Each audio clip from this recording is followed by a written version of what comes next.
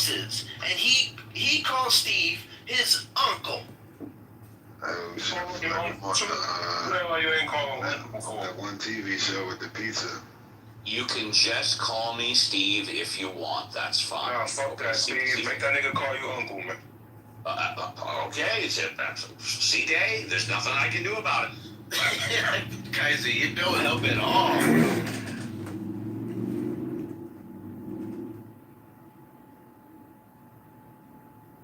Does he ever lie? Yes.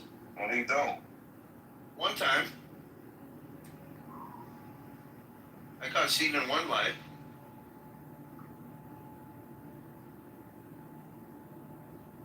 Well, I guess not like a lie. Well, yeah. Yeah, it was a lie. No, I got kicked out of his house by one of his leaders. No. And he said, Dad, I just don't believe you. He said that he didn't do it. And I said, Steve, I have a picture. I PTR'd it.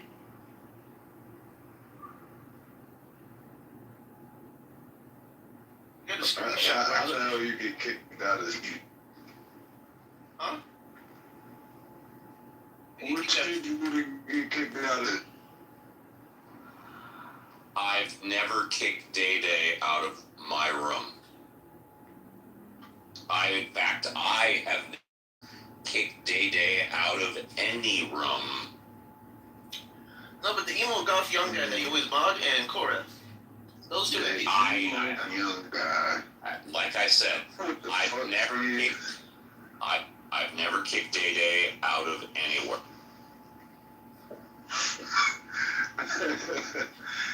Emo goth young. See, notice he's not disagreeing with me. He's not disagreeing with me.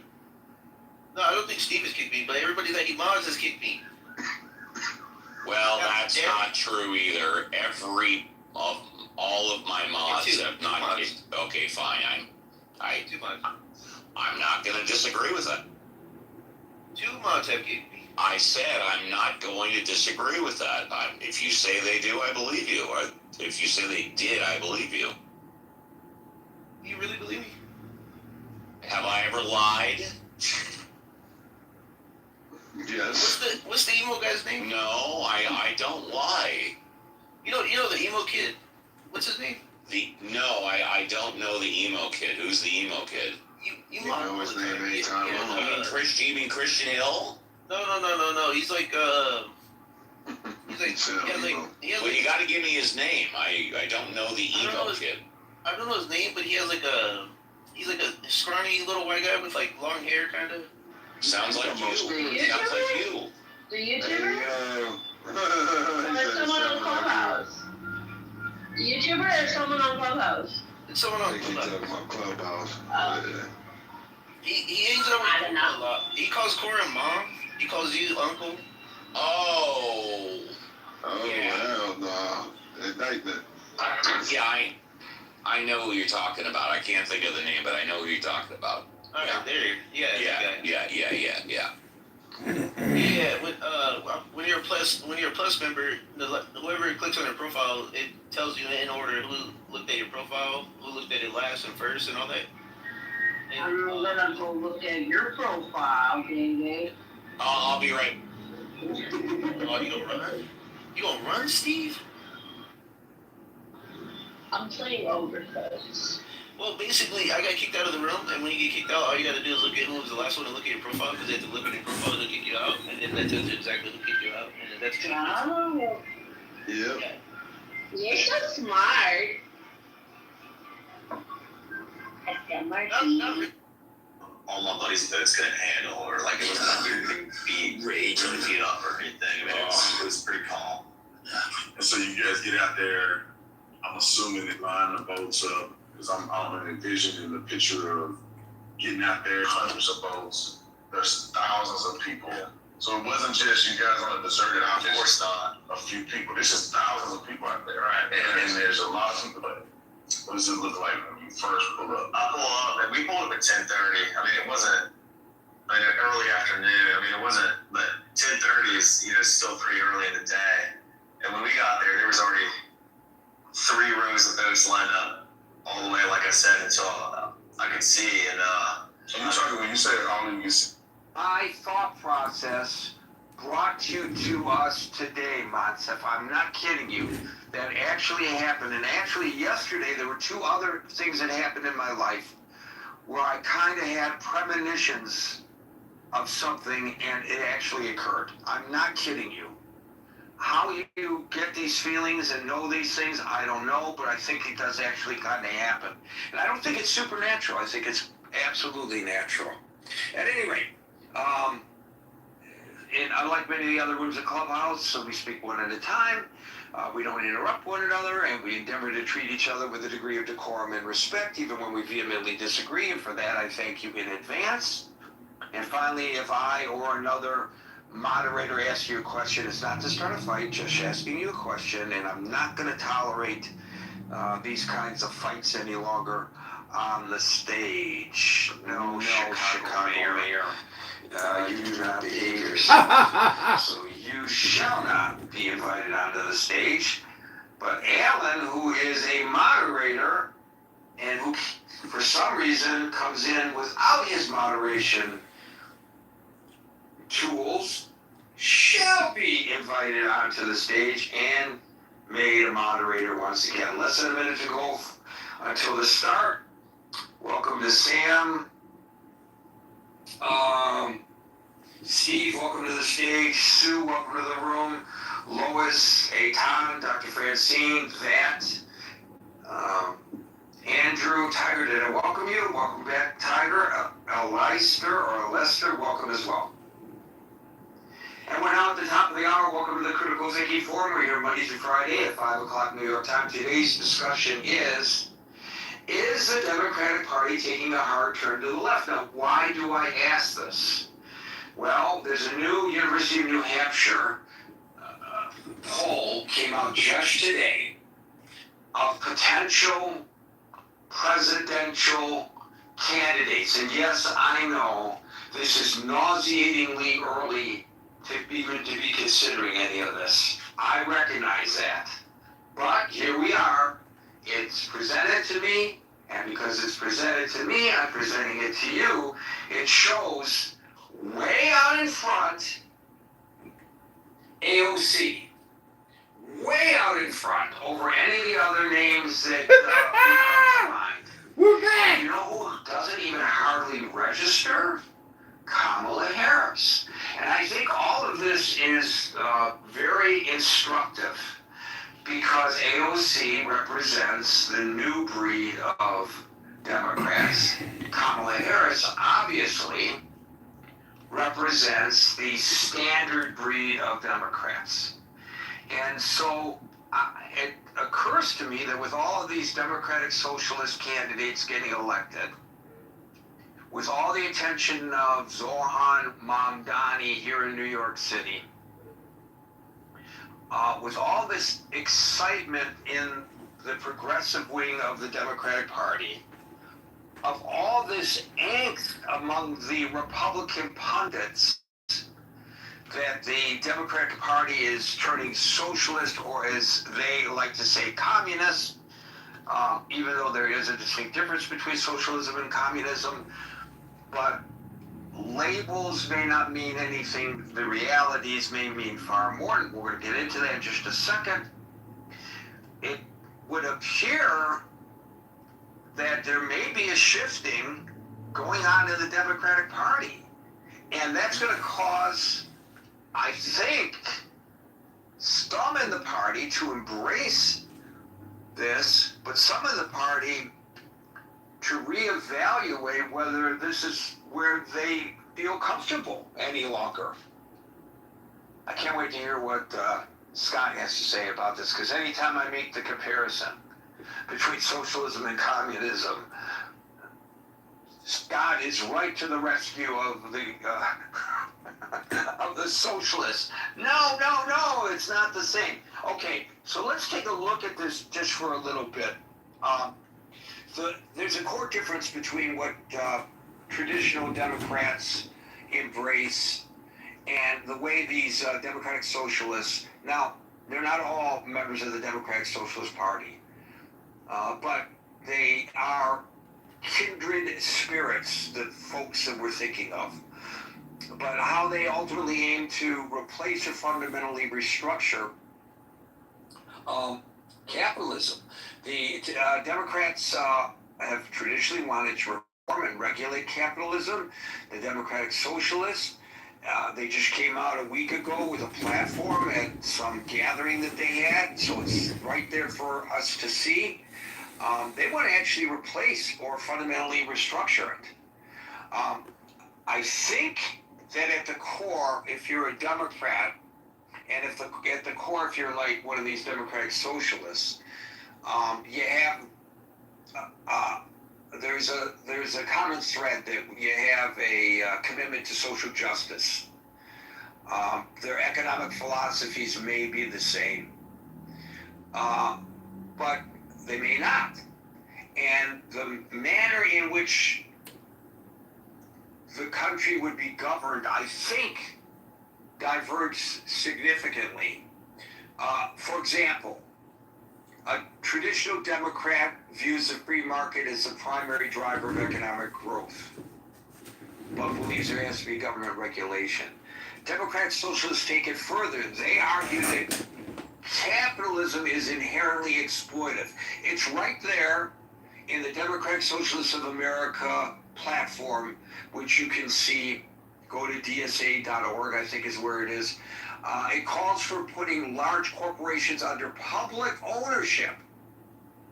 It calls for establishing state-run entities like publicly owned grocery stores, such as the one that Mamdani is attempting to institute here in New York City. You know, it's interesting because grocery stores, and we all know there's a pinch there, but grocery stores operate on a very narrow margin. They are generally not exploitative, especially in communities where there is competition. So there are concerns among the grocery store owners. They may be put out of business. Fine, the Democratic Socialists would say, because capitalism is not properly serving the community. So there's a big difference there. There's a difference in their healthcare and social safety net approaches. The traditional Democrats are big supporters of the Affordable Care Act. They want to lower prescription costs. They want to introduce a government-run public option, but alongside private insurance. The Democratic Socialists want to eliminate completely private health insurance in favor of a single-payer government-run Medicare for all type system. This is a very populist approach by the Democratic Socialists, no question. When it comes to labor and wages, there are some differences. The traditional Democrats might support a federal minimum wage, but the Democratic Socialists would like double the amount of money that people would be guaranteed. There's differences when it comes to foreign policy and defense. There's differences within electoral reform. You can read it all. I don't want to get into all the nuances. So the Republicans, of course, are seizing on all of this populist movement. And they're sometimes painting with a wide brush and interchanging the terms socialism and communism. And I think that's very emotive on their part, without question. And while we know that there are major differences in the definition between socialism and communism, if you read that platform, which is embraced by the AOCs of the world, she's on the stump along with Senator Sanders, supporting these candidates. There are overlaps. You know, I've discussed how traditional Democrats want to reform capitalism. Well, both the Democratic Socialists and Communists, I think, share a baseline belief that capitalism is inherently exploitive. or is it exploitative? I've heard it pronounced both ways, and should be entirely replaced. I've always thought that if you're going to eliminate capitalism, that's a communist philosophy. Both the democratic socialists and the communists believe in collective ownerships of large industries and utilities.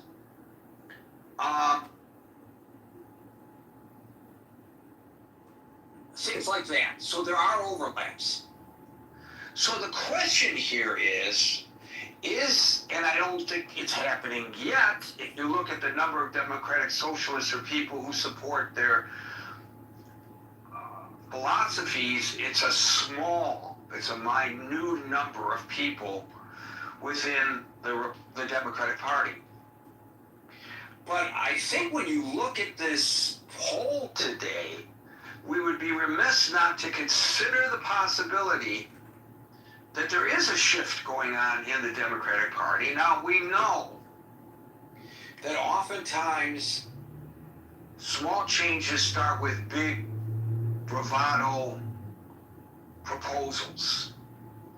So because the Democratic Party has this big tent philosophy, there might be some accommodations and things might just inch in a direction that many people may find palatable.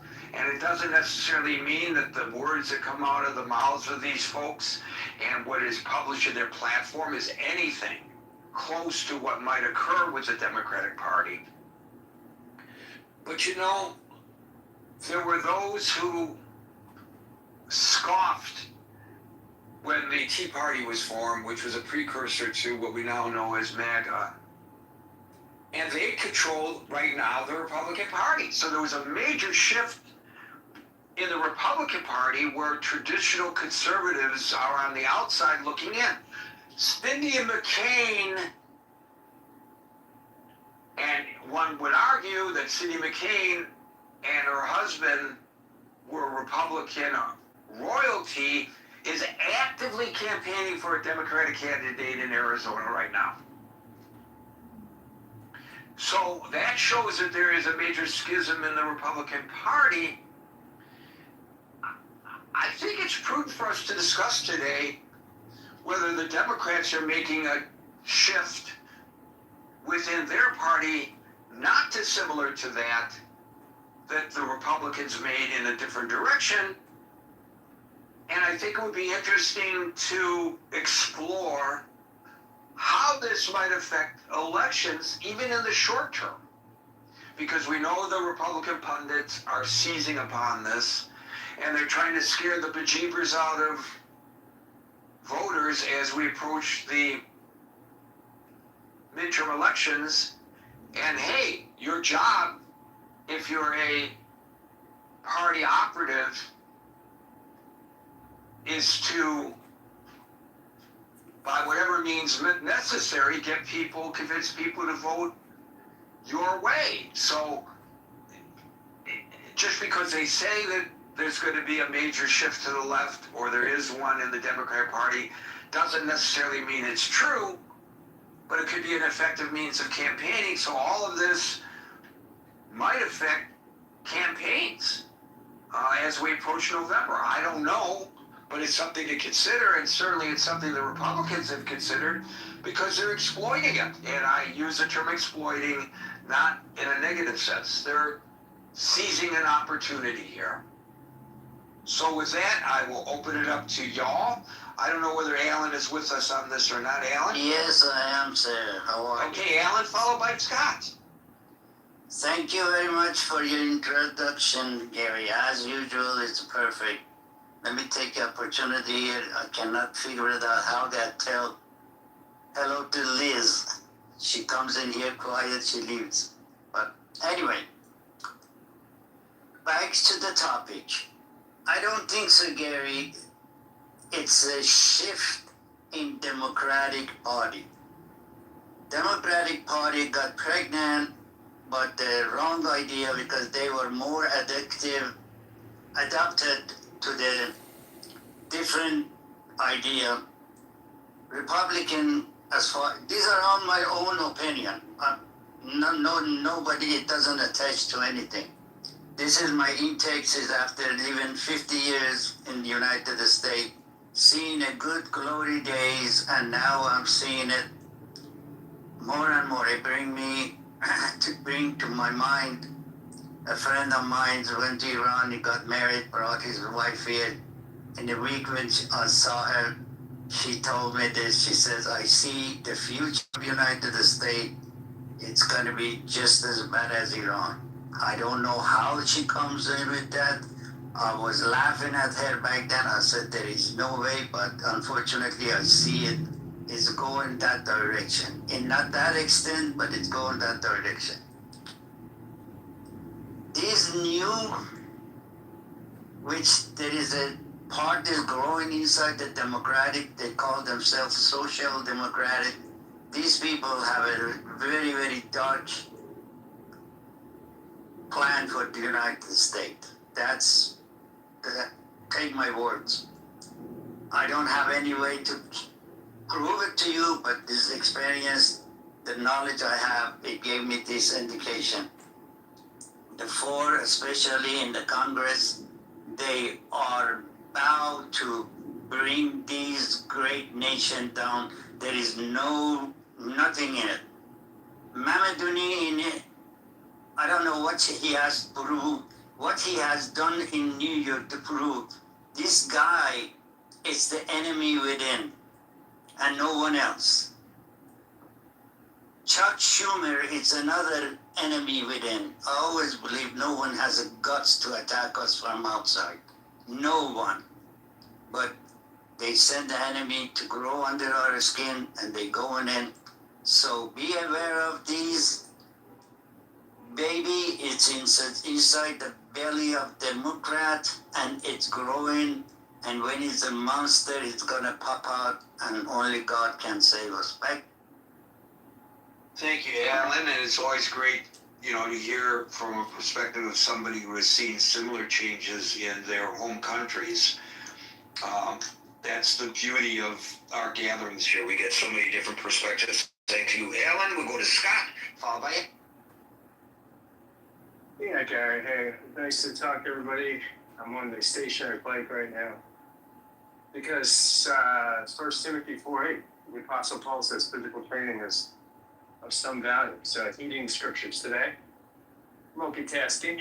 No, I mean, look, I think ultimately the Democratic Party is certainly taking a turn left on cultural issues. Where this is where people like Bill Maher and many others will say the new religion is wokeism, and woke this and woke that. And look, I'm not unsympathetic to these criticisms of my own party.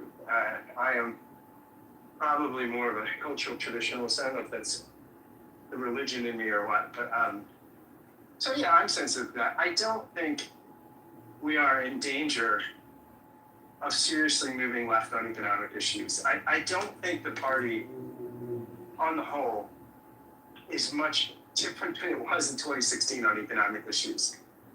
You still can't get that 65% of Americans want Medicare for all. You can say that's good, you can say that's bad, you can say it's affordable, you can say it's not affordable.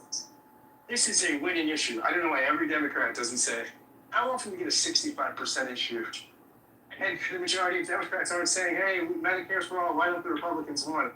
It's a winning issue, because insurance companies donate to both parties. So I don't know that look at how much Wall Street money people like Kamala Harris was taking.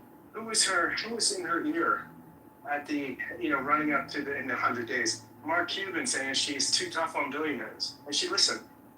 I don't think that this is the mainstream Democratic Party is just going to go that far left. I just don't.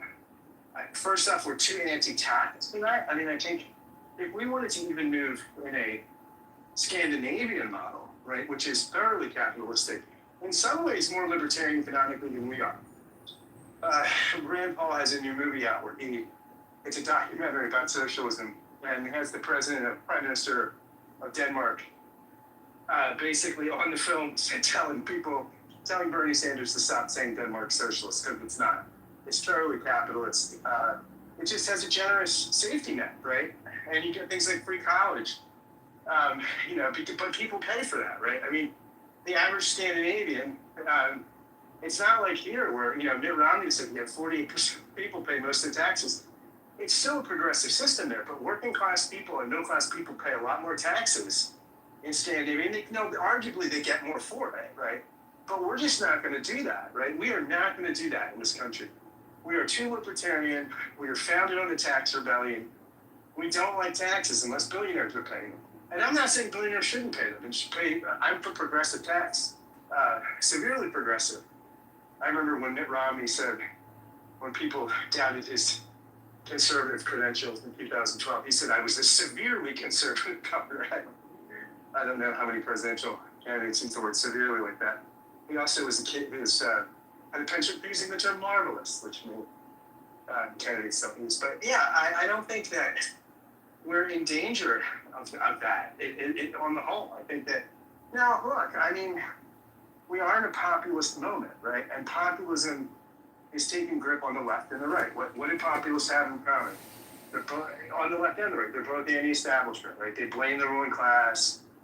They often reject the establishment experts, although I think the populist right rejects expertise a little more than the populist left, but not really. I mean, it's just differently, right? What the populist right will say they're elites, the populist left will say it's all racist or gender-based, or they'll have, and some of these are legitimate critiques, but they'll have different reasons for rejecting expertise. They'll often both have like savior figures, charismatic figures. I think the populist right has that more than the populist left in Trump. The populist left really doesn't have that. I don't know that Mamdani will be that. Both the left and the right. Look at the populism on the left and the right now. It's us versus them. There's a good guy and there's a bad guy, right? As opposed to non-populist, you know, right of center and left of center politics, where you have people that are not populist, like Wes Moore and who's the governor from Utah? I can't think of his name now. But these guys get together. They don't play us versus them, right? But on the populist side, on left and right, it's us versus them. Both of them have a crisis mindset, right? The sky's falling. Both tend towards reductive, simplistic, answers. But the difference is, the key difference, I think, between left-wing and right-wing populism, we're seeing in the DSA versus sort of the Christian nationalist sort of Trump populism, is for the left-wing, at least this used to be true. Now, I think identity politics is changing this a little bit. But at least traditionally, left-wing populism, I think of Bernie Sanders as the archetype of this, defines people by their economic class. You're either in the working class or the 99% versus the billionaires. Right-wing populism doesn't tend to talk that classist. It tends to find people by national signifiers or cultural or ethnic identity, or the native-born American or citizen versus the immigrant and the outsider. But they have a lot in common. So I think, I think that I just don't think that left-wing populism can catch on as much in the Democratic Party because it's becoming the party of the elite, right? You know, it's funny that Trump wants to take away, the whole SAVE Act, right? Well, more Democrats have passports than Republicans, right? And the states that are lowest in passport possession are all red states, and the states that are highest, the cosmopolitan jet setters, they're all blue states. So I think when you have this elite class, the educated elite, who, Trump is now winning. Trump won in 2024, the first time Republican, and oh God, I don't know how long, won people making under $50,000 a year. Well, Democrats are becoming the party of the wealthy elite, and I don't think those people tend to go for socialism. Now again, they'll be for social programs, right? But the limousine liberals in New York and LA, they want their shit, and they're not gonna. I don't think the party is gonna let the DSA that far off the leash, right? Again, Marshall's spoken this. You might get some election victories in deep blue districts, right? Like in Mamdani or somebody. But some of this too is so cultural. Look at how much the freaking DSA. I bet you the average Democratic Socialist talked more about crops and Palestine. Oh my God, Palestine! You heard more about Palestine and Israel than you did about Marx, Engels, or socialism, or socialism as a transitional state to classless society or anything like this. Well, clearly Mamdani is obsessed on this issue, isn't he? Yes, and so was the woman in Colorado. So I mean, look, this is very different than a Bernie Sanders who represents a kind of more classic socialism that sees race and ethnic divisions and things like this as a tool of the elite to pit the working class against each other. So that's just interesting. I'm not dismissing that there's left-wing populism out there and that but I just don't think it's going to take over the Democratic Party because somebody's got to pay for shit. Somebody's got to pay for lawn signs and expensive Facebook ads and TV time, stuff like that. And it's not going to be the bohemian people that smell like petroleum oil. And Abby knows these people in West Philly. Thank God Abby is further across the river from them than I am.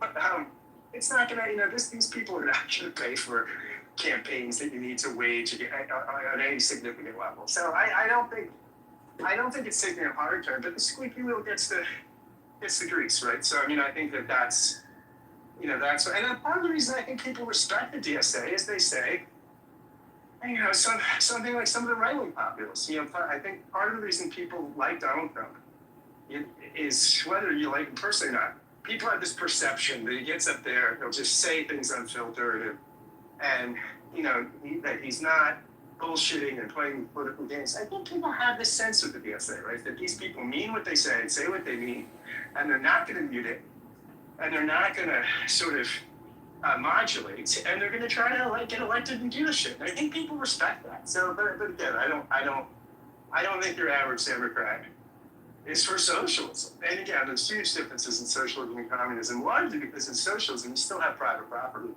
and you still have space for a doctor to make more than a teacher.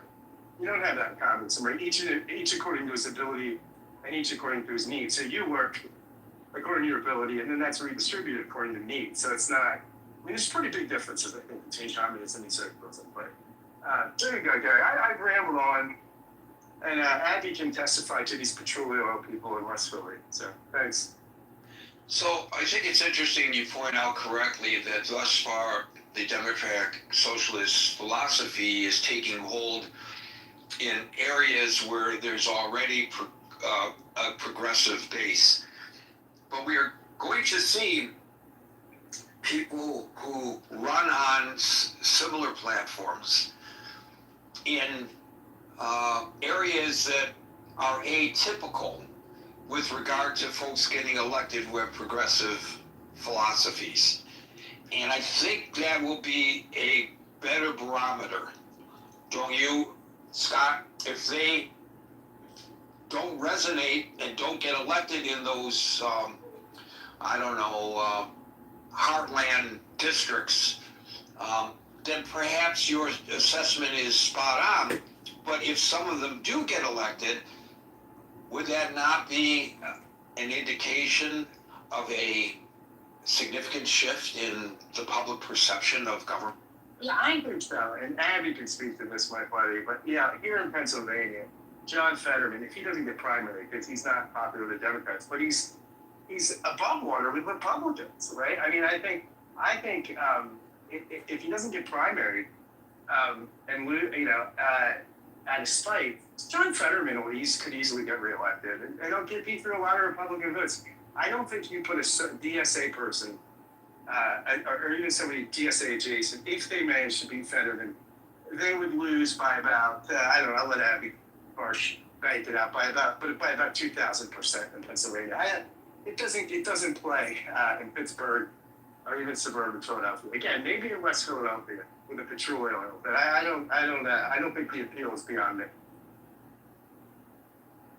So is West Philly like the Upper West Side of Manhattan?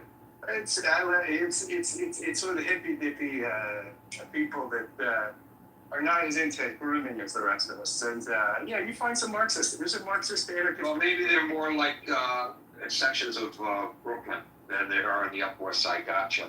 Not familiar. Maybe I should take a trip out there to check it out. Thank you, Scott. We'll go to Abby, followed by Chip. Okay, so a quick understanding of West Philly. It's where University of Pennsylvania is, and also somewhat Drexel.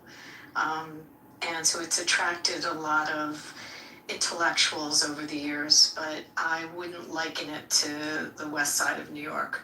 And actually, in the Jewish community, we're dealing with a very bad renegade temple that's there, with a rabbi that is an anti-Israel, very, very strongly so. Are these the Reconstructionists, Abby? And yeah, I can't even, I'll start to get upset if I start talking about it. I mean, it's got the whole community whacked. But not to talk about West Philly, but I agree with Scott. Fetterman probably will get primary. The question is whether he'll run as an independent or stay, as a Democrat. And I agree with Scott in that state. I don't see a DSA person taking control. I did want to, you're going to be shocked that I'm going to talk about this, but I actually wanted to point out, as a Republican, I want to point out the good Democrats. And the Democrats, and I wish there were more, and that's the point I want to make, of the 15 members of Congress that signed a pledge, and it was called the Promise to America. It was put together by Tom Suozzi and Adam Gray. There were several issues. I mean, there's the signatories, you can Google and read them. Josh Gottheimer was a signatory. My congresswoman was a signatory. And it was a statement from moderate Democrats. Basically, you can read it. It's not that long. I'll put it in the chat. But it was capitalism over socialism, and fostering a more competitive economy, safety and secure borders, and talking about having a proper immigration system and safe borders, fiscal responsibility, and free speech, but in embracing moderation and democratic pluralism, and rejecting political extremism. It goes on with other subjects in the Pledge to America. I think what's important is to see that it was only 15 members of Congress that signed this, and many might have been concerned in their re-elections how things will be perceived. I do agree that the Israel-Palestine issue has become so front and center, and I agree with also I'm thinking about what you just said, Gary, because places like Michigan are really going to be the litmus test, not a district in Colorado that's a plus 50D district, but more so the state of Michigan, and to see how someone like Haley Stevens, who is a moderate Dem, is going to play out against a DSA very, very strong proponent against Israel, and making that subject front and center for the DSA. I live in a state that our federal representatives, but for one, are all Democrats. Our 2 senators and our members of Congress, they are all moderates. And the DSA at one point took over our state party. At that time, one of our senators was up for re-election. She pulled her money out of the state party and said she wanted no connection with it whatsoever. Basically, all the federal representatives pulled away from the DSA-controlled state organization until finally they voted those people out. And as a result of voting them out, the state Democratic Party reflected more what the representatives are like. So, and again, that's in Nevada and what happened here. But there are pockets and areas that it has taken over, and it's a great concern. I mean, even in our state, there's a few that got through in the primary, and we're going to have to deal with them in the general. From a Republican standpoint, I mean, some Republicans see it as a gift because they see it as an easy win against these policies, especially the very extreme ones that believe in no military, no police, no prisons. I mean, you go through the list of some of these positions that they've taken, and it may bode well in those areas in Manhattan or in Colorado, or even where Rab won in West Philly, but it won't bode well, I think, nationally, and in the middle of the country. I don't see it.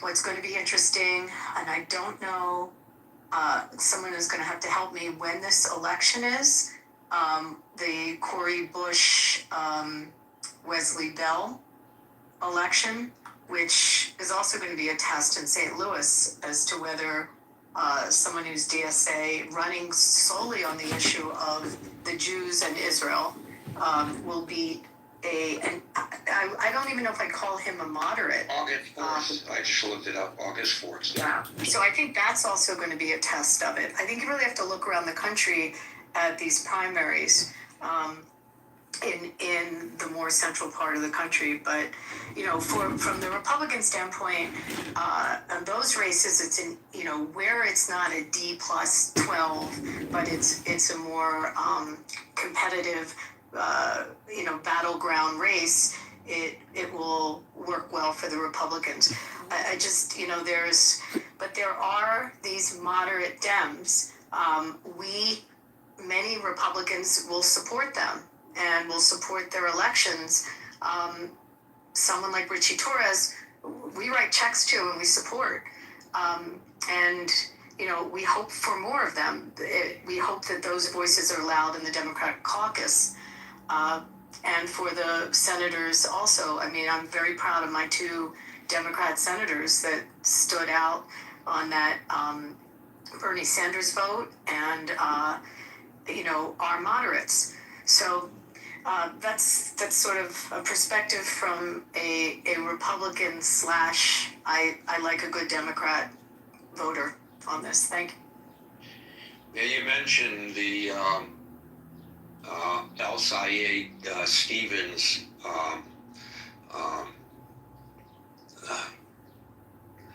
Senate campaign in Michigan, and because I'm a native Michiganderian, I kind of keep a close eye on all of that, and I gotta tell you that if El Sayed wins, that's going to be great for the Republican Party in terms of their campaign to convince voters that the Democrats have become radicalized. I don't know what the polling shows there. I was just starting to look that up. But it's a closely watched race, and it's got traditional Jewish Democratic voters in Michigan extremely concerned. No question about that.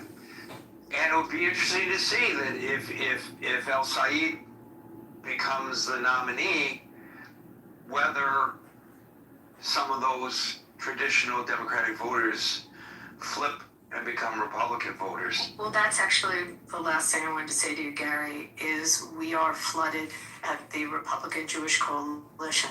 I've never seen this much interest with people that felt homeless from their party and have now shifted over.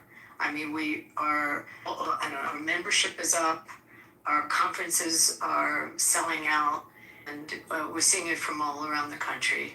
So there's definitely a shift, and we obviously saw it in the last cycle with the percentage of vote in the swing states, but for sure that is happening. You know, I have a friend who is a volunteer lobbyist for AIPAC, has been for many years, and he's a solid Republican, but he acknowledges to me, he has in the past anyway, that when he goes up on the Hill, you get uniform support for Israel from Democrats and Republicans. That's starting to change. Now, some people might say, this is a reason to embrace the Democratic Party, but, you know, a lot of people who you and I know think otherwise. Thank you, Abby. We'll go to Jim, followed by Steve. Hey, Gary. Thanks a lot for bringing me up. You know, I was thinking about that, and when you read the citation at the beginning, I started feeling a little bit anxious because about this time recently, you know, the party did that, and you know, Kamala came, and I like Kamala a lot, but I felt like moving too far to the left alienated our center folks in the Democratic Party. of which I'm one of them. It didn't alienate me. It annoyed me that they waited so long, and I was afraid that there was some foretelling of what was going to happen because of that. But what I'm concerned about, and what makes me a democratic socialist, is that I see what's happening to our social safety net and programs like IDEA, where there's current litigation, Texas versus Kennedy, which is undermining the Individuals with Disabilities Education Act of 1970, which is the Rehab Act of 1973 amendment, or the amendment to the Rehab Act of 1954, the amendment of 1973. And if I was confusing it all in saying that, please let me know. But what I worry about is that if we go to AOC, I mean, I've heard people go off about AOC, but when I've seen interviews with AOC, she didn't sound crazy to me. I know there may have been some performative things that, as a man who's running, I may have missed. And there may have been some other things that happened in Congress that I didn't quite understand, or may have been blown out of proportion. But to me, she seems like she's got her, her stuff together. To me, she's not an idiot. So it would be interesting to see if she goes further on up the ladder in American politics. I'd be interested to see that. There's some other younger leaders, which I think both parties need, but, I mean, with the passing of Lindsey Graham, I think slowly but surely, even the Republicans are realizing that you need to get some more young blood, because if you don't, there's, the party's going to dwindle. So I don't have a lot to say today except for those things, except, like I said, I hope, as a moderate, that we don't go too far left and scare everybody, and that we do pay attention to the fact that it's great to be the land where business can start up, and you can be, whoever or whatever you want to be in a country, and not have either a rigid or, invisible caste system like a lot of countries do. But man, I would just hope that we don't go too far left, and then we have what happened again, as they say, oh, well, we've learned to deal with crazy. So crazy is what's familiar. And so when we vote, we really don't want to change. And that's pretty awful, but we've dealt with crazy so much that, I don't know, that I don't want us to become immune and not realize that crazy really is crazy. And if there really is some sanity left in the world, I'm done speaking. Thank you. No, I think you're correct that both parties are looking for young blood. They have to look towards the future. The demographics are shifting in the nation. The baby boomers are dying off. There are new ideas. There are more attractive candidates that may be formed more so than substance. There's no question about that. But the issue here is not whether AOC, for example, is intelligent or not. The issue is she espousing philosophies that we would like to see embraced by a future president of the United States, given the polling today, which puts her way out in front among potential candidates for presidential, for the nomination for the Democratic Party for president. Thank you for that, Jim. We'll go to Steve, and then we'll give Marshall a chance to get acclimated and come back to him. Fucking faggot Marshall Ryan can get me. I slightly disagree with the analysis so far, and not really disagree, but I think there's a slight edge to this, and I think the edge is this. I think the Democratic Party, as a party, they started to shift to build coalitions, a lot of different groups that have a lot of different objectives.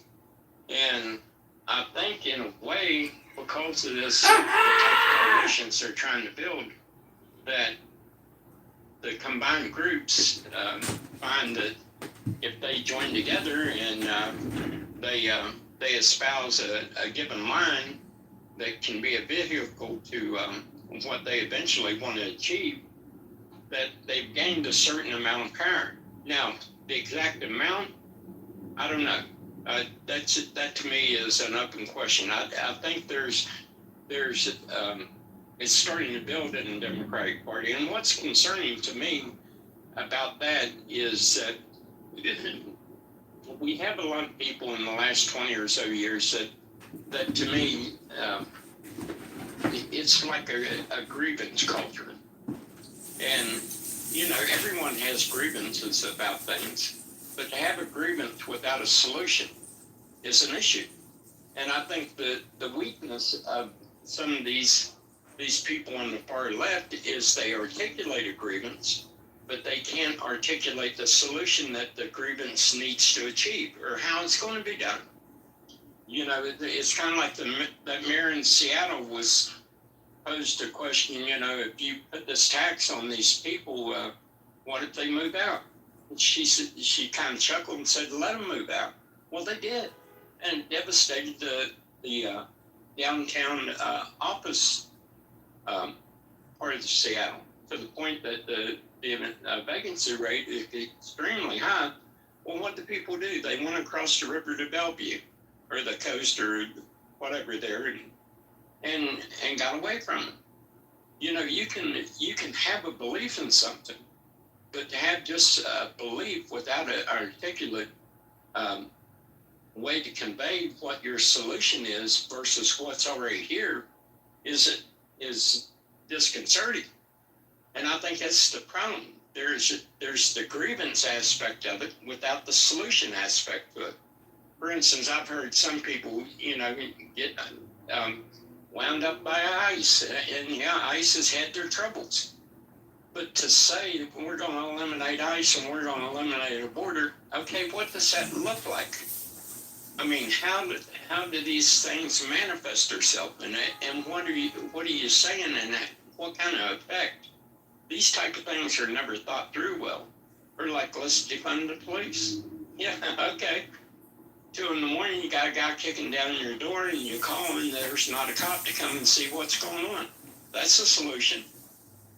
But that's where I think this fraction or part of the Democratic Party is trying to drag them off the rails, where anyone with a brain in their head will say, "Oh, hold it, just a second, we can't go there."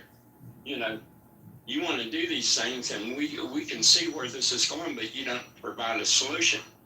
So I think there's inherent danger is we got a lot of people that's getting into politics with pick your grievance, and they articulate it well to the people that feel like they're part of that group, and they'll nod and they'll say yeah, but there's never solutions in a way that's meaningful or can be put into a budget or can articulate what's that's going to mean to society in general.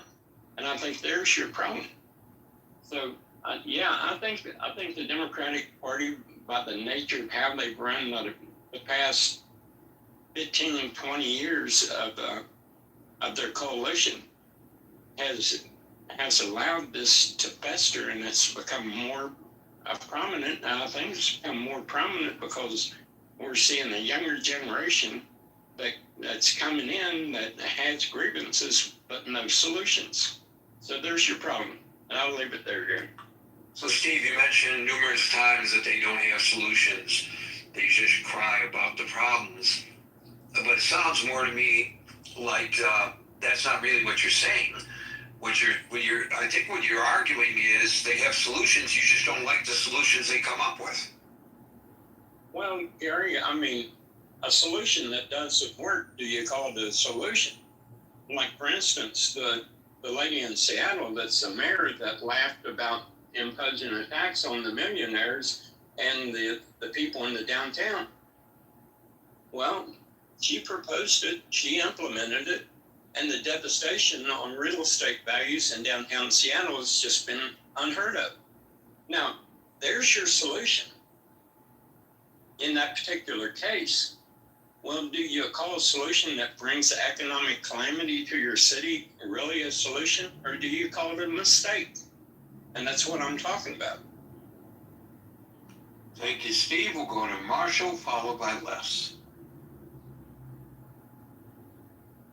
Hey Gary, from my particular observation post from the outside looking in, yeah, it looks like they're encountering what the Republicans encountered when we moved right. It seems like they got a hard left turn in their party, so I don't know what you do with that, but it does seem like they're facing that. How does that, if in fact is the fact, or even if it's just the perception, affect elections?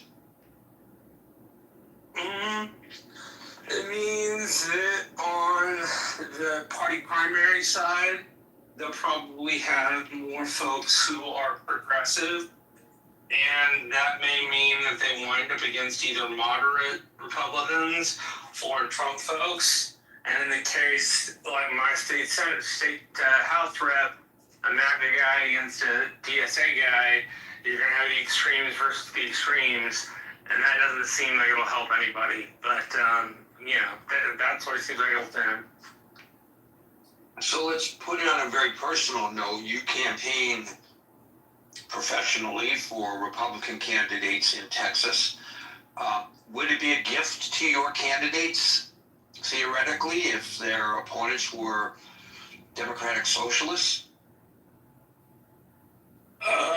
Yeah, actually it would. They would be, the DSA has some pretty crazy ideas. So yeah, that would be a gift to us. I'd like to see that in the Rio Grande Valley. I don't see how those kinds of policies resonate to where a candidate such as that could get nominated by the Democrats down there. But, we'll see. As I said earlier before you jumped on the stage, there are some candidates in some areas that are not typically progressive strongholds that are running on Democratic Socialists of America philosophies, even if they don't call themselves DSA members. And, that'll be an indicator if they're successful. It's one thing for someone in the West Coast or Portland or Seattle to get elected on these policies, or here in New York City. It's another thing in Tulsa, Oklahoma. Well, Tulsa may be an exception too, but the rest of Oklahoma. And, it'd be very interesting to see if any of them are successful in their political endeavors. Thank you, Marshall. We'll go to Les, followed by Hanson. Gary, also, let's just look at what if we had a Bernie Sanders Democratic social or social left, however you frame it, and however Bernie would frame himself in a good decade of 2016 or even 20. I think it would be different. I think if you have, because Bernie Sanders is not a creature of the cultural left the same way, right? And so it wasn't about Palestine or wasn't in some of the identitarian frames that the DSA does. So I think if you had a Bernie Sanders, or Fetterman was close to Sanders for a while, as far as that sort of left-wing populism, or Plattner. You saw Plattner do it. Fetterman, he was crazy. I don't know that you couldn't, or the non-identitarian left-wing sort of populism. I think the problem is more the identity politics, the radical sort of anti-Israel. I think that stuff, the cultural politics, which aren't traditionally a part of a socialist agenda, right? So I think the non-identitarian, non-sort of cultural leftist socialism might do better than you think in Harlem. I don't know whether Plattner's a good example because Bernie Sanders is because how he resonated nationally. I think progressive politics is fairly prevalent in Maine, right? We also have an expert consensus. Well, I don't know Maine that well. Maine's, as Abby told us, Maine's a unique creature, right? So, I don't know. But Plattner was a left-wing populist, for sure. Isn't the bigger question, Scott, who called him out within his own party? I mean, one of the other issues is when there's the bad egg, do the Dems call it out? The ones that in them, like stupidly, like Elizabeth Warren, etc. But when they have a bad one, I've seen Republicans call it out. I cannot remember the election.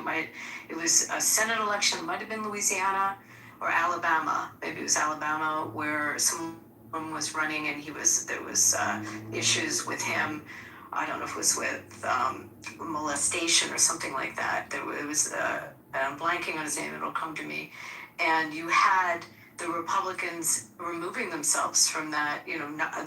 The general RNC separated themselves from him, and Republicans called him out.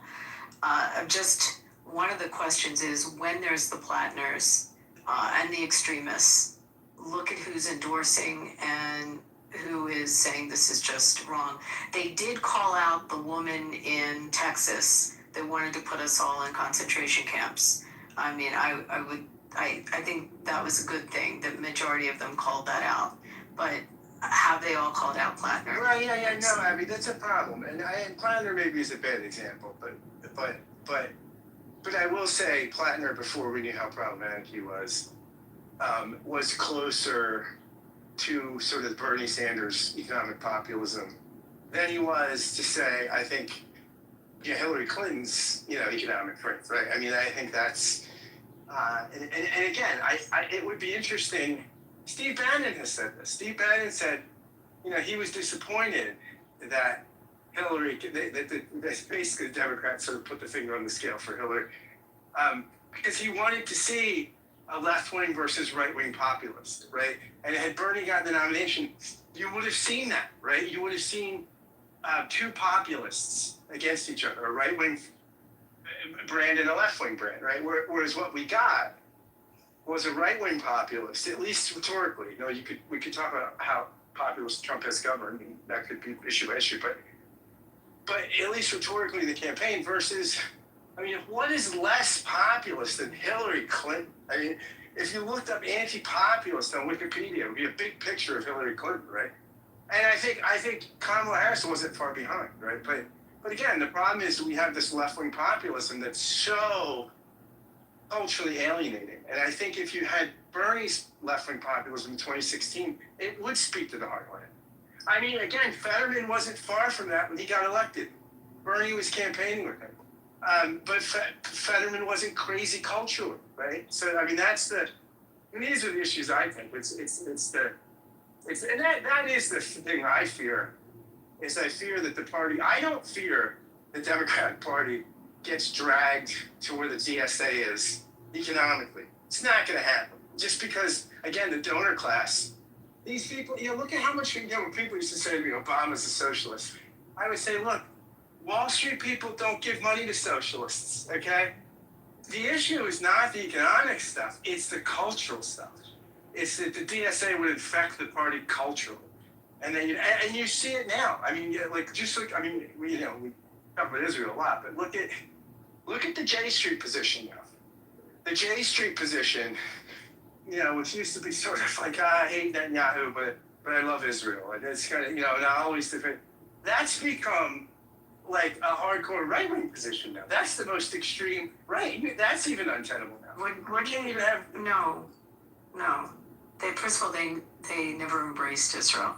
But I mean, this is not what the room's about. But no, I mean, I have a lot to say about J Street. So Okay, but let's next. and by the way, it was Roy Moore that I was thinking of. That Mitch McConnell removed himself from, and the head of the RNC, and the president. Everyone separated themselves from him. Well, that's why Franken got torpedoed, because it was in response to Roy Moore. So Democrats thought we have to police ourselves, and Franken was the guy of the hour. But no, I just think that, like, look at Israel, right? And now that, like, with the dance Rahm Emanuel has to do, that is what scares me, is that you'll get this rhetorical stuff becoming mainstream. The abolish the police, it's stuff that I think is never going to happen, but it's stuff that rhetorically infects the party, right? And I think if that sort of rhetoric, those sort of cultural politics become mainstream, that's going to hurt the Democratic Party. Again, I don't think any mainstream Democrats ever going to be a socialist, just because you're not going to get enough money to get elected. People with money don't want socialism. You got to get elected. But the cultural politics, the limousine liberals buy into that shit sometimes, and that will be the death of the party. I think one aspect of this that we've not discussed that's very important, part of the equation that's now been raised, has to do with Donald Trump. Plattner, every vote for the Democratic Party for the U.S. Senate is so vitally important to the party that they set aside what's right for the expediency, because they are so focused on the possibility of gaining control of the Senate in order to hold Donald Trump in check. And so they tried their best to stay with Plattner as long as they could, until it was so untenable they had no choice. And then they scrambled to determine who would be a palatable candidate who could, in short order, become the nominee, and then potentially the successful candidate in that race. And so I look at the Al Said situation in Michigan, which just drives so many mainstream Democrats crazy. And I saw an interview with Joe Crowley, the former congressman who got upset by AOC because he didn't have his eye on the ball in his district. Very powerful member of Congress, should not have lost his reelection, but he got primaried out because he wasn't paying attention. And he was interviewed yesterday about Al Said, and they said, and the interviewer asked him, well, I mean, how can you support a guy like this? And he said, look, Democrats have to keep their eye on the ball. Well, you know, Republicans learned this lesson, right, Gary, about power. You know, somebody like Lindsey Graham said said about Trump in 2016 when he was running, that Trump was a race-baiting, xenophobic, religious bigot. And Lindsey Graham changed his tune when it became clear that the xenophobic, race-baiting, religious bigot was going to win the nomination, right? I mean, but parties do this, right? And Lindsey Graham, you know what that's called? You know what that's called? Selling out. Well, when I saw Joe Crowley on television yesterday, that live interview, I turned the TV off. I said, this guy's a sellout. And I had a lot of respect for him when he was a congressman here in New York. What a sellout. You mean you can't stay true to your values because the overriding issue is making sure that you regain control of the Senate to put this horrific President Donald Trump in check? So that's more important than standing up for what you truly believe in? So you support somebody who's opposed to your point of view? This is just ridiculous. And this is the problem with party politics right now, Scott. It's come out quite, in a lot of interviews and stuff, post Lindsey Graham, that this was calculated by Graham, right? That he didn't really change his views necessarily. He just wanted to be relevant and powerful, and thought that he was probably better off closer to the president than far away. So he didn't he didn't really change his views on Trump. He just changed the way he dealt with Trump. And so, yeah, parties do this. And you're right. I think it's sad, but it's people are. What is Stephen Pellmeyer's right here? So the number one goal of a politician is to get elected. The number two goal is to get reelected. And so often you see this kind of hypocrisy, or at least a lack of conviction. But this is the nature of the game. Indeed, Les followed by Hans. So I think Mandami is probably the most famous of the Democratic Socialists. And first of all, what got him elected too was that he was media savvy, and his mother is the famous director Mira Neer. So he knows how to present himself and tell a story. But that only takes you so far. You got to do the job. And, these are old ideas. The idea of having government-run grocery stores. And they haven't worked in the last 100 years. And so I don't know what makes them think it'll work in the future. There are ways you could have it done. You could take money from people in New York State, perhaps, and subsidize it. But it's just there's no free lunch. The best way to do things is to do whatever you can do with capitalism, and then use government to fix where capitalism doesn't work. There isn't really a market. And so if you have government grocery stores, why should any other grocery store come in there, or the small mom and pop stay? If they're being unfairly competed with. If you have housing and you say, we're not going to allow people to make money from their housing, rich people are just going to take their money and invest it someplace else, and there just won't be as much housing stock. There's a competition for capital. And if the local government says you can't make money with housing, then people will invest in something that is more lucrative. So I'm just hoping that with Mr. Mandami, they hold his feet to the fire. Just like I said last week, they should do with Mr. Trump and some of the statements he's made in the past.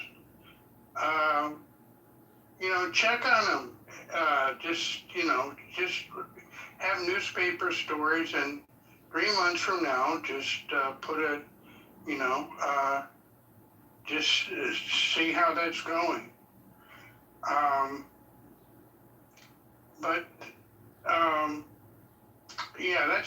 That's my only point, that can tell a good story.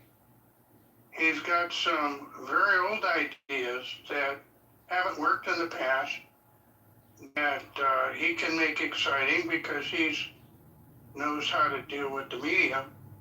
And that is a positive thing for a politician to have. But the other thing is, if you're going to do your job, do your job. I don't see how, displacing half the Jews in the world and driving them into the sea is part of the mandate for the mayor of New York. But it seems to be a bee in his bonnet. Thank you. So the thing about Mamdani, and I don't want to just focus on him, but of course we're talking about democratic socialist policies here and how they're influencing the mainstream Democratic Party. He proposes things and makes pronouncements when he knows full well they cannot be achieved. So I'll give you an example. He announced that before he got elected, it was part of his platform, free buses for all. And boy, we love this guy. Everybody wants free buses. He's a great mayor, people tell me now. He's going to give us free buses. Well, the fact is that the bus system in New York City is not run by the city of New York. It's run by the state of New York. And he was in the state legislature. So when he was in the state legislature, if he really wanted free bus service for the people of New York, he would have proposed legislation that would have made that possible. Not that it would have passed, but he would have, said, I believe that there's free bus service, and he would have fought for it, but he did not. He waited until he lacked the authority or ability to influence that, and then claimed that's what he was going to do, knowing full well he could not. And you point out his pronouncements about Israel, and most notably, we're going to arrest Benjamin Netanyahu when he comes to New York City. He knew full well, and finally yesterday he acknowledged he lacked the authority. He knew full well he lacked the authority to arrest Benjamin Netanyahu. And furthermore, when he issued a video statement yesterday in which he acknowledged that, but he called upon the United States government to arrest him, he knows that they lack the authority. Right. They lack the authority because he's going to be here for the UN General Assembly, and the agreement between the United Nations and the host country is that anybody credentialed arrives and leaves along with their family members unimpeded. That's the agreement. That dates back decades. You do not have the authority, even if you had the desire, as President of the United States even, to arrest the most despotic dictator who comes in September to New York City. You do not have the authority to do this. In fact, the only restrictions that the United States government can put on a UN credentialed diplomat is that you can require that they not travel beyond 25 miles of UN headquarters. That's right. part of the agreement. But that's all the authority you have. So this is all nonsense, and he knows it's nonsense, and yet he espouses it. And the thing is, these idiot voters in New York City, oh wow, this is great, yeah, free Palestine, free buses, etc., and they all think he's doing a great job, and he hasn't done a thing. Well, let me give you a story I heard. A politician dies and goes to heaven. Okay, I know that sounds improbable, but stay with me. And Saint Peter says, we're feeling in a generous mood today. You get to choose if you want to go to heaven or hell. And he says, where are all my friends? And they said, well, he said, they're in hell. Well, let me try that out for a day. Well, first he tries out heaven for a day, and there's the harps and all that kind of stuff. And then he tries out hell. He goes down the escalator, and he spends a day there, and they're all having a great time. And he gets to play golf with all his buddies, and it's just, he has the time of his life. But he can only stay there for one day, and he has to go back to heaven. And so he goes up the escalator to heaven, and St. Peter says, so do you want to stay in heaven? And he said, no, I like it down there. And he says, as you wish. And he ends up in hell. And it's just, unfortunately, it turns out to be a place of fire and brimstone. And he asked the devil, hey, what happened? He said, well, yesterday was a campaign. Today we're actually governing. And that's the way politicians are.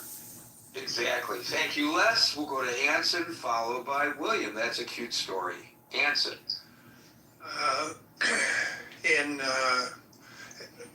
Ever since 9/11, we started with Bush too, and we had a 8-year administration that was to the left, to the right, but not radically so. And then in come the left-leaning Democrats, but there were not too many screams about socialism and all that stuff. And then in 2016, we all know what happened, and that was a sharp lurch to the right. And then we lurched for 4 years, and then we lurched back to the left, which was further left than Obama had been. And then here we go, another 4 years, and we've lurched back to MAGA on the right, which sometimes borders fascist. And we're going to lurch back to the left. The question is, how far are we going to lurch back in 2028? Where they at least have some fringe elements that talk like and act like communists. Communists versus fascists. I wonder who would win a Stalin and a Hitler election. My point is, we've been lurching. We have not been smoothly governed, peaceful and progressive, and always on the upward slope of improving the lives and conditions of America. We have tried to put dotted lines and lurch to nirvana, make America great again. And then we're going to lurch in the absolute opposite direction, and government is going to take over. Government's going to run society. They're going to nationalize companies that are going to have government-run healthcare, government-run blah, blah, blah. All that is lurching. And those swings from one election cycle to the other have gotten, in my view, bigger and worse since 9/11. I have always considered myself right of center. And I have not been able to vote for a presidential candidate for the last 3 elections. I had to write them in because I couldn't stand either one of them. Who do you vote for if you've got a Democratic Socialist and you've got a Trump, or something even worse than Trump, as opposed as in opposition? Who do you vote for? I don't know. I just won't vote, I guess. So the choices, and Scott said something that I thought was profound. This whole house of cards is going to collapse when we figure out who's going to pay for it. I don't know what the national debt is going to have to be, but at some point, the debt payments, we're concerned about $1 trillion a year for the Defense Department right now. It's not going to be long before we're going to be paying $1 trillion or $2 trillion or $3 trillion a year to service the debt, because of all the wild plans and the wild ideas and the promise to the American people in an effort to buy the election. We're going to remember when Obama was elected, there was a online video of a woman that said, "Oh my goodness, I am so glad that he's been elected because I don't have to pay for my cell phone now."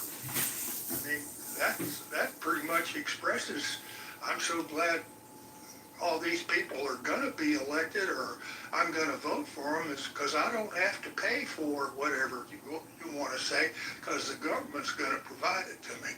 Well, who's gonna pay for it is gonna be the ultimate test, Scott, Gary, and everybody else in the room, and I'll be long gone when it happens. But if you go back to history, you'll find out what happens to the empires when they can't pay for it any longer. And we're headed in that direction, and I don't see any improvement. Thank you, Hanson. We'll go to William, followed by Dave. Hi. So I think there's one fact that people are missing, and that is that the Democrats really are a big party, and there are people who have joined us from the Republican Party. You know, people like David Jolly down in Florida, Joe Walsh, Jeff Duncan from Georgia. There are people that have joined, people like Conway, George Conway, and they're welcome. Now, George Conway didn't win the congressional race up in New York. It's his first time running, and he's got to get his sea legs as a Democrat if he's serious about running. But he did run, and he was welcome, and nobody gave him a hard time. But he just didn't win that congressional race. So that there's a moderating factor of a lot of people who were Republicans who are now joining the Democratic Party. It's not, I don't know what the percentages is, I don't have statistics, but I think that is more frequent than what you're going to see in terms of Democratic Socialists. Democratic Socialists may win in a congressional district. They may be popular in certain neighborhoods for real local offices, but I don't see that sweeping the Democratic Party and going nationwide. And you look sort of at the individual districts and see where that flew and why. As for things like minimum wage, the idea of raising the minimum wage is not a radical idea. I mean, what is it right now? $7.25 an hour federally. So if you doubled that, it still wouldn't be a living wage. So if you doubled that federally, that's not a completely radical idea. As far as Medicare for all, Medicare doesn't pay for everything, and people have to buy insurance to supplement the Medicare. So that the insurance companies really are still in the mix. It's just that, if you want expanded services, you may have Medicare paying for certain basic things, but you've got to buy insurance to cover other things or go out of pocket, and that can be bankrupting for a lot of people. So they buy insurance for the most part. So you can expand Medicare or make basic Medicare benefits available up and down the food chain or at an earlier age, and that would be a gradual expansion. Where's a lot of the tax deficit coming from? The tax breaks for the ultra rich really does cause a shortfall in the budget. And so you might see some moderate Democrats suggesting, well, maybe we shouldn't give the ultra rich, the top 1% or the top 3%, these super big tax breaks. Maybe there should be a graduated tax that takes into account that some people have more than they can spend in 100 lifetimes. But that's not like putting a tax on everyone. It's just making people pay more of their fair share. The ideas of a moderate Democrat to raise the Medicare contribution levels from $500,000 now, where it cuts off. I don't know the exact number, but raise that up to $750,000, and that would make Medicare solvent for decades. If the chip-in was higher for the wage earners earning up on the first $750,000 you contribute to Medicare as opposed to just the first $500,000. So those are moderate changes that are not going to turn the country into a socialist country. And in fact, we have a mixed economy. We have mixed elements of socialism and capitalism. It's primarily the capitalist country. I'm a moderate Democrat. And, and Scott is right about the grooming in West Philadelphia. You might have some people with bad grooming, that don't represent the party as a whole, and they certainly wouldn't fit in on the Upper West Side or Harlem or anywhere else in Manhattan.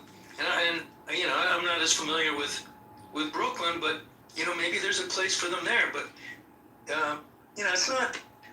It's there are people that are on the fringes, but there are more centrists also joining the Democratic Party from the Republican Party because they didn't have a place in the Republican Party because they're alienated by MAGA. So I think there is going to be an expansion of the Democratic Party, and I think the Republicans coming in may offset the Democratic Socialists. I have no statistics to back it up, but that's just an observation.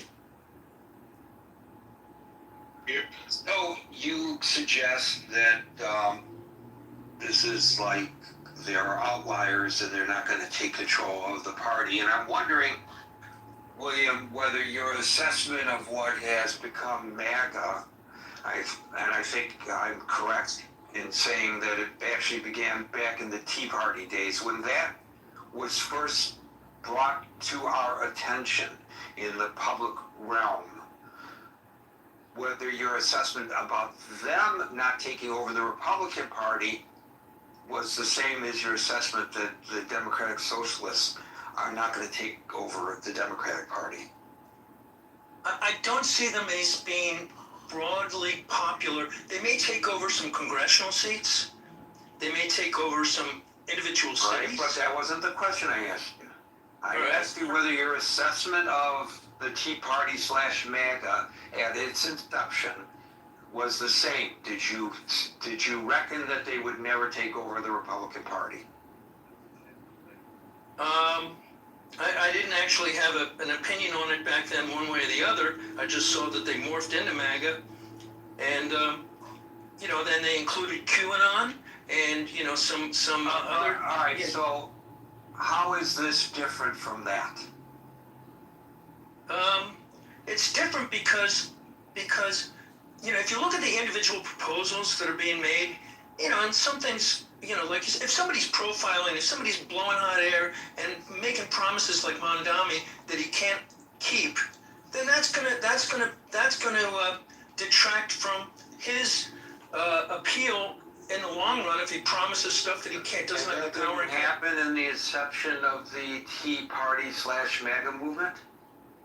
Well, it's the exact same thing that's happening on the liberal wing happened to the Republicans, literally almost verbatim.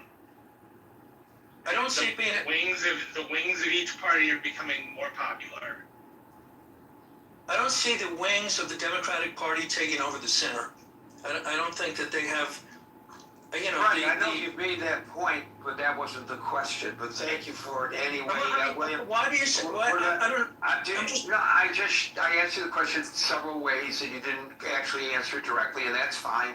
You're not on the witness stand, and you're not going to help. My answer is no, but I don't see it happening. But no, I know you don't see it happening. I'm asking you, what are the marked differences between what happened to the Republican Party and what may be happening to the Democratic Party? I'm asking you to back up your point. I'm not arguing that your point is wrong. I'm asking you to back it up, and you're not answering what I'm asking. So I'm going to do a statistical analysis. I'm going to move on to Dave, followed by Leaping. When I look at who are the people joining DSA after 2024, I would say many come from the campus-wide protester, right? And that constitute about 80 to 85% surge in the membership. So who are these people? And and how do the world look at this DSA? Basically, they constitute the continuation of useful idiot joining DSA, repurpose DSA into useful idiot, and therefore makes sense why Mandani say he want to arrest Netanyahu, not for the American people. These are for the 2 billion Muslims out there and say, look, we managed to turn a reputable Democratic Party, repurpose it to be a useful idiot fraction of Democratic Party for the purpose of increasing, dividing the American population. And then who are the useful idiots? Some of them are May 21st, 2025, who chanted Free Palestine after murder 2 Jewish diplomats. And now in this new platform, they increase the hate among the American population. Who is hating, who is have a lot of rage because of the war in Iran, because they have the Trump's rage syndrome, join DSA. When you have so much rage, then you are legitimate to kill anybody look like Charlie Kirk. That's the whole platform, useful idiot in American platform. Let me ask you a question so I fully understand your point and tell me if I'm getting it wrong. Are you suggesting that all of these domestic issues, the populist issues that people are quick to embrace of the Democratic Socialists of America is subterfuge because their real agenda is to support Islamic extremism? Is that what you are arguing? It's against America, as you point out, right? Against America, right? You need to stop Trump from winning. You need to keep on putting pressure on Israel, and anything that make Trump look good, like ICE and everything, lump up all this agenda into DSA and continue to force no war, peace immediately, and then the war will continue in the Middle East. So who will win eventually? Who will be losing eventually? The American. So again, am I going too far in my questioning about they are really supporting Islamic fundamentalism? That's not the point you're making then, right? Or is it? I mean, for the American, they will not think as far as you. They still think, oh no, it's still Democrat. Right, but I'm asking you if that's their hidden agenda. Are you arguing that that's their hidden agenda? Because I'm hearing an allusion to that, and I want to know whether that's what you are actually arguing. Okay, I say yes, because who are crazy enough to say arrest Netanyahu and make it a political showcase?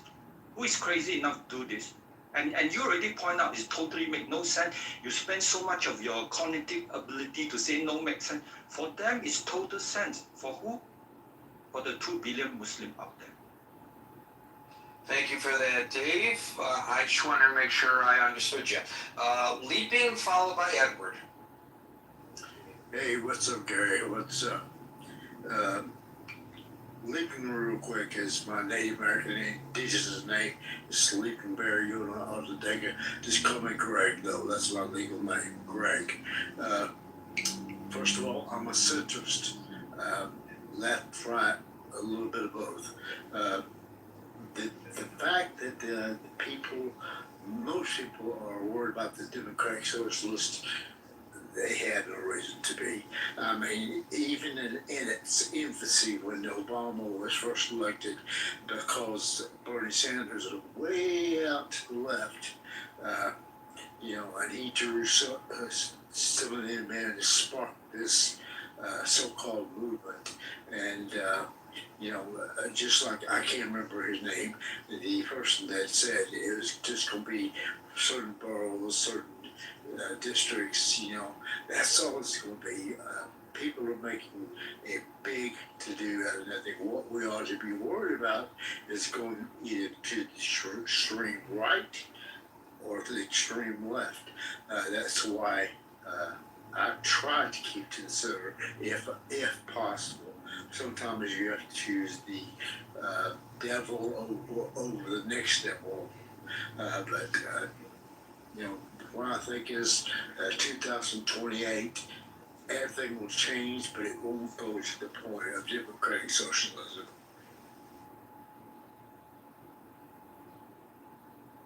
Thank you for that, Glenn. We'll go to Edward, followed by Rambo.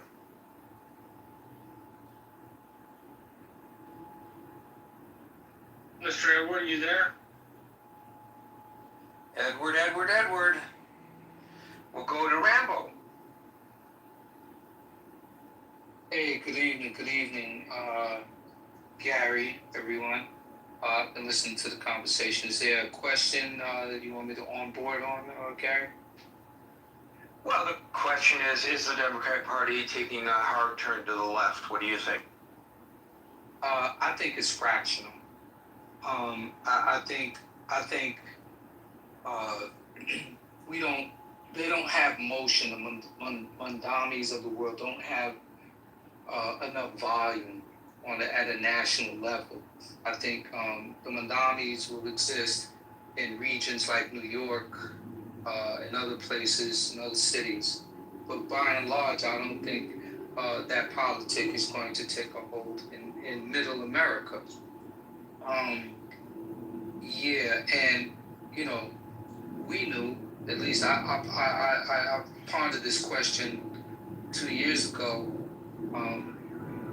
What is the new? Because the outrage or the way people feel about the Trump administration and it being an authoritarian regime, right? The MAGA party piggybacking off of Republicans and then eventually taking hold of the party now, right? So and then the Democrats finally getting the backbone, right? So the question I posed was, what's going to come of this? Like, will there be a new party that will emerge and be a centrist, more of a centrist party? Because the only difference in a lot of this was certain issues that I'm not going to get into, certain divisive issues and on policies were the divide that made a lot of Democrats vote Republican in 2024, right? Certain key issues that meant so much to a group of Democratic and independent voters that they went ahead and voted for the Republicans. So to answer the question above, I don't think it's taking a hard turn to the left. I think it's going to continue to morph. I think this hard left that we look at as they branch out is seek votes from middle America. I think their platform will soften a little. I think it'll be a little bit more malleable, and they will try to find a sweet spot somewhere along the way in order to get votes at a national level. And I'll land with this. I saw an image of Mandami, and I looked at this image and I said, wow, this is a couple of weeks ago. I forgot he was making an announcement. He was sitting behind a desk and he had people from all different hues in his background. And I said, that is a play. He's going national, because that was, basically the White House desk, right? And the way the imagery of it, and some of you may have seen it, it just made me think that this guy's going national. So that's my contribution. I land. So assuming, Rambo, for the moment that your assessment is accurate, that these are just little outlying anomalies in communities that are more receptive to the message. Clearly, the Republicans are already trying to convince the voters that this is the direction of the Democratic Party as a whole. How do the Democrats counter that argumentation? I'm glad you asked that. I know when I reacted and I said that, because I remember the next day after his victory, the sudden rush by Republicans on the news circuit. They saw a threat. Republicans and MAGA Republicans saw a threat, and they're so good at seeing a potential threat and responding to it with new talking points for its members. And so the word communism is a trigger word. And so they're using that trigger word, and you know, you guys have heard the rhetoric. They're launching investigative parties, and they're monitoring them, and they're calling them violent. They're doing all of these things. They're not even giving it a chance to take hold. So yeah, I'm glad you did mention that. I think the Republican Party sees it as a threat, and they are acting as if it is a serious threat. They are not letting that seed get any roots. I hope that answers your question a little bit. But Yeah, I think the fact is that the Democrats don't like being labeled communists, and the Republicans don't like being labeled fascists, right? Thanks, Rambo. Let's go to Sue, and we'll try Edward again. Sue.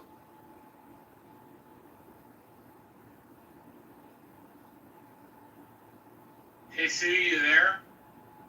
Sue. I'm sorry, guys. There we are. Here we are.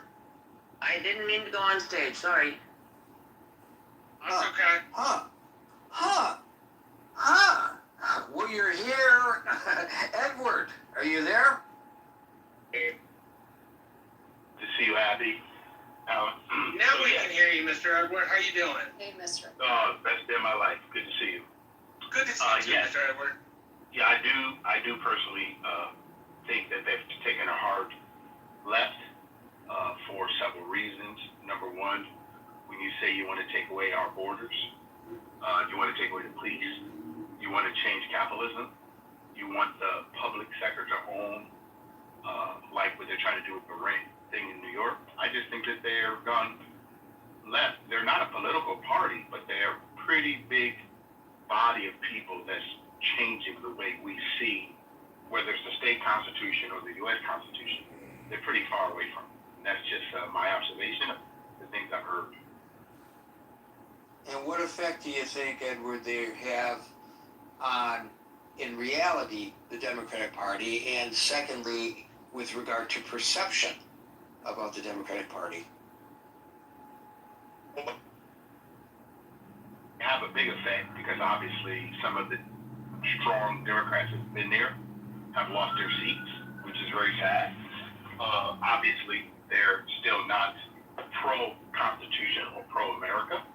And I think the perception, and this is where young people come in, especially young people, they're fond of socialism, they're fond of all these different things, because most of them probably were given the illusion in the last 40 years that America or colonialism has been a problem, you know, versus them being responsible. Like, I ask young people, my son's 41, my daughter's 35, I always ask them and their friends, what do you hold to be self-evident, right? I don't think asking a Democratic Socialist or a Democrat, what do they hold to be self-evident, is very hard for them to answer that question, Gary. And I think that perception by itself is that they think that there's a government body that's going to bail them out of something, which doesn't exist at all. There's nobody coming to our rescue. So that's how I see it. Thank you, Edward. Folks, we're here Monday through Friday at 5 o'clock New York time. So until 5 o'clock New York time tomorrow, for the next edition of the Critical Thinking Forum, everybody be safe, be well, and peace out.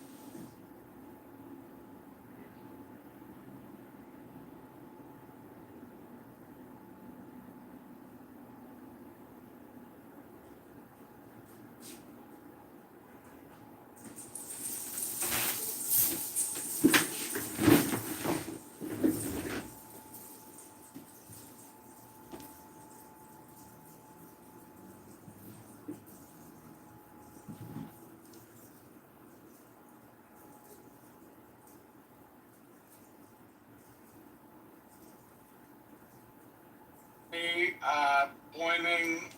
I'm still debating of whether or not to have a woman like leaning over a tiny casket. For the background of this video, I'm really mad at John, so I'm trying not to be too, harsh when I do this. So. Not a First Amendment matter because he's mayor. Yeah, and Bren is also recognizing the ICC, which the U.S. does not recognize, that he is conducting foreign policy, saying that he agrees with the ICC and he's going to act on whatever warrant they have for Netanyahu. I mean, again, we kind of have to break it into what he said before and then what he said last night. Because before, he was definitely interfering and they could have picked his ass up. Afterwards, he is still over the line because he is the executive officer of the city of New York. If he did not hold that job and he wasn't making that statement as a press briefing as mayor, you could maybe have an argument, but he does not have the same...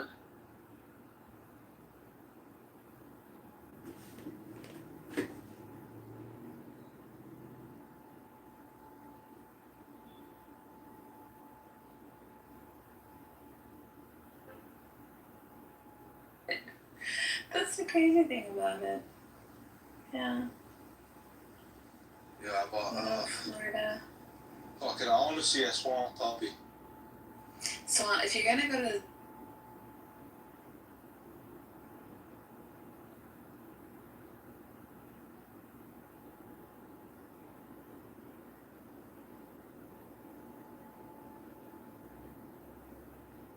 and being like a 5-year-old while we're trying to have a conversation. Comrade, are you saving the world right now?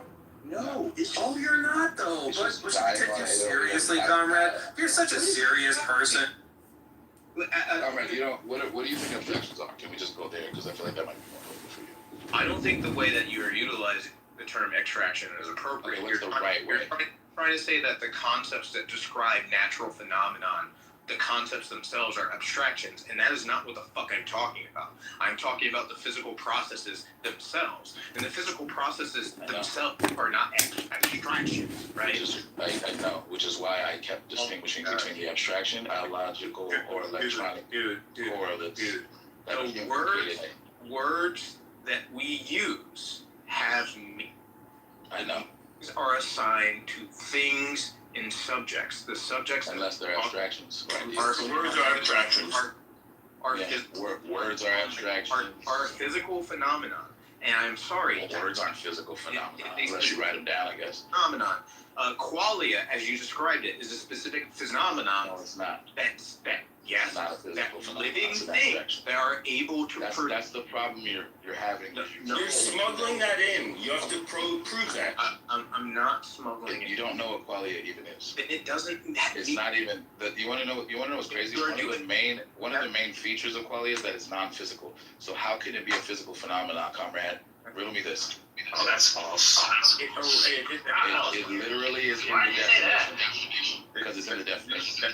Qualia is just Qualia is just. Hold on, Leon. Qualia is just the what it's like part of your subjective experience. Nowhere in that definition does it mean. I don't care about the abstraction stuff. The thing that I'm disputing, I don't know why you keep under talking. I'm not fucking comrade.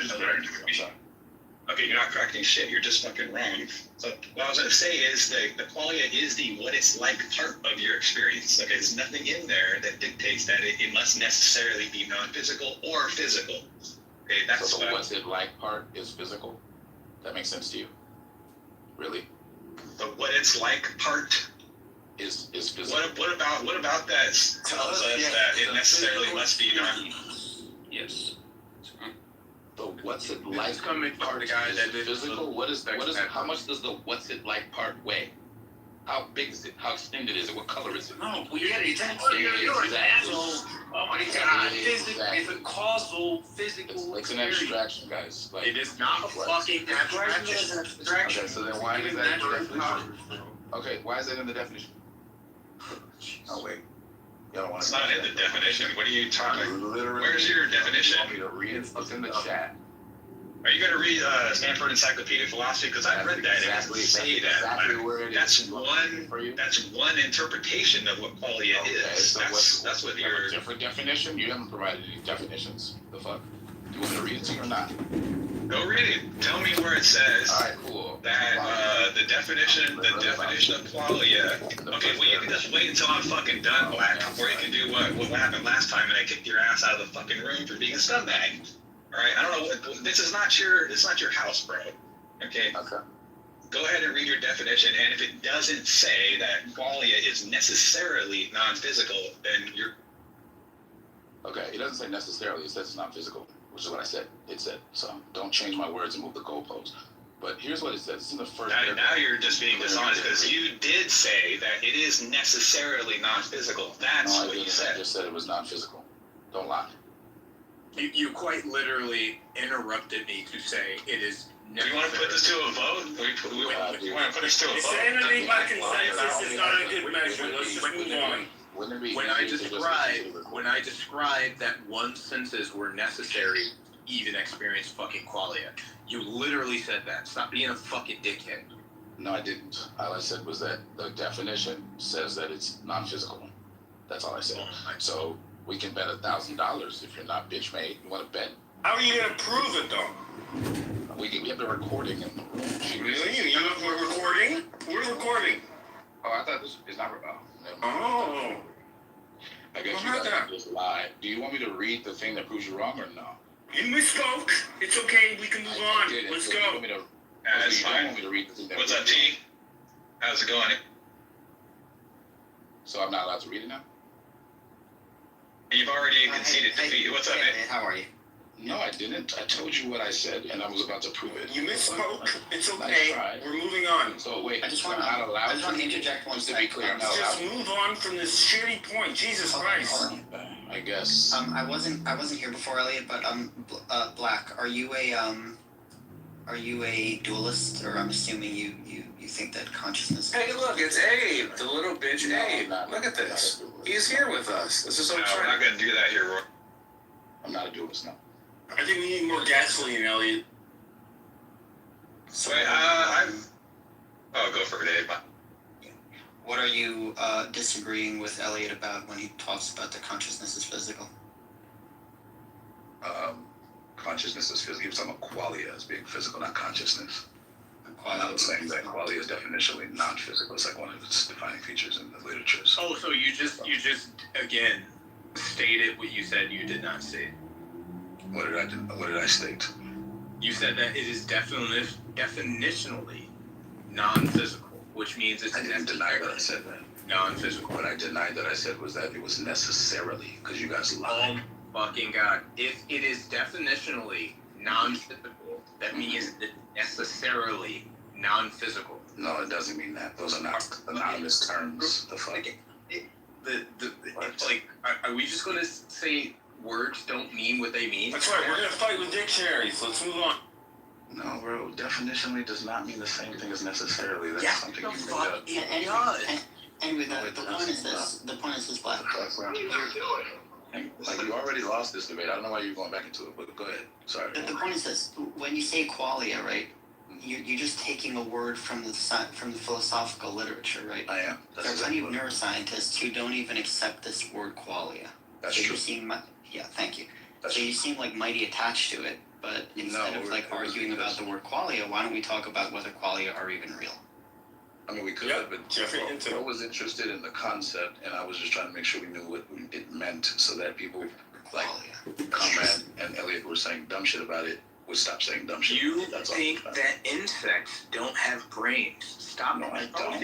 I simply asked if bees had brains. You said yes, and I said that. You asked them. I never said they didn't. Brains. You should not. I didn't know. Other people's intelligence. And I don't know if praying mantises have brains. That's insane. That is insane. They have fucking. Oh my God. Okay. But there's a lot of things I don't know. Unlike you, I'm willing to admit it. Like, I'm not gonna sit here and pretend like I know something. What do you mean, unlike you? Dude, like, you've been pretending like you know qualia was the entire discussion. Pull something stupid out of your ass to claim that I don't have understanding of it. We're literally having a conversation about What results from the perception of living things? And you didn't even know fucking insects have brains. Okay. I mean, it's not the win you think it is, but okay, you win. No, It's embarrassing. Are you fucking serious? Not The really. people who are muted are probably laughing at you. How the fuck are you an adult and you don't know that fucking praying mantises and bees have brains? I'm pretty sure a lot of adults don't know that, but okay. Where's Lisa? You didn't know the jellyfish did. Yeah, Wissam needs to come up on I stage, do know that please, jellyfish Wissam. don't Please have save us brains. with. Fucking idiot. You do now. You fucking no, I've been here. What the fuck? All right, bro. Can you guys just give it a rest? Can we hear from Abe? Abe is actually a very level-headed person. Abe, what else did you want to say? Yeah, let's let somebody else talk to say. Yeah, because what you're saying is fucking dumb. You want to talk about the meta and shit, okay? But Abe doesn't want to. You don't even know what I'm saying because you don't know what I'm talking about. But that's fine. You're just wasting time at this point. You're wasting everybody's time by continuing the stupid discussion. Let's hear from Abe. I said let's hear from Abe. I'm in agreement with you guys. Jesus fucking Christ. That's like Abe wants to talk. Yeah, I mean, And you're still talking. But wow. I guess I'll wait for Abe then. yeah, sure. The point is that there are two basic ways you can approach this phenomenon. One, you can approach it from a medical perspective, like a neurologist, a biologist, people who brain, and then they talk about what we've found. The other way is philosophers who, in my opinion, basically either sit around on like their couches just hypothesizing, or the good philosophers basically bootstrap off the scientists who they look at their literature, their work, their experiments, and then they start philosophizing based on that. So what I'm trying to point out is there's an asymmetry here when it comes to delving into consciousness and qualia and all the words that you seem to like scientists. And all I'm saying is, I think the matter needs to be researched and adjudicated by the people who are actually looking and experimenting with the brain, not philosophers who just make up words and then stick to them, and they don't really have any like empirical basis. And what do the expert neurobiologists say about qualia? Expert biologists don't use the word qualia. Exactly.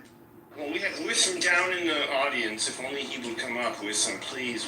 Wisdom's above the riffraff, though. Word. They need to invent a word, because if they don't invent it, they basically have nothing to do. Scientists invent words too, but okay. But no, The inventing of it doesn't mean anything. Like scientists do it too, biologists do it all the time. No, scientists, they make up words when they are when they are well motivated on the basis of empirical findings. That's when they make up words. Philosophers just make up words just to I don't know, be able to some of them, not the scholarly ones, but you're not wrong. Like there are a lot of philosophers who are bad. No, I'm not wrong. They are. But you have a pejorative stereotype of philosophers that's not true. Actually, most modern philosophers don't do what you're saying, but it's fine. You just like science over philosophy, which is fine. I get it. It's your preference, and I don't even disagree that much because I think a lot of philosophers are full of shit, to be honest. So fair enough. So why did you get taken in by their bullshit that you're reading about qualia? The irony is that Bro started the stuff about qualia, not me. The fact that you came in here and blamed me without knowing what happened is kind of awkward and not very scientific, is it? I'm not saying you started the room. I'm just saying that you talked about qualia. I was talking about qualia because Bro wanted to talk about qualia. Okay, but it's irrelevant. You believe in qualia. I believe in qualia. You think they're real? I think they're real. Okay. I mean, do you? I'm asking you. Do you think qualia are real? I don't have an opinion on whether qualia are real. Actually, I was just defining it in the literature because that's what Pro wanted to talk about. Synesthesia makes me think it is real, and even more weird than we realize. And it's something I had discussions about because I was a philosophy major in college. So that's all. I was just trying to have a discussion about it, not take a position on its fucking I don't know, bro. It's existential status or whatever, like metaphysical status. Now, if you had to bet your money on it, do you think qualia are real or that consciousness is? I mean, I guess it would depend on what you mean by it. The thing that I think is obviously real is people have subjective experiences of things. That's kind of what people are getting at when they say qualia. So other than that, I don't take a position. I don't know. People say weird shit about qualia that I disagree vehemently with. I don't want to be tied to that shit. So that's about it. That's about all I have to say about qualia. We also had some other people join the stage, so if somebody else wants to. Let's have. Yeah, I just wanted to thanks. I just joined the group, so Sorry, could you just say one thing? Say what? I think you broke up a sec. Can you just say what is the one thing you said you for sure know? What I know are real is that people have subjective experiences, and that's kind of what people are getting at when they talk about qualia. Also, there's a bunch of weird shit that people say about qualia that I do not agree with. So I'm not trying to like lump myself in with the weirdos on qualia. But if all you mean by qualia is that people have a kind of subjective what's it like to be experience of things in the world, I'm cool with that. I think that that's not that spooky. You know, yeah, I don't think it's spooky either. I think it's Well, also you guys it's converged kind of to the same endpoint in the end. This is insane. You know that if inputs are finite, that a subjective experience can repeat, right? Obviously. Okay. Yeah, there's many ways to slice this. That's right. Should probably carry that with you. Has nothing to do with what we were talking about, but I mean, a fun fact, I guess. I don't know why you keep interjecting that shit into the conversation. Suture, you wanted to say something? You're open mic, Suture, or Deepak? Yeah, cool. Sorry. Yeah, so I just sort of stepped into the conversation and I was just trying to get my head around what the disagreement is. Because I thought that qualia generally just meant a subjective conscious experience, and I just wanted to see what the disagreement was broadly. Well, I think what T brought up is that it could be the case that there actually isn't any qualia. That there's stuff like elementativism. There's what else is there? Like there's illusionism. These are real theories of mind that are like the serious philosophers and people with PhDs in the relevant fields think is the case. So we should take it seriously. And it is germane to the room title of qualia of biochronic. I actually, Elliot, I actually am an eliminativist. What's up, Sutra? Hi, Carlos. How are you? Hey, I didn't know Sutra was trying to say something. That sounded like flushing water to me. Oh, sorry. Yeah, I'm driving. I'll try and get up in between. Riding in the toilet is crazy. Hey, what does that mean when you say you're eliminativist? Is that right? Yeah. Like about consciousness, about what? Can you have that kind of position about what is that? Can you talk about what that entails? I'm just curious. Yeah, sure. So, eliminativism. Sorry, Elliot. What was the word you used before? What was it? Is it eliminative? Illusionism.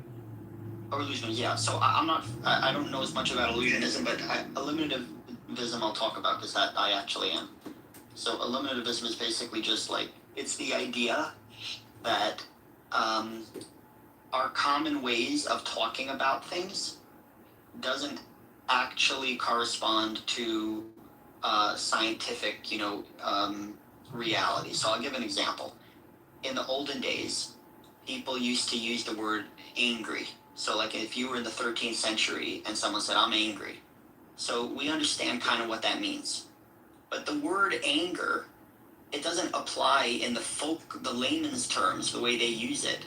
It's not really what anger is. Nowadays, when we research it scientifically, anger is actually a bunch of biochemical responses in your body and brain. It has to do with adrenaline, cortisol, your heart rate increases. Like that's, all those physical things are actually what anger is.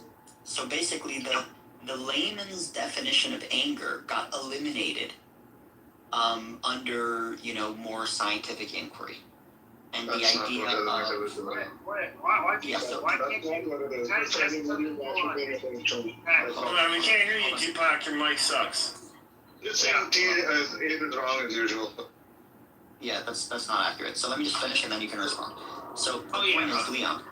Yeah, so the point is that also, like, we've eliminated a bunch of other stuff, like in history. There used to be like the ether in physics, where they thought that everything's moving through an ether. We eliminated that once we understood that like light can travel in a vacuum. So the point is that the idea is that we have historical precedent that every time we learn more about the universe, our old layman's terms that people use to describe certain phenomenon becomes eliminated, and we no longer use it anymore. So in the context of consciousness, the idea is that even the words we use when we use qualia or consciousness, those things will be eliminated in the same way we eliminated ideas about the ether, or in biologists, remember before we knew about like evolution and stuff, we thought that there was like the vital life force that was animating everything. That got eliminated once we understood biology and chemistry. So Yeah, like, that's just the basic idea about eliminativism. Oh, okay. So, but you like, I mean, it wasn't clear when you described it. You do think that like anger is like an okay shorthand for all of that stuff. Like, it's still a usable. It still fits like, or like when we use it and we're describing what's happening with someone, even though we're not describing like the set of like physical processes precisely, we're still like indicating something that has some like value for helping us understand what's going on. Right? For different level. Probably for layman, I think you're probably right. Which remains, you know, in the, I don't know, for peasant form, when peasants said I'm angry, it works.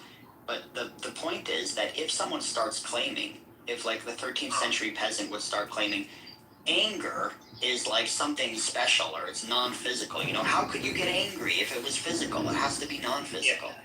That would be a claim that we could easily eliminate by understanding the biological substrates that are, you know, making up anger. So the idea is that,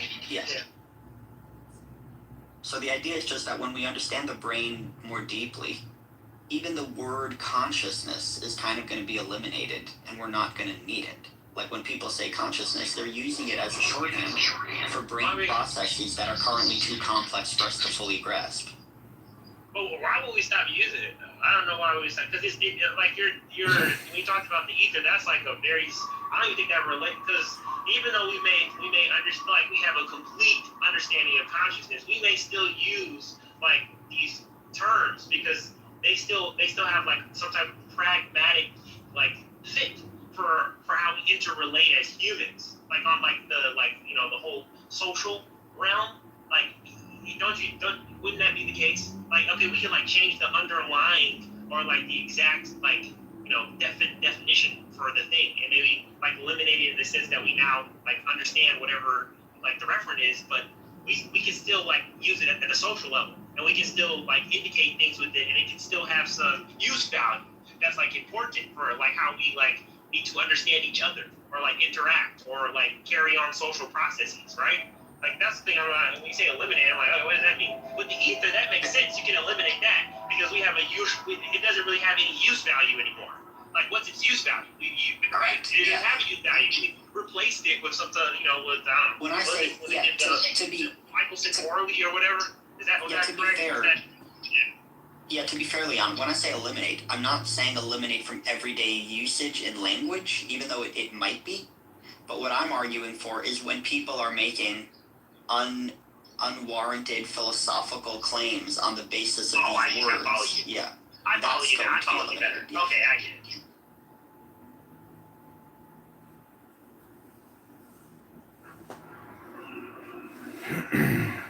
So I'm just trying to understand this. Maybe it's my lack of understanding. But when you say that we understand anger, so we understand that anger is caused by various hormonal states. And a release of things like adrenaline, like you talked about, like epinephrine, raising cortisol levels, and various biochemical reactions in the brain. But even if we were to recreate those sorts of things, and those sorts of things are similar in other emotional states, right? So those same biochemical reactions are very similar in states like anxiety. So even if we were to recreate those specific biochemical reactions, we wouldn't be able to recreate the emotion of anger itself, right? So I'm just wondering how you get to that point. When you say recreate in what? In your own brain and another brain? What do you mean recreate?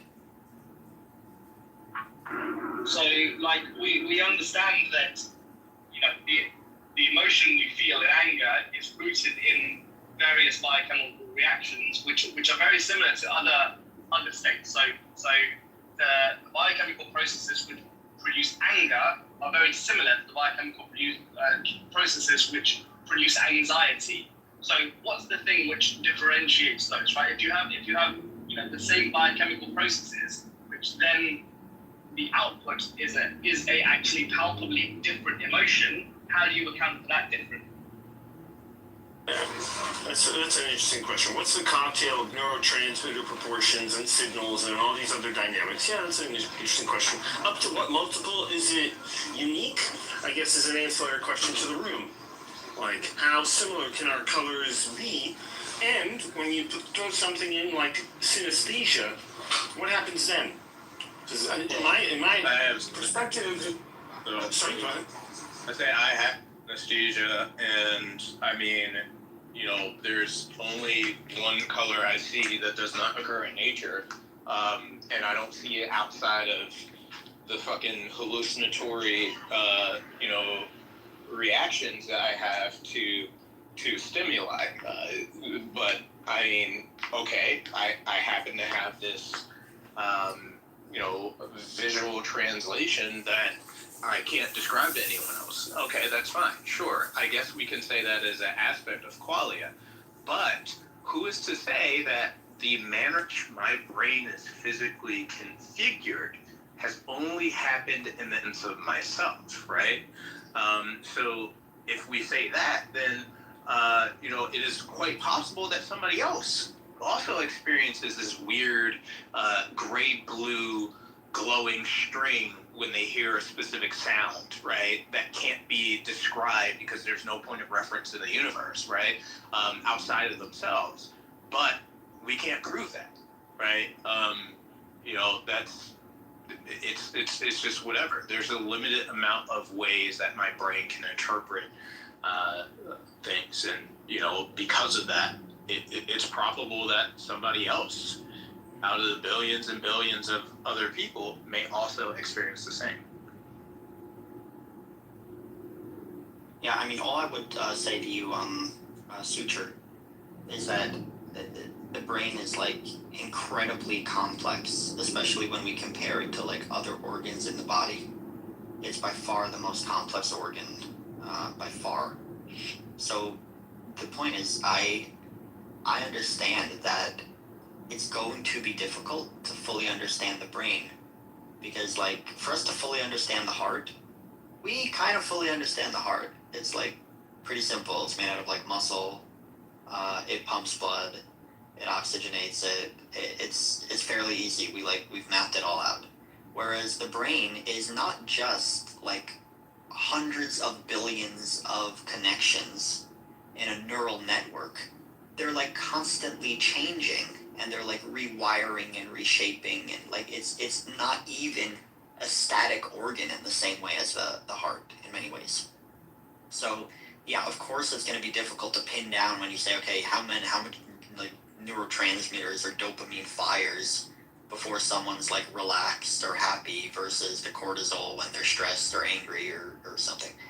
I don't know, these are good questions, but all I'm saying is we do have the basic architecture to understand your brain and what makes people angry, to some degree.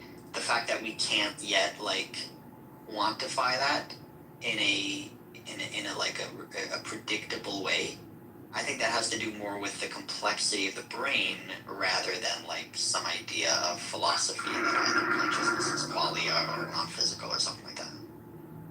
Yeah, in the room chat, I posted a study from 2025 that actually addresses this, and they found something like, hey, if you don't have this rod length for your vision, you literally don't have that pattern, and that pattern is unique up to a detectability in an fMRI study. So I think it still comes down to why. So if we go a little away from color, talk about sweetness.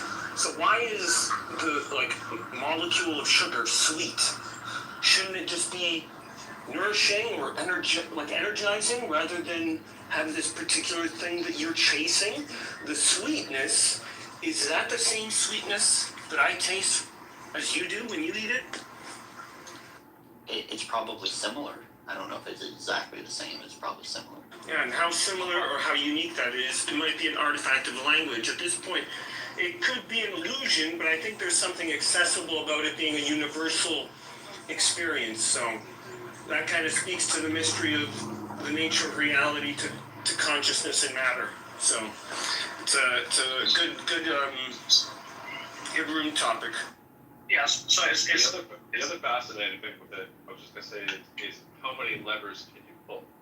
Like I was speaking to that same thing earlier, I know too, like why color is even color. Like you can imagine that somebody's color might not be color at all, the way we think of it, and we still agree that we're seeing red when we see red. Even that thing is hard to figure out, you know, like. It sneaks up on you. Yeah. Obviously my sweet could be your sour, but it doesn't even have to be what we consider taste at all. You would never know that thing either. I mean, I think you need a better way to figure it out. Well, I'll give you an example from my surgery. They removed part of my tongue, so everything now is just overall sweeter. I've lost like the spice the landscape has become simpler. Everything is more sweet. Even things that I didn't think were sweet before now are sweet. Yeah. So you know, that brings up the interesting question of it, and I said this earlier to Black. It's like when you lose color, we're color blind, and we're basically in shades of gray. What is the shades of gray for every sort of qualia thing we're talking about is very interesting. And what does that tell you? You know, like what is the base condition? What's the 0 and 1?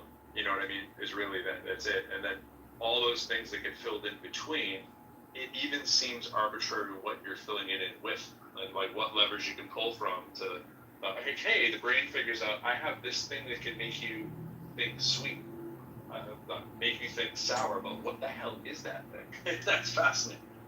Yeah, absolutely. Yeah, and I think so. So it's a really great point that Io brings up actually, and it shows us that.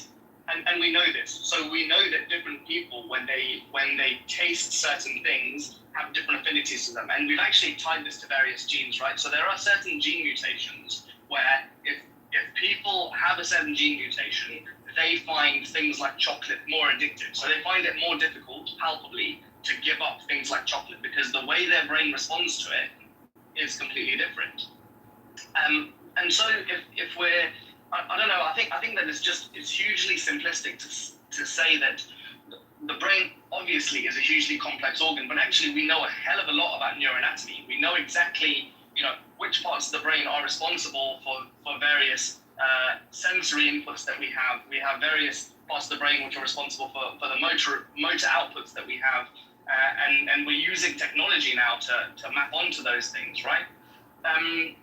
But to say that it's going to be reducible to simple inputs and outputs, I think is overly simplistic, because we know that even if you give multiple people the same inputs, the way they experience those in their subjective experience is palpably different.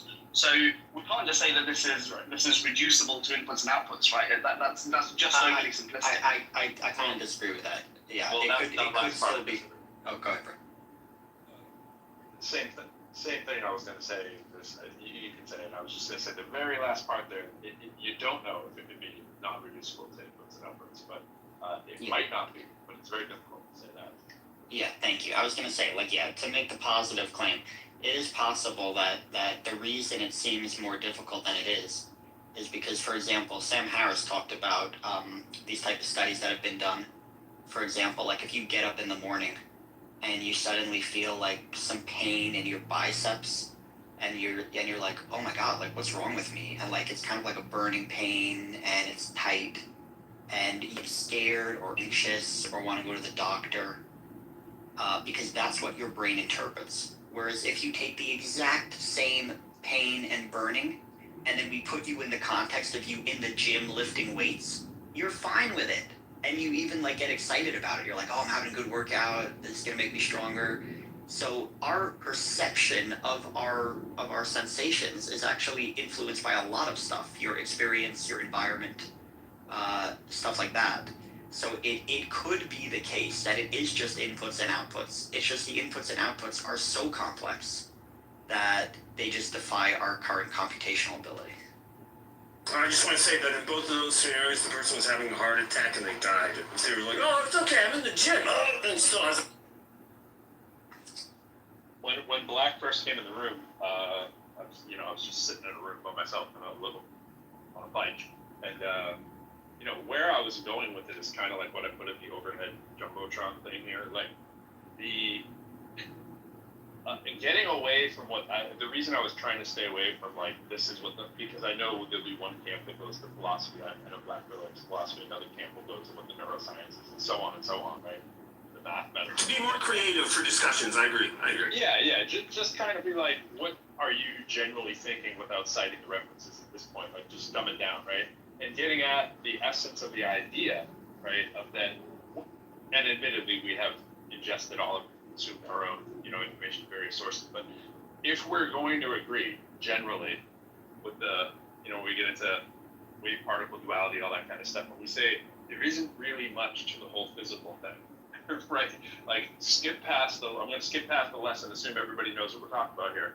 If there isn't really much to the physical thing, what is it when we say physical? And if it isn't this piece of sort of the qualia in the brain doing all the heavy lifting, because it's like at the end of the day, kind of like I'm talking about the redness of red, like we're picking and choosing from these electrical impulses that are also picking and choosing from the waves of electromagnetism, so to speak, dumbing it down again, just keeping it simple. It's like, well, what are we really doing, right? And it does get interesting wherever you want to go with it, whether you're in the Matrix or anything like that, in terms of what you think that all means, right? If everything is just, and I'm also doing some work with just, right? If everything is just, waves and electromagnetism, so to speak, or fundamental forces, whatever, what does that say about everything that there is? That's super fascinating. I don't think anybody necessarily has, the right answer, so to speak. We're going to necessarily go back to, well, I read a thing, but what do you feel right about that? And does that even land with most people?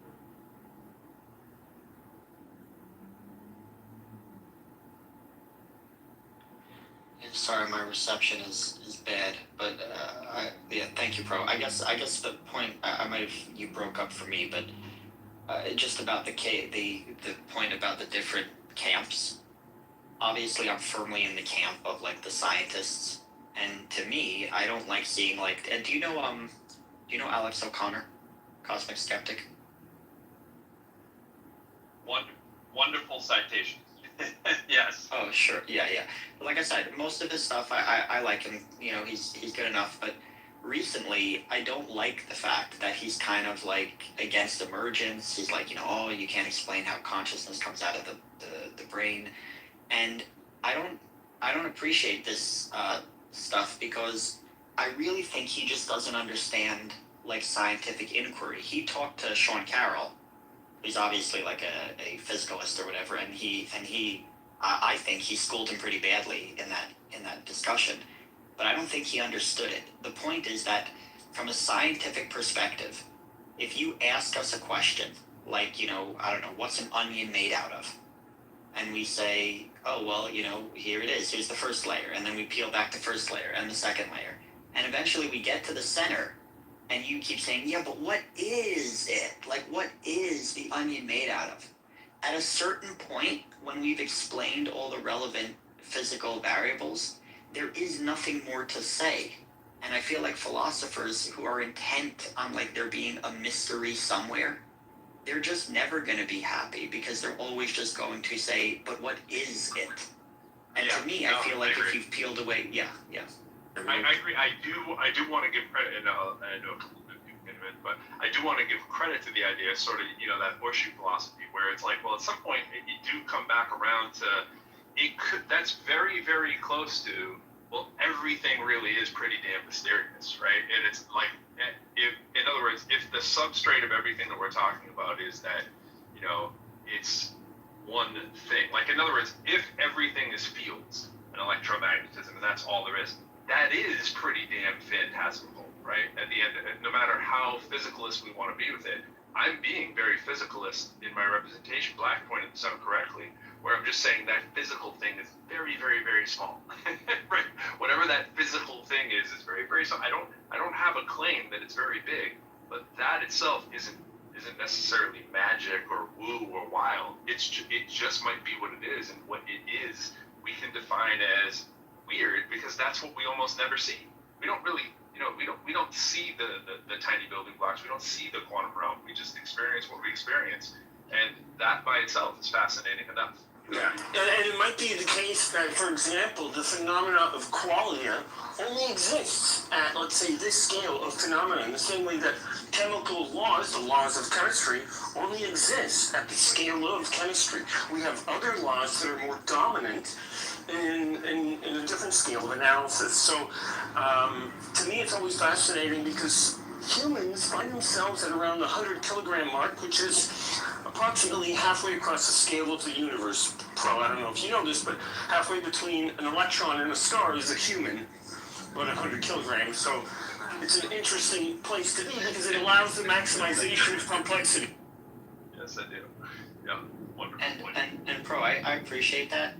I've had like conversations with some other friends who are like kind of religious, and I've really tried to like understand their perspective, because one of them said to me like, "Oh, Abe, like, I can't imagine how like life formed on Earth. Like, it just seems so improbable. I just can't understand. Like, there has to be some explanation. It can't just be chemicals. Like improbable is impossible. Yeah. Right. Exactly. So the point is, from their point of view, they're trying to make sense of how we came to this moment and we're having this conversation talking on computers and phones. And they think that obviously the explanation is like God or something. Whereas I can acknowledge, and they think that takes away the improbability. Whereas it might be the case that the universe is just so large and vast that improbable events happen all the time. It makes it seem crazy for us, but that's only because we don't grasp the sheer magnitude of our reality. Yeah, it's like 1 in a 64 trillion chance, and you're like, yeah, but the universe is quadrillion, quintillion, whatever. Right.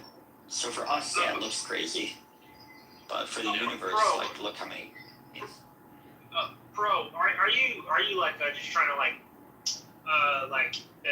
I just want to make sure I understand. You're saying like that the mystery could still be there because like when you just attend to like the world from the perspective of like quantum mechanics or like some, I guess, like, or whatever you attend to the world just through that kind of like perspective. Yeah, is that it? Is that kind of the thing? I would, but I would just say it in a different order. And I think it's your headphones in the back. They're reverberating here. We're all hearing it. But yeah, no, I would say that I wouldn't say it even as phantasmical as that, right? But I would say generally the same thing. I would say that the thing itself, right, has a fascinating quality to it. It doesn't have. It's kind of where T's going with this. It doesn't have to be an impossibility of whatever it is. It's just wild to us because we don't get to see it operating on the day-to-day. That alone is the thing that whatever the adjective is, if I want to call it like wondrous, cool, whatever that thing is, I'm happy changing the word. But that thing in itself doesn't have to be magic, right? But it can feel magical. And if someone wants to call it magical, cool. If a spiritual person wants to call it spiritual, cool. I don't happen to be very spiritual. At least I don't think I am. I'm not religious. I'm not spiritual. I'm just kind of observing and trying to make sense of things and figuring things out. I can feel a sense of awe because I'm like, that is awesome. Like, that's totally awesome. I think we were able to do that, but I don't ascribe anything to it by default. After that, I'm just not sure. And I think being not sure is just as awesome as people who want to proclaim their certainty.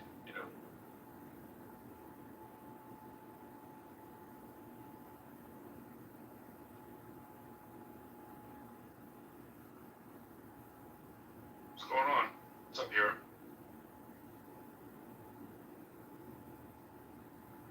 What up? I just, it's funny, timing. I just watched that, the Alex O'Connor talk with Sean Carroll. And it was kind of, I've watched quite a bit of Sean well, a lot of Sean Carroll. I watched quite a bit of Alex O'Connor stuff over the years, not a ton, but I like him. But I found his take on this to be kind of infuriating. There's always this like, yeah, but what does it mean? You know, like what like he brought up the whole Mary's room thought experiment, which I kind of hate. Like, well, you know, if she learns everything about red, but then she's going to learn something when she first sees red. It's like, well, what does it even mean? You can't learn everything about a thing. That's impossible. No one learns everything about a thing by reading about that thing, and then experiencing it. Of course, it's going to be. I don't know. I find that really irritating, and it seems like he's been reading Philip Goff or something like that. Those guys are just loony. Mostly. But I guess the contrast was I normally like that guy, and I don't know what's going on. I saw that. It was kind of interesting. I think he. Sorry. I was just gonna say. No, my original take on him is I did not like him early on, and I've gravitated more to him. But there's a lot of takes that he has that I just stuck. But at first, I think it was just I was offset by the personality. But over time, I was like, oh, okay, this is kind of. Wisdom is mentioning Frank Jackson. Changed his mind. I don't know who that is. He's the guy that came up with various thought experiments. And initially, he used it as an argument against physicalism, but he later reversed his position, and now he's a physicalist now. All right, Sean Carroll mentions that in that talk, right? No, that's the guy. Okay, good. I think Sean Carroll's answer there was, all the questions that Alex O'Connor had was like, even if you could write down every physical fact about about our subjective experience, like in totality, or even if you could express it in mathematical terms in totality, or something like one of those or both of those. Sean Carroll said, still, even if you could do that, it still would not produce the experience itself. It kind of doesn't matter. The thing that would produce it is the physical brain doing its thing. That was his take, and I guess he's right about that. I don't know if he's actually answering O'Connor's question.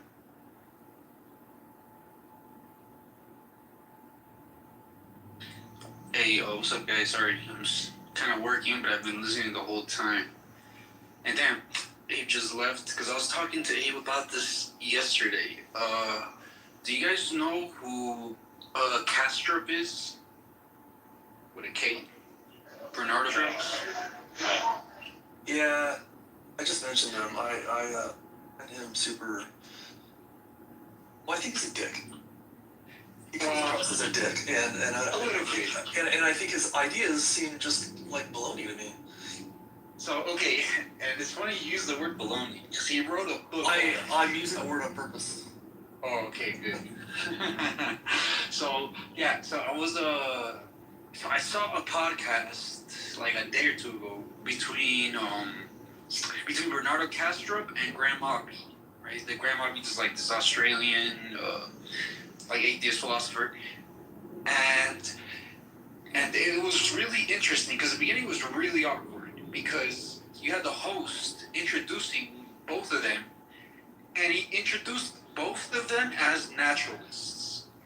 Graham Hockney, he's a naturalist. So, and the topic of this debate / discussion was regarding is physicalism versus idealism, because Bernardo Kastrup defends this version he calls analytic idealism. Now that's his own right thing. It's not the idealism of what's this guy's fucking name?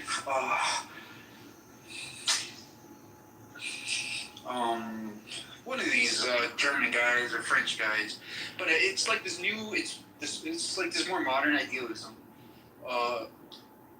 So the beginning was really awkward because he introduced both of the guests as naturalists, but Graham Hockney's like a naturalist in the kind of standard sense and the more familiar, something like most of us probably, or in where physicalism is pretty prevalent, some version of it at least. Whereas Kastrup is described himself as a naturalist also, but he rejects physicalism. Like Hiro was just saying, he wrote a book called "Physicalism is Baloney" or something like that, and he thinks like these mental states, but he's still describing himself. Why I can still kind of take him like semi-seriously, as at least I'll hear him out. He described himself as a naturalist, so by that he meant like, yeah, there's no supernatural stuff, so no God, no like just magical substance shit, nothing magical going.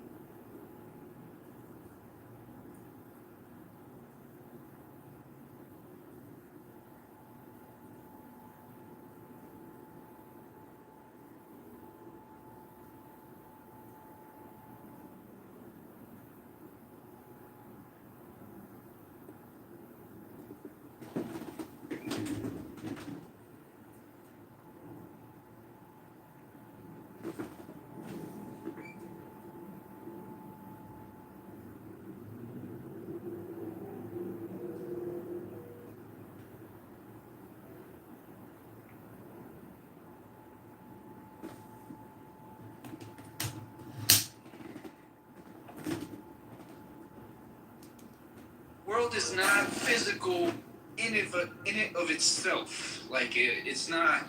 If you can see the world in it of itself, it wouldn't be this physical shit as we see it.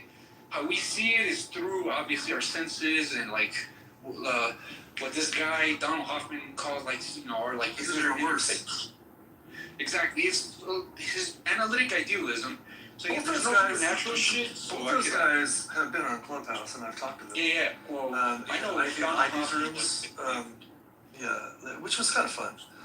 Donald Hoffman's at least kind of a nice guy, but Kastrup really strikes me as somebody who struggles with mental health issues and is just doing this whole thing as like a hobby project to try to figure out his own weird shit. So his like analytic idealism is basically saying that like. Really, so he's doing the Donald Hoffman shit that the world just appears to us physical. It's not really actually physical like it's how we think it is. That's just how it appears to us. Don't you kind of think like, well, duh, like yeah, the nature of reality isn't just the way we see it. Like obviously, like bees see the world. And the reason I'm saying see the world differently. Like everything sees like fine, but like Hoffman goes a step further and says like no, what you see is wrong. Like well no, what you see is like extremely limited, but the idea that it's wrong is to me is silly. Well yeah, so they're very related, but this whole fucking preface I just did was because so during this podcast. Kastrup spoke like 75% of the time. Oppie maybe spoke 25% of the time, because I was just like Oppie. I was just dumbstruck by some of the shit he was saying. Like he was basically posing this. So like as an argument for his analytic idealism, he was posing like this like dichotomy, which I'm trying to think about. Thank God Benjamin left. Where he says. Because of all this quantum theory shit and multiverse and many world stuff, like how some interpretations of quantum mechanics have this many world shit, he basically said like it's either like that his version of quote physicalism, or he actually rejects physicalism because it's either.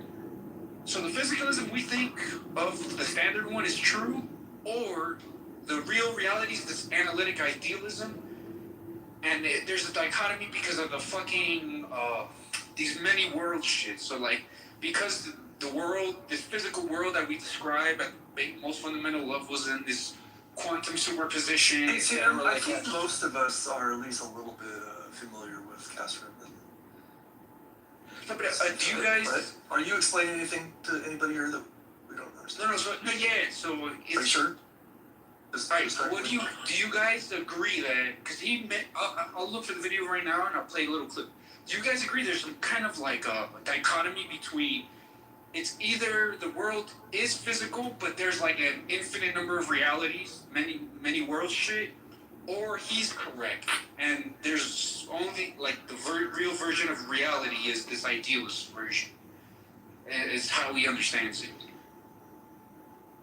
He made this dichotomy. I don't know if many worlds necessarily has to come into it, but it certainly could. And he even called out Sean Carroll and said some physicalists have bit the bullet, and like Sean Carroll, he starts laughing at Sean Carroll, and he's like, Sean Carroll just freely admits, yes, there's like infinitely many universes and things like that. Hold on, I think it's a different conversation about whether there's many worlds or not. But if you want to see something fun, look up Castrop and Tim Modlin. Tim Modlin. Did you saw that? He was on Kurt John Uncle, and it lasted like 5 minutes. It was like 30 minutes.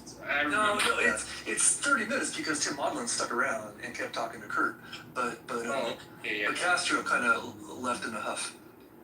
Yeah, I really enjoyed it. Are you a Modlin fan? Am I? I'm gonna look for like a clip of when he tries to make this dichotomy. See if you guys understand, because it left me just like it left Grandma be like, dumb shit. Do you guys like Modlin? I do, or I did, but then at some point I don't feel like, where are you going? Like he doesn't quite seem to. I mean, but I often get frustrated because I feel like he starts off somewhere interesting and then never gets there. But what's your objection? I'm curious. Similar. I feel like there's not a lot of substance whenever he's actually speaking that isn't like sort of common knowledge. That's just kind of the only thing. I feel like there's a lot of fluffery, and I hate to agree with Benjamin because the ire of Benjamin is Modlin. I feel like he's always reserved and he's never gonna say the thing that matters. And it's like, come on, bro. Like it's sort of the reason I said it's sort of like with you is like it starts out like he's gonna go somewhere and he never gets there. Just like, all right, you told me nothing new and I didn't need to watch you or listen to you or read. Yeah, Donald Hoffman's interesting for that reason because he's actually like trying to use new vocabulary and all these other things and making predictions. So his most recent stuff with the at least reality as being like a headset and everybody has a different headset. I was like, oh, that's interesting. Kind of more colloquial language. Maybe the next generation will think of it more instead of just qualia. So it's an interesting problem because he's also operationalizing it and then trying to cross-pollinate, I guess, with Michael Levin's work. So that was an interesting, if you want to watch a lecture on Hoffman stuff recently, that's the one to check out. I like Levin a lot. Make sure you vote in the next mayoral election. I will, but right now I just want to enjoy the sun. Reality isn't real, or whatever. Like it's a good book. Look at it this way: what's in a recipe? What does that even mean? You know, like reality is real. It's a word, right? Like things are vacuous. Like so what I'm saying is, if you read like a philosophy book, what you're really doing is cooking up a recipe for yourself. But a cookbook is cooking up a recipe that you're going to ingest and then defecate the next morning. One of them stays with you, the other one doesn't. I mean, of course, well, there's a difference between what you call red and what somebody might sense as red, or somebody, if they're colorblind, they'll have a different brain scan, for example. There's a lot to say about it, but red is red. Yeah, that's what Hoffman does. The bigger question is, does real imply sameness? I don't think it does. Exactly. We're smuggling in a lot of stuff. That's why it's saying. Would you say sameness? Does real imply sameness? Like, in other words, it can be real for you, real for me, and they're not the exact same thing, right? Like, there doesn't have to be, obviously it's the same thing we're saying, my red doesn't have to be your red. Like, how much does Apple exist compared to freedom? So when pushed on Clubhouse, does the moon exist when you're not looking at it? Often it's like, well, I would say no. I would say yes. Oh yeah, so it's like fuck you. You're just goofing around.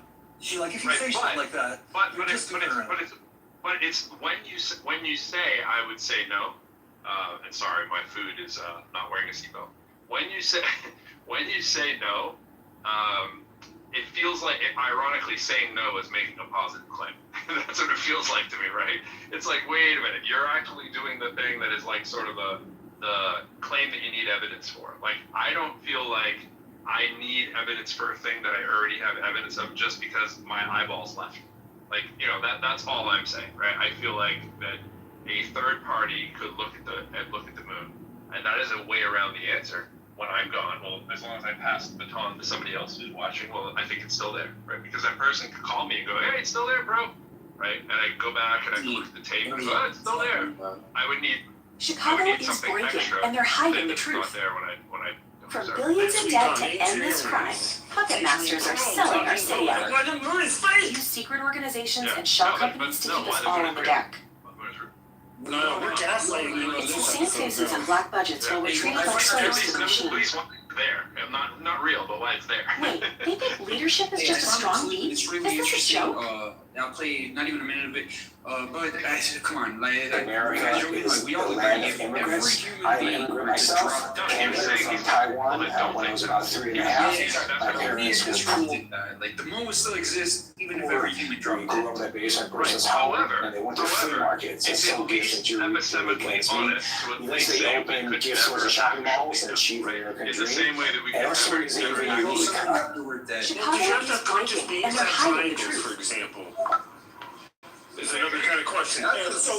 So did we need conscious beings to know that triangles exist in our universe? Oh, okay. That's a Max Planck Institute question. That's actually their quantum gravity question. That's something I'm gonna think about. Hey, but look, check out this Castrop thing where he says physicalism is either false or else we're in a multiverse. So tell me if you guys can hear this.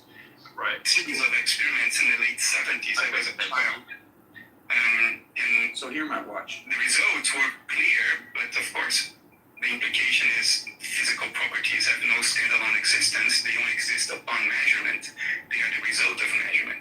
And nobody's comfortable with that. We want to find out what the world is in and of itself. So people pointed out all kinds of possible loopholes, which over time became more and more ludicrous, like conspiracy theories about elementary particles conspiring absurd stuff like absurd stuff. French and Indian source of professional soldiers on the appointments. The jury commanded by Louis Coulomb de Villiers. Brother to Joseph Coulomb de Villiers, but certainly not after it's very clear. Physical properties do not have standalone existence. The world is actually itself. Either is not physical, and that's the other option on the table. That's You are to receive the very best kinds of physical. We are here to reinforce the Virginia regiment. Nobody's reason for which we have absolutely zero endurance. Now, reading that, what do you not believe? So for me, it's much more reasonable to just bite the bullet and say, okay, physicality is an appearance, it's an image. Even we observe the world through instrumentation, we still have to perceive the output of instrumentation. So satisfying. Okay, like I agree with everything said. You cannot escape the implication. Yeah, I don't. No, I do. So. Wait, I'm just saying I do it. Here's why. You cannot escape. Let me finish this point. Let me just finish this point. You can't escape the implications of that reality. The reality. I'm not saying that the reality. We could never. It's like saying escaping death. We can never escape the fact that those implications are 100% real for us in our everyday lives. The only way that you can do the disclaimer, if that is not the case, because again, it's where I started the room. Like, when we say physical, we are literally talking about fields and electromagnetism, basically, right? We're talking about fundamental forces. And when we can't put our fingers on those things, pun intended, right? Because we can't touch them, what are we talking about? And I agree with that as a sentence. And if you want to make the next leap, If you want to say there is a physicality, well, then you have to start considering holographic principles and shit like that. You have to start going into the worlds of, well, I know that's different than the worlds of hologram, but similar, somewhere in that vein. In that vein between, we're looking at a holographic Chicago projection, is breaking, and they're hiding somewhere the truth. between there is where you land. יאללה, תקלה, תפתח צינור. Anywhere else, you have physicality. I think the hologram is playing it. My question is whether you accept his dichotomy of it's either physical or false. I think we have to accept that there's basically trillions, billions of fucking physically real phenomenon. No, I don't think that's what he's meant. I don't think that's dichotomy. You have to see Grandmappy's face when he's saying this shit, because my face was exactly the same. Like, I don't think One appears to attack a child. Someone follows here on Kansas Street, right in front of this restaurant. he said, I'm not willing to Now the restaurant owner is putting the video out, trying to start a conversation. I think like Castro started out by defining. Well, I don't know if he defined as a Chicago is breaking, and they're hiding the truth. Like the meaning of the word property, that it's sort of like the way you should understand property. I think from his point of view is that it's more like an essence of a thing. Yeah. But like, that's not necessarily the right way to think about properties. Properties could also just be. They could simply mean just the differences between things. That's right. That's like what makes something different. Yeah, that property is just something that differentiates one from something else, and that is very consistent with physics. And physics, like every theory of physics, is not about like the essence of stuff. It's actually about the behavior and the interactions of the things, like an electron or whatever. Not actually what it is in itself. That's not what physics is trying to do. Right, which is what he keeps larking back to and doing this whole, like the thing in of itself, etc. So like, just so we hear it one more time, because my question is whether you guys, and I wanted to play, I wish T was here, because I was talking to him about this yesterday, is whether you guys accept this, how he frames this as a dichotomy. So let me play it one more time and we'll discuss it. Just historically, whenever people claim a dichotomy, though, there's always like a third option that's paradigm shifting. So if I were to probe this, for example, I would say what are like underserved and underrepresented variations on what this could be. So I'm just thinking of how to formulate that question to get out of that. I'm on the camp that I don't think this is a true dichotomy, but he says it like so nonchalantly. 2018, but certainly not after 2018. It's very clear physical properties do not have standalone existence. The world as it is in itself either is non-physical or, and that's the only other option on the table, that's Sean Carroll's favorite option. There are countless gazillions of physically real universes popping out of nothing every infinitesimal fraction of a second for no reason, for which we have absolutely zero empirical evidence. Now, if you believe in that, what do you not believe? You said Sean Carroll, for me, it's much more reasonable. The only way else that way. Yeah, but it's a hybrid. So I'm just curious. I'm just curious if you guys accept that dichotomy. I do not. Because I don't know. He states it so nonchalantly. It's either physical. It's already by observation not, because you can have a hybrid. You can have a hybrid of both of those ideas. So it's never a dichotomy. Whenever somebody says it's a true dichotomy, unless they're speaking of mathematical absolutes, biology is always full of those contracts. Like what at least we are terming physical reality. I think dichotomy is the wrong word to even use. I think it's just the baseline of the two absurdities, right? Is all that you're doing, and I agree. There's always a spectrum in between. I mean, ironically, when we're talking about the thing with color and what's red is red, we're talking about, well, it appears like someone wants to know it's either 0 or 1, it's either black or white, and then it's like, no, the magic is in the color in between, right? That we're talking about with this qualia thing. But you can get to the point where you say, well, is that qualia just a mapping? Is it just 0, 1, and for everything? So I'm in favor of the idea that it could possibly be that there only is a binary for these kind of options, but then we apply that qualia in the middle. That's kind of what I'm saying. You can go to the weirdest thing possible and the most normal thing possible. Well, not even normal.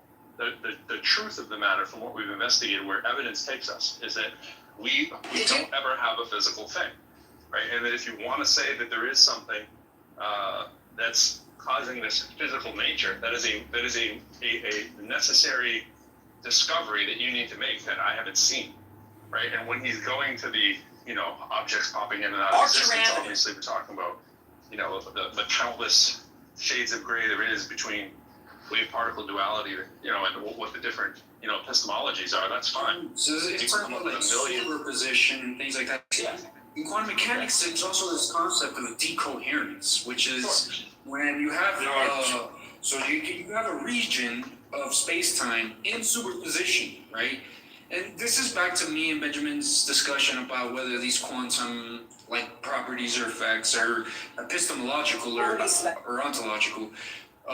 Because you can have in quantum mechanics, you have this thing called decoherence, which is when a region that's in superposition, however many particles in this whatever cloud of superposition, once they kind of interact with another region of space-time that for which the wave function, now there's other objects here about the wave function collapse, but it interacts or becomes entangled with a region that the wave function is already collapsed. It causes decoherence and causes and this decoherence is basically causes that region that was in superposition to collapse into something real, and I guess continues decoherence. It continues the collapse.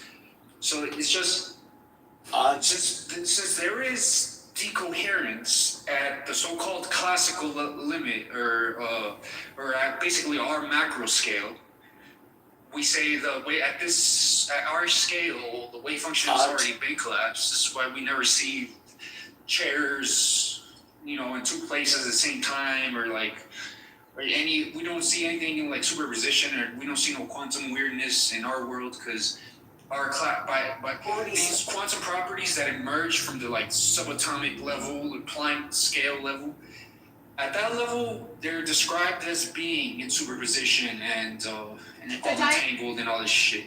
But by the time those quantum effects by the time that shit scales up to the macro level, to say our scale or the scale of galaxies, even cells of biology, these quantum phenomena are either no longer in any superposition or negligible amount of superposition, because it's already experienced decoherence with the classical world, with the world where the wave function is already collapsed. Isn't the Schrodinger's thing short? Well, no. So it's just because this guy. So yeah, I was just curious, because this left Graham Oppie fucking dumbfounded, and left me as well. I was like, how are those two the only possibilities? I don't agree with him there. I don't agree with him at all with analytic idealism. It's funny because at the beginning of this, or in some of his other podcasts, his intellectual life story is almost the inverse of mine. When I first started reading about philosophy, I was a full-on Platonist and read into Buddhism and all this stuff, and complete idealist in high school. And then, but I am now physical and naturalist, and you can there's the physical natural reality, which is the foundation, and then all this philosophy and all this metaphysics is fucking superimposed on top of the physical reality. But these idealist guys fucking completely invert that. What the actual foundation of reality is either idealist, Platonic, some philosophical or metaphysical shit, and then the physics and the actual natural reality is superimposed on top of this fucking cloud of metaphysics. And so, because he started when he was in his 20s, dude, he worked at CERN. He was a physicist No, he was a, well, I don't know what he did, but he's a computer science guy. No, I like to imagine he was an IT guy. Because he's often presented as a physicist who worked at CERN. Like, well, I mean, lots of people. He's never talked about what his actual role was. He's a computer science guy. I'm just going to assume he did IT. Now, the IT requirements for CERN are probably pretty intense. So that's not really like a slight. I just wish he would be like forthcoming about what he actually did there. Because he uses that as a badge. He uses it as like a for credit. Exactly. But then he doesn't really talk about what he did. And so I agree. That's weird. He uses that as a badge. He uses that the way the flat earthers use. Well, I used to be a glober, but now I see the truth. But now my brain is as flat as this table. Fucking I used to be a glober and this and that. I've seen the light. He kind of does that. Yeah. He kind of does it where I used to be a physical materialist, but now I see the truth. I used to think, but now my brain has fallen out. He criticized Tim Modlin for not being a real physicist. Like, he's not a real physicist. Like, what the fuck? It's fair. It's a fair point. Tim Modlin is not like a PhD physicist, but he's got his bachelor's in physics, and then he went on and did like philosophy. I forget exactly his real philosophy. But he's got some physics under his belt. And there's a lot of it. He has more physics more than Kastrup, as far as I can tell from their resumes. But I don't know for sure. But I agree. He uses he always talks about him working at CERN in his 20s and stuff to imply, well, I used to be a physicalist and all this stuff, but now I've become enlightened and now I know. Right, he was inside the temple and he saw what was going on and it was crazy and it's below. And he oh my God, yo, T, you there? Yes, I'm back. Hey, Sam. So, dude, I'm having the conversation with these guys that I was having with you yesterday about the Kastrup and Graham Oppie debate and we're talking about this, how I tell you how he poses some weird dichotomy that had my jaw on the ground. During the video, you see Graham Oppie also dumbstruck, couldn't believe what he was hearing. About this guy says it's either physicalism is false or we live in a multiverse. Remember that? Right. Yes. I brought up. Yeah. So I brought up this is I played it twice. Sorry guys, but I really want to play this for T. It's just so we can get a sense of what the fuck, and then we can all talk about find either let's find right now. I was just using the concept of decoherence as a possible way out of this so-called supposed dichotomy, but. Eyes. Okay. Explain. Break it down. Okay. Yes. Here's the trick. When voting became a right, it is no longer, at that point, it is no longer a privilege. Does that make sense to you? When you invite people to vote and say, oh, simply because they have a right, that only means there's a good chance they don't have a reason. In fact, they're voting simply because that right. And this is how you drag people that are unknowledgeable about what they're actually voting for into the voting booth when you do that. I think that was a psychological game played on the people voting rights, not privilege. Okay, you're repeating yourself. So you are fine with literacy tests? Absolutely, because there's too many people going down there voting to their own demise. Got you. And are you okay with the way literacy tests have been used in the past? I'm not versed on how they were used in the past. Thank you very much. What about grandfather clauses? Are you okay with grandfather clauses? I'm unaware of that also. Fantastic. Can you explain? I got you. What about poll taxes? I'm not versed on that either. Fantastic. All right, let me go to another thing in Texas politics. So, Texas has about 4 million or so black people in it. A large portion of them do not have health care coverage. They don't have health insurance, they don't get it at their jobs, and they don't qualify for Medicaid. Texas is a state, Texas is a state that did not expand Medicaid under the Affordable Care Act. That leaves hundreds of thousands of black Texans, indeed millions of Texans generally, or maybe 1 million or more Texans generally, without coverage because they're in the Medicare, the so-called Medicaid gap. Do you support expanding Medicaid under the Affordable Care Act? If so, why? If not, why? No, I don't. Okay, why? I think expanding Medicaid gives too much power to the government over your health. Okay.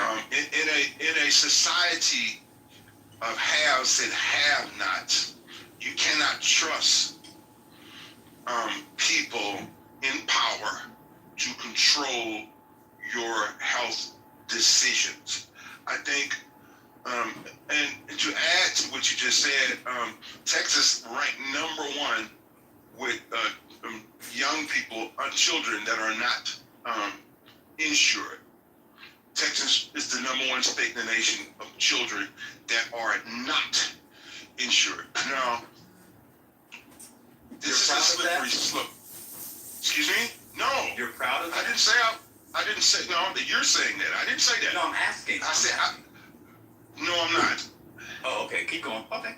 No, I'm not proud of that. That's unfortunate. The healthcare is a very complicated issue. People have to be employed, #1. I'm talking about working class people that's employed. Since the Civil War, people get their insurance through their jobs. The companies that they World War II, not since the Civil War. That's what I mean. World War II. I know what you mean. Yeah, I know. Thank you very much. See, we can have a great dialogue. You know, the black liberal Democrat plantation guys like me are really smart. Well, I never said that you weren't. I never said that anybody that voted Democrat. That I supported mutilating children. Well, no, I never asked you that. No, let me finish here. Can I'd like to No, just... let him go. Oh, okay. So, come here every day. Let him speak. He's responding. I'm sorry. Okay, go ahead. No problem. Jonathan. The healthcare issue is a slippery slope.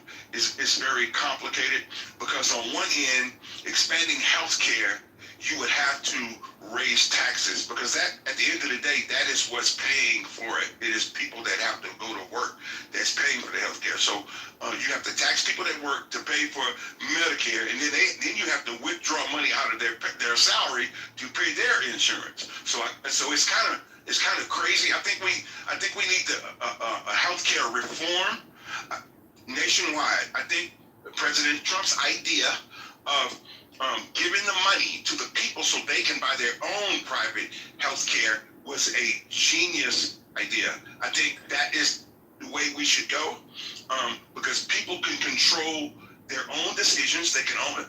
Obama, you can keep your doctors. He said that 1,000 times, and we know that ended up not being true. Okay, but yeah, it's best. Let Let me finish. No, but that's just keep going, bro. Keep going. You interrupted I mean, to me. John Obama's thing, he was wrong. No, but I'm talking. Bringing inflation down. Okay. President Trump said, rather than giving these subsidies to the fat cat insurance companies, why not give it to the people? And then what will the people do with the subsidy? That's their life. That's their health.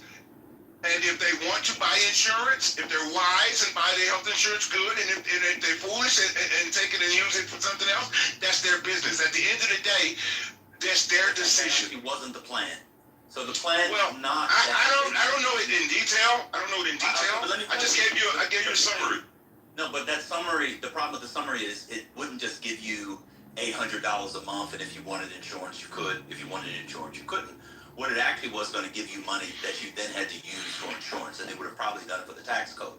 So they were not going to do the tax code. So what would have happened was it would have gone to the fat cats anyway, but by not giving it directly to the fat cats, they would have been able to raise the price. It would have actually led to more expensive healthcare. But that's only the people on Obamacare. That wasn't like me or you who gets it from our jobs. So if the American healthcare system is so Trump, who you support it, said he had concepts of a plan. He was president from 2017 to 2021, then president now from 2025, and still to the present, ongoing through 2029 January. When are we going to get Donald Trump's health care plan to bring down costs and accessibility for Americans and to get better outcomes. And I say this in light of, we spend more on healthcare per person than any one other country in the civilized, not civilized, sorry, in the developed world. That was messed up. In the developed world, and yet our outcomes are among the lowest in the. When do you think we'll get Donald Trump's healthcare plan? Well, you would have to ask that question to the House and the Senate, because they don't want Donald Trump to succeed. Can't you see the play? Nothing that he brings up, these people, they don't even want to pass the Save America Act, which means only only American citizens can vote. They don't even want to pass that. So we need to get the insurance. He wants to get this done, but you have to see that he's fighting against both houses, right? These people do not want, and that's my point. These people, Senate, Brother Jonathan. I think it's split. What party controls the Senate? I think that maybe the Republicans are in favor of one seat. I don't know. Who controls the Senate, Brother Jonathan? What do you mean, who controls the Senate? You mean what party? Democrat or Republican? Republicans. Who controls the House, Brother Jonathan? Republicans. Okay, so does the White House have an Office of Legislative Affairs? I'm sure. Okay, so when they wanted to do the big beautiful bill, did the White House write that bill? Yeah, he did. Okay, so then where's the bill? Forget the House and Senate. Where's the bill from the White House on Donald Trump's health care bill, which he said in 2017 he would have? Well, listen, just a couple of months ago, he tweeted out on Truth Social that he wanted a healthcare plan for Americans, and he suggested. Where is his healthcare plan? It's been 10 years. Okay, listen, one step at a time. The Save America Act is still stalling. They're still stalling that right now. No, but before the Save America Act, in the election against Kamala Harris, we weren't talking about the Save America Act. He said he had concepts of a plan. This is yes or no. Have you seen the concepts of a plan? Yes. Okay, I just laid it out. I just laid it out. In summary, he wants to give the money to the people rather than the insurance company. That was Obamacare subsidies. That wasn't for me or you. Okay. Oh my God. It's called Trump Care. What about Trump Care? What is that? I just told you what it was. Okay. He does not want to give the money to. It doesn't matter. Oh my God. He does not want to give the money to the insurance companies. I got that. So what's he doing? So what would it do for me? I don't have Obamacare, so I don't get any money. Of course you would. If the bill came into play, of course you would. So that's what I'm saying. Who gets money?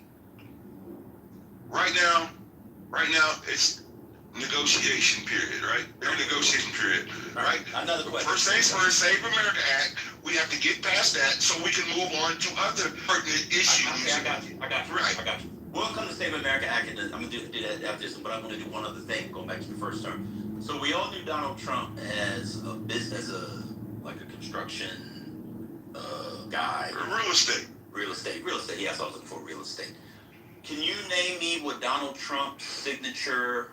He's now had 2 terms. What is his signature policy or achievement in rebuilding American infrastructure, either electronic, fiber optic, or material, that is to say roads, bridges, etc.? Does he have a signature bill that he can point to? No, he's brought it up. It was in the Make America Great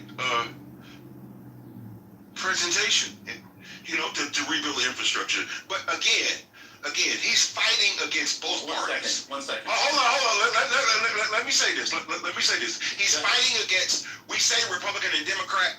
Yeah, but he is fighting, to be very truthful. He's fighting against both parties, and they call it the establishment.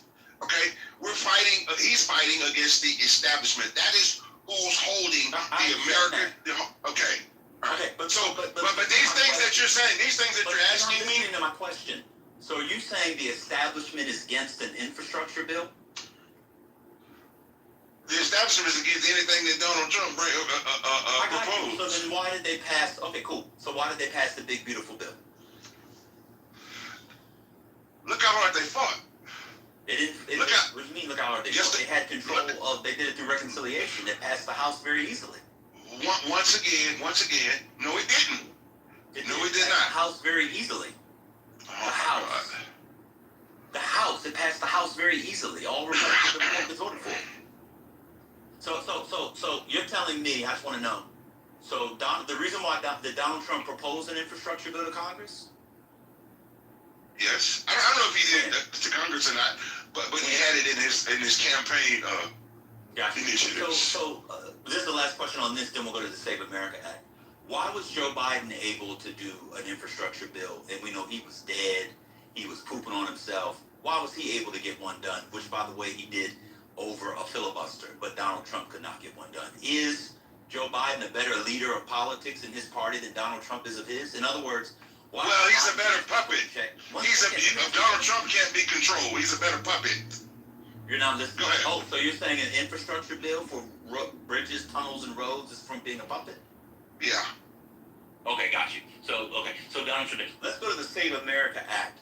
Which part of the Save America Act do you think is the most important part? The most important part of the Save America Act is American people, number one, getting rid of the paper ballots, and American people producing... Getting rid of the paper ballots? Yes. You want to get rid of paper ballots? Yeah. That's in the Save America Act? I think so, but let me finish. No. I want to see that part. You can verify that. You can verify that. Hold on, bro. You don't have to go fast. We're just chilling. I don't see anything in here about the Save America Act and paper ballots. Okay. Well, I have more. So what else do you think is the? Did you mean mail-in ballots? That's what I'm talking about. Correct. Okay. Go ahead. Keep going. I'm sorry. Yeah, I got you. So 1 second. So there are Republican states that Donald Trump won 3 times that use mail-in ballots. You think those states shouldn't be able to have them? So like in Utah, for example, the vast majority of the population uses mail-in ballots. You don't think Utah should use mail-in ballots? No. Okay, cool. All right, cool. What other part of the Save America Act do you like? Proof of citizenship. Okay. Where? At the ballot box? Wherever you have to present it. In order to vote, produce that you are a legal citizen. Okay. So when you register to vote now, you already do that. You think we should have to do that at the ballot box as well? I don't know how, but that's in the bill, and I answered that. Everybody have to prove that they're American citizens in order to vote. There's too much corruption. Do you think it should be during registration or at the ballot box? Wherever they feel that is needed best. Wherever the best place you put it. I'm asking you, brother. You lead the I'm not. Well, I don't. My organization. I don't lead people or tell people how to vote. I challenge them to think. Now, I know I'm challenging you to think. Where do you think it should be? I have no idea. Oh, so you haven't thought it through. You just go with whatever Donald Trump says. No. I know this. I trust him. So I guess it's safe to. Yes, sir. Why do you trust Donald Trump? Because he's real. Oh, okay. And that's rare. You can trust somebody. That's right, and that's rare. Okay. So being real is saying you're going to end the Ukraine-Russia war in the first week, and he didn't do that. Saying you would bring down cost of electricity by half at the end of the first year, you didn't do that. Saying you would have % GDP, you didn't do that. Saying that the labor market, you bring back manufacturing, and you wouldn't do that. Saying that you would bring down inflation, you wouldn't do that. What do you trust them on? Everything. Okay. Everything. Because I know what he's fighting against. I know. I kind of laid that out earlier. I know exactly what he's fighting. He's fighting against an establishment. He's fighting against people that want him dead. Okay. And so the people in Congress who aren't passing his bills, and they're fighting against him. So, do you believe the Senate should get rid of the filibuster? Yes. Okay. And why do you believe that? Well, I mean, because it's time to move on and get things done. Okay. And so when the Democrats have the Senate, you'd be fine with them not having the filibuster either? Right. Okay. So you don't care if there's a filibuster? No. Okay, cool. I was just consistent. Okay. And What was your other major issue? You said you have to do the Save America Act first. What happens if they don't pass the Save America Act? Shame on them, and that's death to America, because now you leave the gate open for cheating. Okay. What elections have there been cheating in that you know of? Donald Trump was cheated in 2020. How so? Which states? Georgia, Michigan,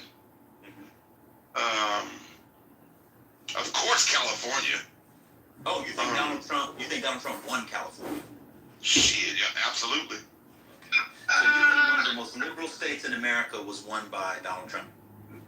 Yep. Okay. And how they? Because I can tell you, I think, what?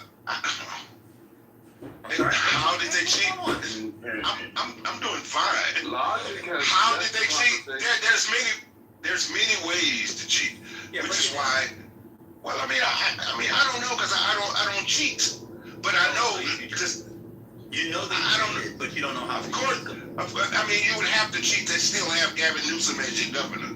I got you. So, well, maybe the people there are just stupid. I mean, there's dumb governors all over the country. No, I got a lot of family in California. They're not stupid. Oh, because your family's there, that doesn't mean the other 40 million people aren't stupid. Gotcha. No, that's just an indication. That's just a temperature.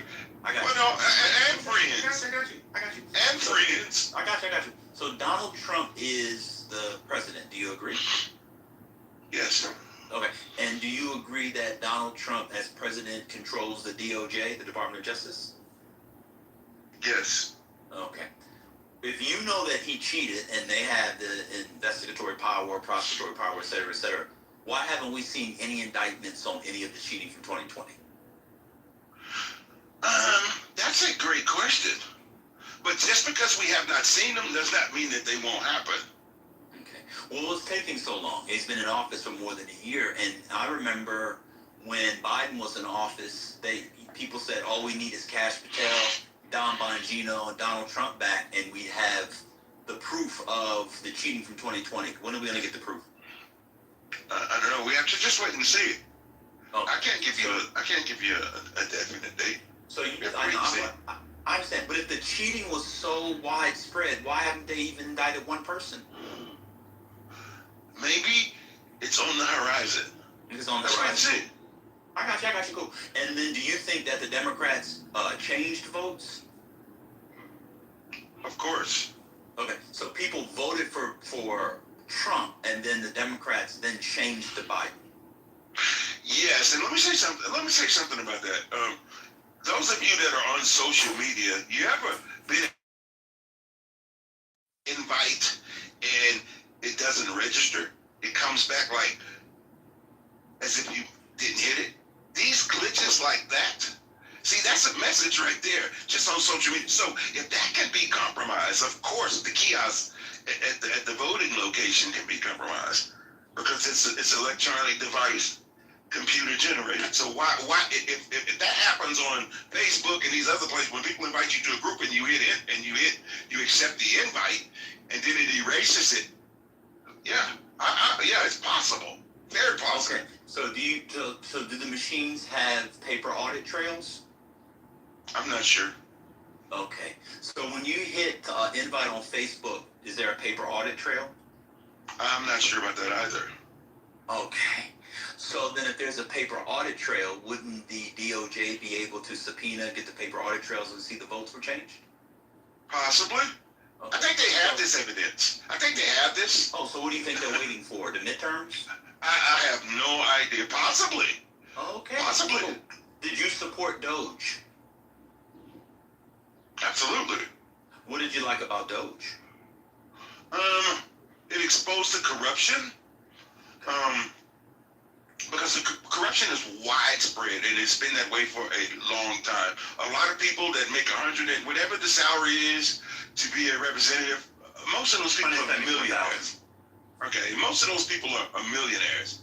So how is it possible that you become a millionaire, on $174,000 a year? So the corruption is okay. Hold on. Yes, I'm very serious. There's a lot of corruption. When people vote for you, on emotions and vote for you because the culture suggests that they do. Doge. Stay on Doge. I'm just okay, and I'm Doge. So you said Doge exposed corruption, like in Congress. So Doge showed the corruption of Congress people. What are you talking about? I mean, corruption everywhere. These NGOs, these nonprofits, these NGOs, these nonprofits. Yeah, the corruption is widespread and it's bad. I got you. So Doge is now officially over. It's done. Who got indicted as a result of the fraud, waste, abuse, and corruption from Doge? To my knowledge, at this point, nobody. Okay, so but that Elon Musk. It does not mean that they won't. Okay, so we know they did a thing, but even though they haven't given us any proof of it, you just believe it without proof. They did Elon give us Musk proof. and Donald Trump said so. No, they did give us proof.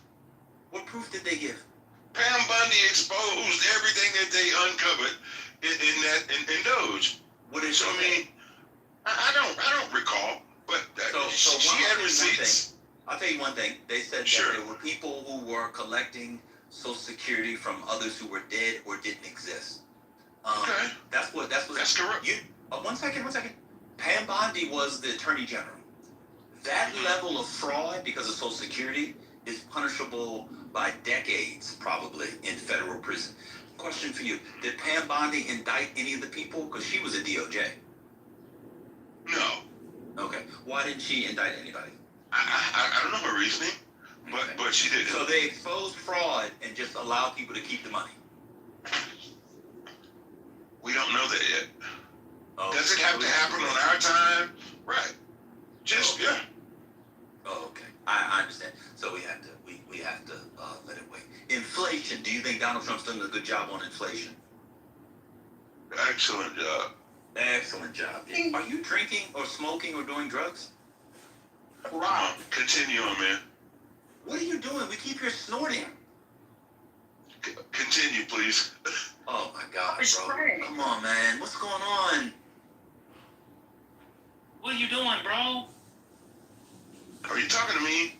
Yes, you came on here. You getting fucked up? No, I'm listening to you, man. All right, cool. Okay. So, he's doing a good job. So, if he's doing a good job, why is inflation higher now than when he took office? I don't know. So then, how's he doing a good job? He's doing a good job. Once again, he's fighting the establishment. Everybody's against him. He cannot get the things that he wants done because for that reason alone. Okay. So what we have to do, I think the economy is doing great. No, on the economy, what has he not gotten done that he wants to get done? There's a lot of things that he hasn't. No. I mean, right off, I can't really name. I'm really tired. No, I can't. No, and this is like a cross-examination. So, this is just basic questions. Of course, they're basic questions, but they're coming. Yeah, they're coming in rapid fire. Yeah, go ahead, Trevor. And what's your organization called? It's Urban Conservatives of America. We're rebranding to Urban Conservatives United. Okay, so Urban Conservatives of America. So you're unable to answer questions about Voting Rights Act and civil rights, about the economy, about, you said it wasn't a war. What questions do you feel, do you want to do like social issues? Do you want to talk about welfare? Do you want to talk about welfare? Real quick, in all fairness, we did tell Jonathan this would be an hour. We are now 40 minutes over that. I just want to, I want to be fair to Jonathan. He has been working all day. He did take this time out. If he wants to answer a few more, go on a little bit. I just want to be fair to him.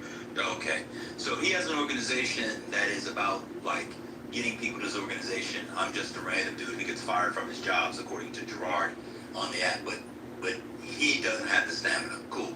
Do you want to do the welfare and social issues? Are you against welfare or the 60s? Do you want to talk about that, Brother Johnson? Am I against welfare? Yeah. No, I'm not against welfare unless it's for retired people and widows, but able-bodied people, no. Okay, so you were saying something before about welfare in the 60s. What did you want to talk about on that? Well, man, I'll talk about this, and I gotta get some rest, man. I was.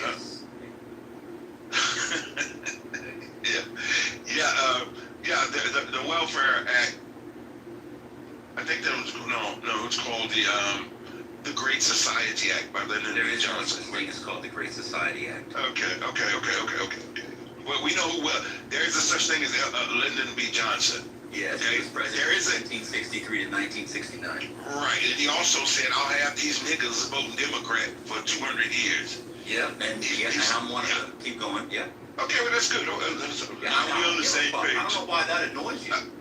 I'm not annoyed. You sound like you're annoyed. You're using foul language now. So I'm not the one annoyed. Stop projecting. Stop projecting. It's you. Yeah, I apologize.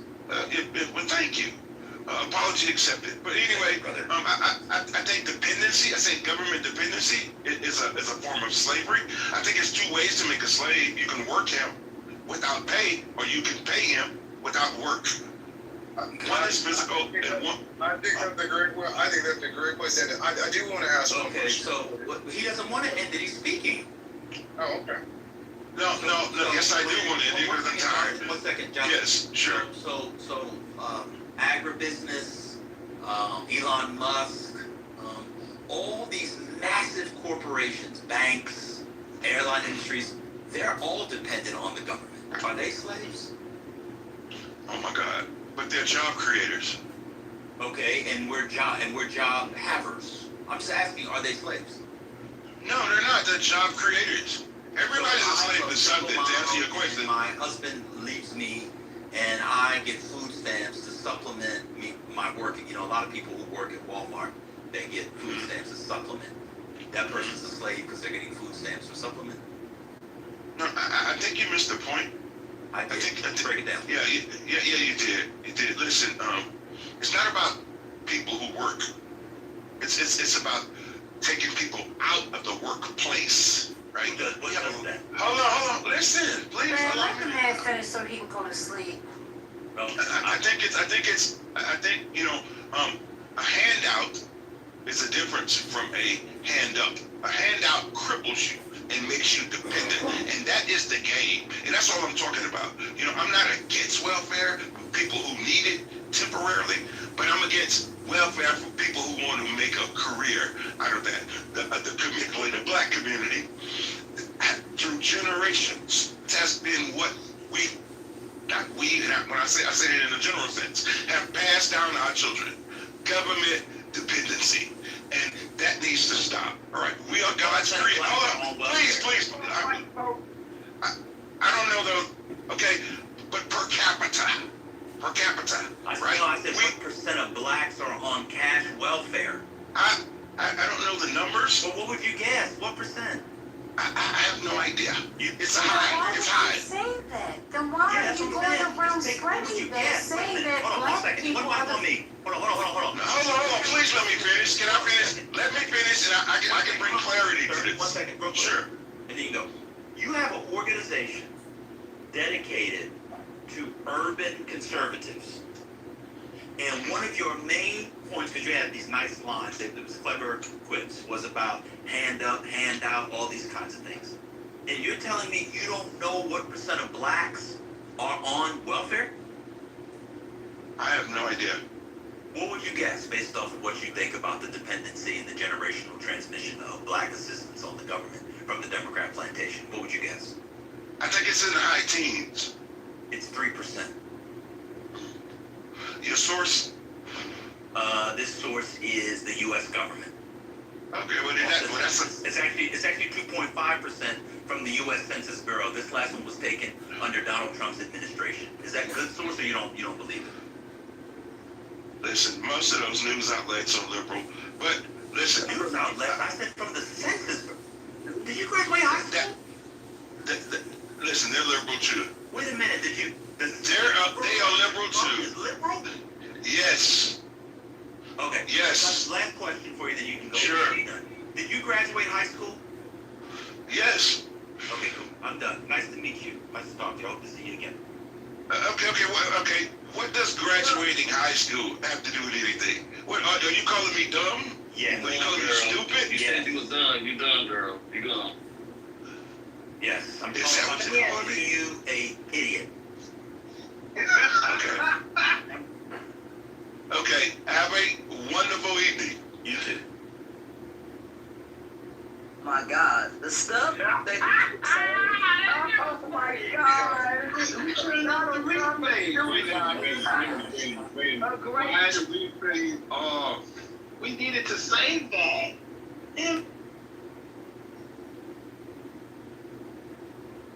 Trump is not doing a good job. Man, I was listening to what that guy was saying. It was absolutely ridiculous. You know, and somebody gave me a skull face in the chat. Who gives a damn? The guy is horrible and his policies are horrible. And people are dying in wars that they should be in. Hey man, you can't sit up here and have 20-year-old people, 18-year-old, young folks losing their lives because Donald Trump wants to play Russian roulette with others' lives and not his or his friends. So I have a problem with that. You can't get life back. You can't buy it back. You can't tally it back. None of that. And at the end of the day, God has a place for people like that. Yes, You know what I mean? So you can't sit up here and walk two lines at once and straddle the fence. You can't do that. You can't serve two masters at once. You either serve the people of this country, amen, or you serve yourself. Donald Trump has done, amen, is sit here and grit and serve himself. Those who sit here and say he's doing a great job, where the hell are you? All right. I gotta ask Trent. I gotta ask Trent a question. Trent, are you there, sir? Trent's not on stage. Hold on. Trent, I said on welfare, cash assistance. Sorry. Because he's talking about people that don't work. So you can be working and be on SNAP. See, what you're trying to do is you're trying to prove me wrong to defend your friend and didn't know what he was talking about. I have the number, it's 2.5%. Okay, you want to just I was like, because I looked at the number. I can't understand him. Is that just me? Is But it might be for the best. He's underwater. This man promised us. You got no signal, brother. You got no signal. Can you hear me now? Can you hear me now? Black Magna. Divine, can you hear me? Yeah, go ahead. Yeah, go ahead, brother. Yeah, okay. Yeah, no, and so to go to point, yeah, I was looking at total government assistance, which includes SNAP and other benefits. Like if we just took in welfare, yeah, you're correct. Yeah, no, so, and to Divine, to your look, you said that you wanted to speak to hardcore MAGA conservatives, and that, oh, maybe it wasn't you. No, it wasn't you. But Jonathan and Alexandra, and I applaud them for coming in. It is very difficult to come into a hostile territory like this in habitation. They made it hostile. They made it hostile. I was trying to ask questions about the historical voting patterns, and the lady accused me of wanting to mutilate children. Yeah, I get that, but remember the point of what I... Dad, I don't want to mutilate children. That's your friends that came here and accused us of wanting to mutilate children. No, maybe I know I'm breaking up a little bit. I'm in a place that doesn't have great reception. But the reason this conversation started is I said, many of you could not even have an effective conversation with MAGA, and this was proven right because Alexandra couldn't even stay. I get that a lot of the things that she said may have been offensive to some of you, and to people on the other side, a lot of the things that you say are just as offensive. Wait a minute. Let's stop there. One second. The lady came in and started by talking about how she liked Donald Trump because he was a straight shooter and didn't hide stuff. But with me, she melted down. It was too much. I didn't say anything about that lady. I said I was trying to understand black people have voted in a group from one period and then they switched voting for a group for the other party in the other period. I'm trying to make my way up. They get into their talking points. I don't care. I'm not into bathrooms. We're not voting on bathrooms. That was your friends that did that. I didn't say anything offensive to those people. The lady said she was a teen mom and he was a crackhead. Believe me, I have scores and scores of jokes and much more to go. I held all those in. Hello? Again, the one of the problems that I see with having dialogue on both sides is being respectful from both sides and understanding where they were coming from. I was respectful. Spell respect. Wait, I was respectful. I said, introduce how you got to MAGA. To be fair, Jonathan was about 3 minutes. She spoke for 11 minutes. Nobody interrupted her. And I said, okay, I wanted to take our way to how we got to where we are. A lot of black Republicans talk about the history of black republicanism and going back to that. I thought they might bring that up. When you bring in somebody who's running for Congress and somebody that has an urban, conservative, whatever, it's my bad for me thinking they had read a book with more than 40 pages and chapters in it since middle school. I didn't know that they were just going to be regular clubhouse magats. I had no idea. So to be fair to them, when we postulated this and Patty and First Lady were on, it was around Tallarico and Texas politics, and so that's why I was trying to interject as you were asking your line of questioning. And I get, man, that you were not I know you wrote your own questions and you may not have been aware of that, but that's they were Texas questions. I was asking it because of the history of the Lily White Party out of Texas. I was trying to get to the history of black Republicans in Texas. Go look up the Lily White movement in the Republican Party. It's from Texas. I know what the assignment was. And I talked to Patty and or First Lady. And you are, again, you are in the 99th, not even the 90th, the 99th percent. Congress! Hold on, my man, calm down. You are in the 99th. You're gaslighting, and it's insulting. No, what I'm saying is you are in the 99th percentile of intelligence in the United States. Do that. I know it was going to be about Tallarico. I was trying to establish how we got to the point. Most people do not know. Most people do not know all the questions. Even I had no idea of some of the questions that you were asking what the answer to. And I'm okay. I'm okay. No, but I actually do you have an institute based in Texas to bring people to the Republican Party? So, but Ben, here's the thing. 99%. All she had to do was say, I don't know. She didn't have to say I wanted to mutilate children. You're correct. But 90% of Texans don't give a fuck about the questions that you're asking. I'm not talking to 90% of Texans.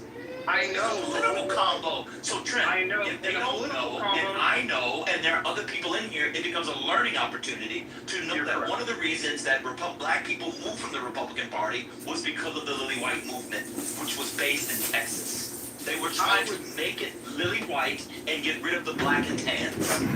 I wish you would have asked going to talk black Republicans in Texas. Okay, I wish you would have asked conversation on affordability. And I didn't get a chance to. Your friend crashed out after a minute. I did. It's okay. And by the way, Thompson and I did have conversations about affordability and contemporary issues. And so the she crashed out. Wait a minute, because she crashed out on me, sir. She crashed out on me when I was trying to bring the peace. I was trying to reset the space so that we all could get on one accord and we could move forward. But she began to continuously speak over me and then say, I'm leaving. So please, just stop. We're not, I don't need to have a conversation with you. If you want to just go, then please just go. Because how you were recapping this story and how you're trying to make a play as if we did something wrong to them, when continuously we let them speak for minutes on end. And then when we... And you're doing it. Maybe it's a Texas thing. Yeah, they're really dumb in Texas. Correct. The blacks in Texas are dumb. I don't get it. I don't get it. It's simple. The conversation we tried, we got off on the wrong start for whatever reason, but we're here now. Jonathan, he did stay. Thank you for staying. Thank you for, Jonathan. trying to have the conversation. And that's it. That's all. That's it. That's all. That's it. There's no need for you to try to tell somebody that they did something wrong and all this stuff. Whatever. Let's just keep it moving. Go ahead. Yeah, do you mind if I respond? Thank you. So listen, again, this is what I'm talking about. No, I don't think you were disrespectful. And again, it's the first time using Clubhouse, and it is difficult if you don't understand like the nuances. It is difficult. It is difficult to have a conversation with people who you feel are attacking you. And I know that don't tell me that! I don't want to hear it, Trent. I'm telling you, you're going to set me off. And I'm telling you, that was not the case. Nobody was attacking anyone except for them. They came here attacking. Are you insane? Do not piss me off. That's why I say, let's just leave it alone, Trent, because you're going to piss me off. Leave it alone. Leave it alone. They came in attacking. They came in attacking the Democrats, talking all this negative things about the Democrats. So don't tell me somebody was attacking them when nobody got a chance to attack them. Don't do it. Don't do it, Trent. I'm telling you, why don't you just back away? Back away. Let it go. Leave it alone. Pass away.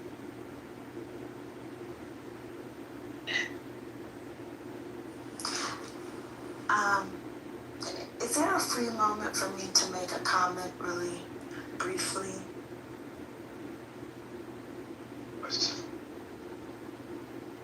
I am deeply embarrassed by that display. I think that to be running for any sort of government position in a state, and in particular in Texas, to have some sort of organization here in the state, to be in a room full of people, a little too at a piece, and you don't know who in that room is from your state and from your area, and you comport yourself the way those two individuals comported themselves, embarrassing. The display that I just saw of people who are in quotation supposed to represent Black Texans, at that, the Republican ones, it was pathetic. I can understand this idea about how it's hard to have these conversations and all these things, but everyone was very respectful. They got upset.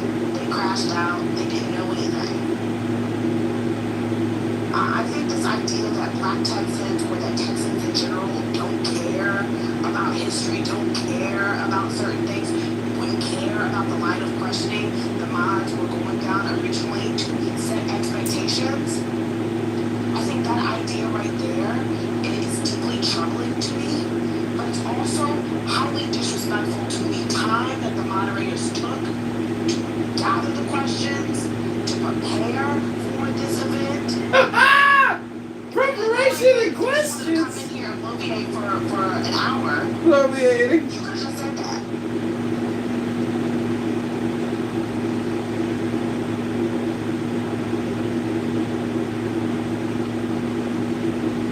Republicans are mean as hell, and nobody should be upset when they're fired back upon again.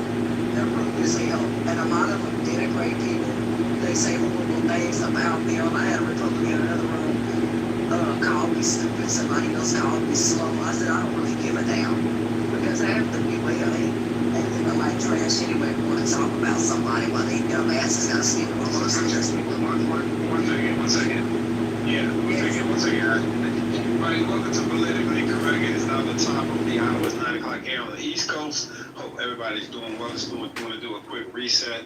Of course, shout out to Patty and First Lady for trying to have this discussion today, for making the time and making the space for us to come together.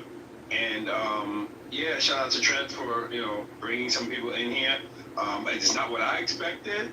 We are, of course, this will be the after discussion as to what took place. I listened the whole time. I did not partake because I really wanted to kind of get an idea of how people on the other side think.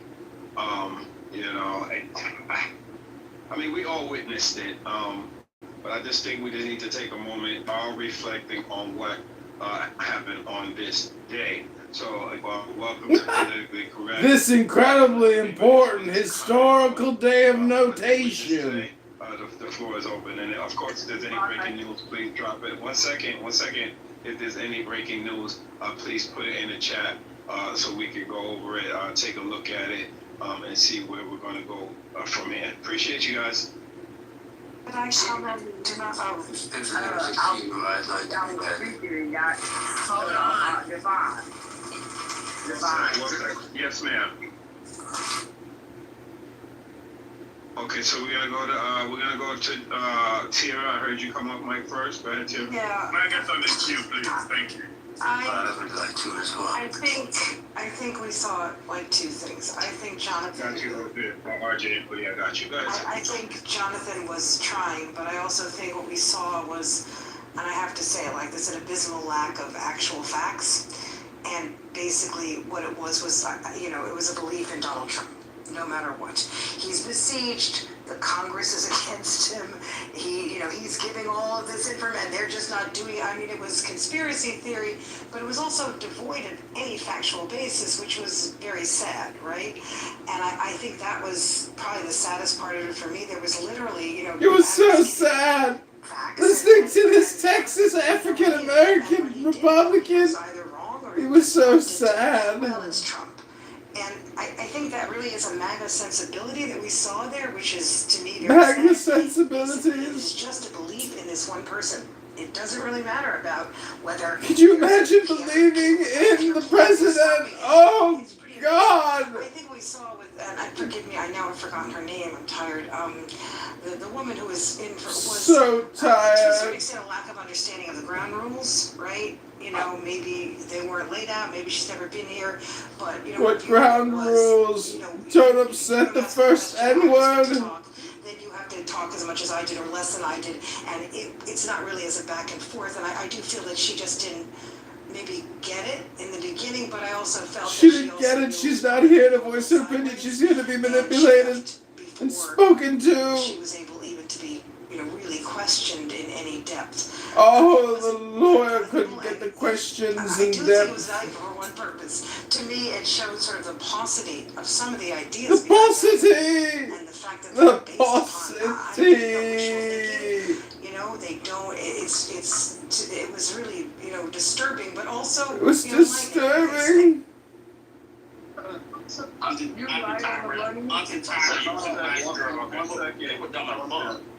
One sec. We're gonna go RJ and Odie. Go ahead, RJ. I just want to say I've learned some valuable things today in Clubhouse. Earlier today, and I'll try to be short, but I got a bit to say. Earlier today, I heard an individual on this app, a male who is of modest intelligence, somewhat learned, speak about how knowledge is not an asset, it's actually disincentivizing today's discussions. And after listening to this, I think they were correct. I see plenty of black men on this stage who have learned some things in their lives, maybe read books, studied, dog-eared some pages, wrote some notes, maybe even did a dissertation. Really? I tell you all incorrect. What you need to do is leave that library. And some of you went to libraries that have several floors upstairs as well as downstairs. If you're in the stacks, oh my God, a room full of books. You may or may not be on. Go out, find someone who'll sell you some crack, get yourself a glass pipe and freebase under a highway underpass. And when you do that, you will get the knowledge you need to lead people in this nation politically. I should tell you what I'm going to do now to rectify the mistakes of my misguided youth. I'm going to go find my good brother Messi. And I'm going to find him because I know that he lives in a van down by the river. Damn, that is a submission, brother. Old jeans. Great submission. And a belt. And when I'm there, I'm going to go get me some heroin. I'm going to heat it up in my spoon, use the belt to expose some veins in my arm. Oh shit. And I am going to shoot dope into my veins, and then I will truly find the knowledge I need to exist in this America. I'm done. Damn! Damn! One second, we're gonna go to Odie. Go ahead, Odie. Thank you, RJ. Love when you come on stage. Odie, it's on. Thank you very much. I won't be quick. I don't know, Trent is not here, but I would have loved to have asked him because the way Trent spoke about these two people, it spoke as if they were some intellectual coming to tell us what we've never heard before or what the maggots on the app don't say. Then I must give it to Ban. I don't know why.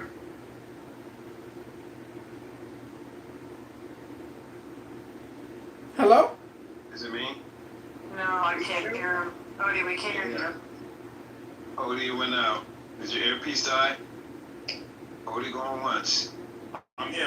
Odie go. Okay, Okay, sorry. Somebody clearly stated that Trump won California. I remember when I was in optometry school, and there was a question my colleague asked one of our lecturers. I will never forget, I was still a young child. And the question the lecturer asked the colleague is, how the fuck did you get to 400 level? She didn't use the F word, sorry for sure. How the hell did you get to this class? I thought that man would have calmed down, have some introspection, and ask myself, why the hell am I continuing this discussion? If somebody can say that, didn't know who controlled the house. But anyways, it's Trent I want to speak to because the way he spoke about these guys, I was expecting some MAGA intellectualism. We're going to go into debate, maybe argue with Ban. Ban will talk about Bill Section 1965 of the AMCD. You guys say, well, there's a countersuit to that. There's the mental system. Did you hear that? Instead, I heard the regular rhetorics. The Democrats are giving our children exactly. Anyway, thank you very much. So,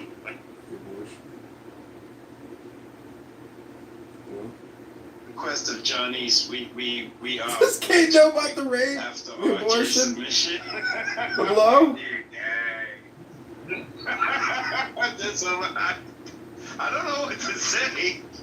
But again, I said it. I love when RJ comes on stage because man, that was an uppercut and a right hook for your ass.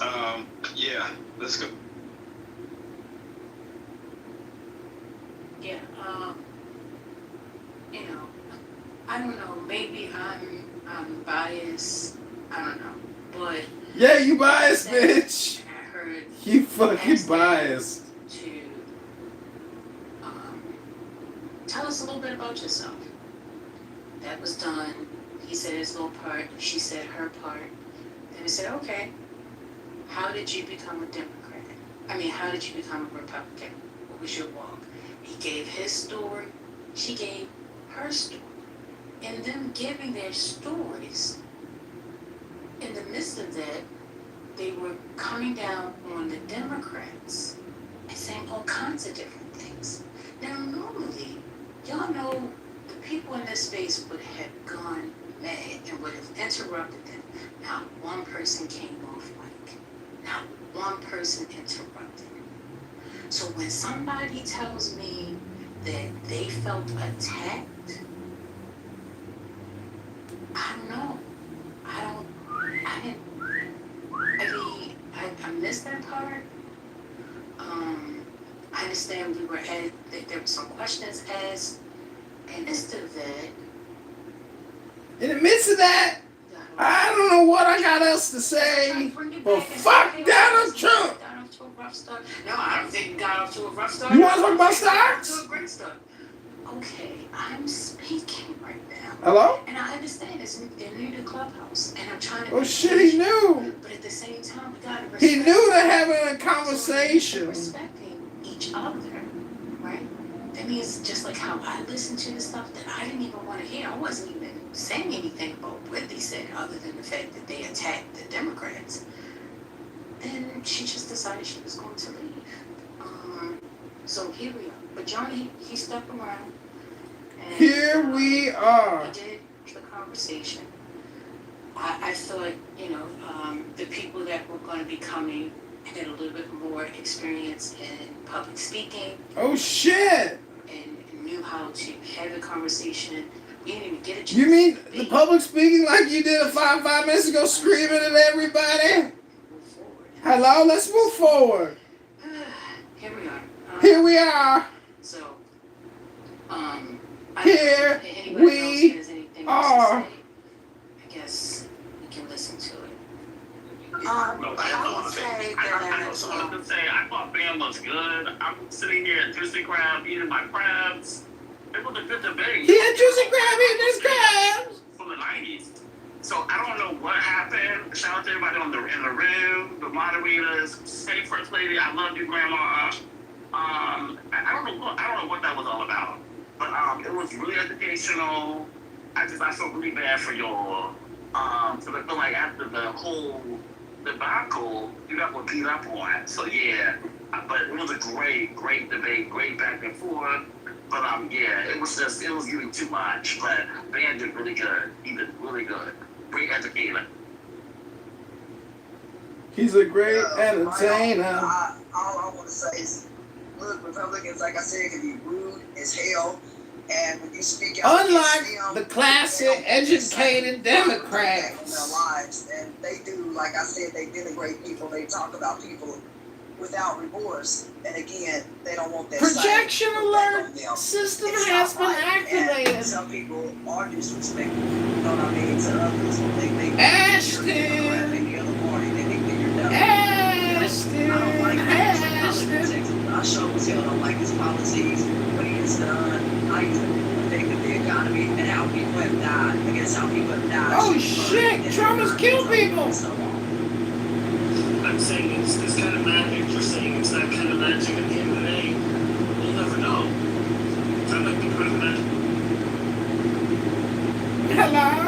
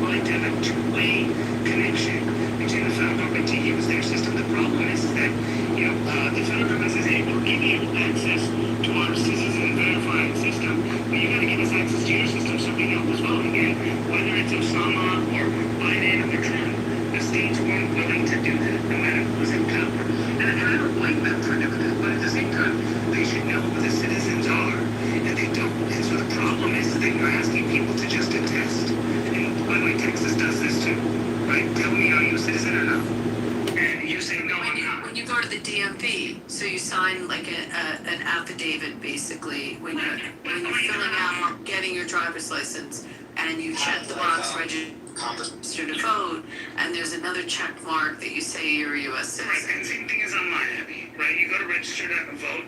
Go to any state. Go to New York. Say register to vote in New York. Click on it, and it'll ask you. It'll fill out all the details at the end. It'll ask you. Click here. Are you a U.S. citizen? Yes. If lying to this is a felony, perjury or whatever is a felony, blah blah blah. By the way, notice Mikey Sherrill or whatever David's governor's name is basically made a comment saying that the 400 people. Did she say these 400 people are being arrested? She said no fault of their own. No, sorry, there's 6,600. And then she said 400 voted. She didn't say we're investigating them, we're putting charges against those 400. She didn't say anything. But 400 of the 6,600 people apparently voted. So what is happening to those people? Are they just, you voted, it's no big deal, move on, or are they arresting them? I mean, nobody's talking about it. She didn't mention you'll be prosecuted at the fullest extent of the law, nothing like that. I just renewed my my registration, and one of the questions was like, do you want to vote? Do you want to, I mean, I already, I'm already registered to vote. Like, one of the questions are, like, why is, like, car registration renewal asking the question if you want to register to vote? Well, that makes sense, David. But David, that makes sense. No, because, like, you don't need to be an American citizen to register a car. But it makes sense. Do you want to vote? Right? Do you want to register to vote? So you should say yes, and then it should say, okay, please upload proof of citizenship, right? Whether it's your passport copy, whether it's your, your driver's license, sorry, not your driver's license, your birth certificate or whatever, and you upload it. Now, the system has your data. And now you say, okay, and then they can, and then when you go to vote, you don't need voter ID. You go to vote, they pull up on their iPad when they check you in. There's a copy of your birth certificate right there. And they go, okay, yeah, this is him. Okay, is this you? They'll ask, is this you? Yeah. Okay, you go in and vote. Now, when I voted, the last time I voted, they just try to match my signature. They don't check my ID or anything like that. Oh, I didn't even get signature match. My signature... Yeah, mine was just signature match. They didn't check mine didn't even match my signature. I put a dash, and then I told them... I went in, I said, do you want to see my ID? She said, no. Asked me my address, gave my name and address. She pulled me up, and then I put a dash in the signature. That's not my signature. And then she said, okay, here you go. I said, do you want to check my signature? She goes, no need. Why? Is it not you? And not who you say you are? I said, no, I am. She goes, okay, then you're good. I said, but, like, here's my license. My signature is different. She goes... Well, you not who you say you are? I said, no, I'm who I say I am. She goes, okay, well, I don't need to see your ID. That's okay. I'm like, who you vote for? I said, how will you catch who I did? Yeah, who did you vote for? Not me, Michelle. Do I get if you go ahead and take a look at the link in the chat? That's regarding Minnesota's oversight committee on it. Yeah, we have ID for all, and yeah, I'm pretty sure if we had an actual audit, you'd see how bad the fraud is in Minnesota. Thank you. If any of you have ever been an election judge, what King Knob just described is the way that the process goes down. If you're using a Dominion voting system, the voter comes in, they give you their name, address, or some other identifier. You pull it up on the screen on the little computer. If it matches, they're good. The error that I detected is that people go to the wrong polling station, and then you tell them, hey, you can't vote here, you got to go to this location. But I never saw individuals wanting to cast ballots in Chicago without identification. And when I lived in California, I voted for Roseanne Barr for the Green Party versus Barack Hussein Obama, and I didn't need an ID or anything. It's just an absentee ballot that doesn't count unless there's like a runoff or something. So that was my experience. Are you saying Illinois has, we have to vote in your county? You can't vote anywhere in the state? You have to specifically vote in your polling district in Illinois? Correct. It's it's on your card. Yeah, it's on your card that you get after you register that tells you the precincts, the polling number, and where you're supposed to vote. We can vote anywhere, but I know in Texas you have to go to your polling station. The other thing that we're trying to push is using the jury role. When you register to get your driver's license, you go into the jury pools, and when you get called on jury duty, whether you go or you don't, you have to sign another affidavit that you're a U.S. citizen. So it's another way to cross-check the list. So people have affirmed 2 times that they're U.S. citizens. There's different ways to try to check for citizenship or to get that affirmation. But I was trying to. Who remembers that? Is David still here? No, he left. Oh no, so David, wasn't it really close when Murphy ran in Jersey? Yeah, it was 2 difference. Yeah. So people did right. So those were significant votes. Yeah, I agree. Yeah, for sure. We're looking at just like we were friends with him, and he was like my family is friends with the campaign, so like we're monitoring it very closely, and there's like he's got a chance. And then of course like during election day, it's like I guess not, but yeah, leading up to it, like we thought there's a chance for sure. Then who knows what happens, and then if there's hijinks, there could have been hijinks. I don't know. I posted an article about a recent ruling in D.C. appeals court about Trump had said that all these states that are doing mail-in ballots have to hand over their voter list and also barcode the mail-in ballots. It was challenged by the NAACP and they lost. So now I think this has gone under the radar. It's not really getting discussed a lot on mainstream media. I think this is huge news, requiring the states that are going to do mail-in ballots to have to give the list over of who will be getting one, plus the barcodes on the ballots. Have you heard about this? It's the last link I posted up there. Trump admin wins huge court battle with mail ballot.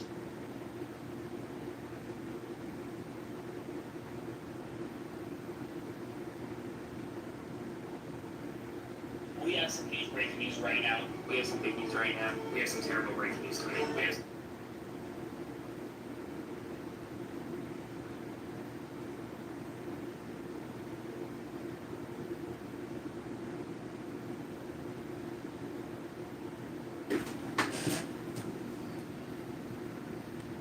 Well, I can see there's a little lull in the President Trump house, so I just want to say that we're living under a structurally white racist society, obviously, and I did my part today to help reverse the structural white racism so I could help Bima in her goal to defeat structural white racism once and for all.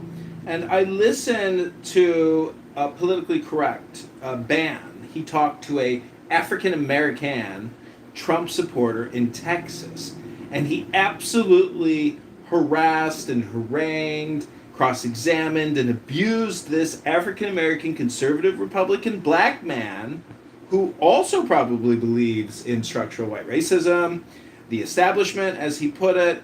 And I just want to thank Bima and Beaver. Congratulations on your engagement. I'm looking forward to the wedding this autumn.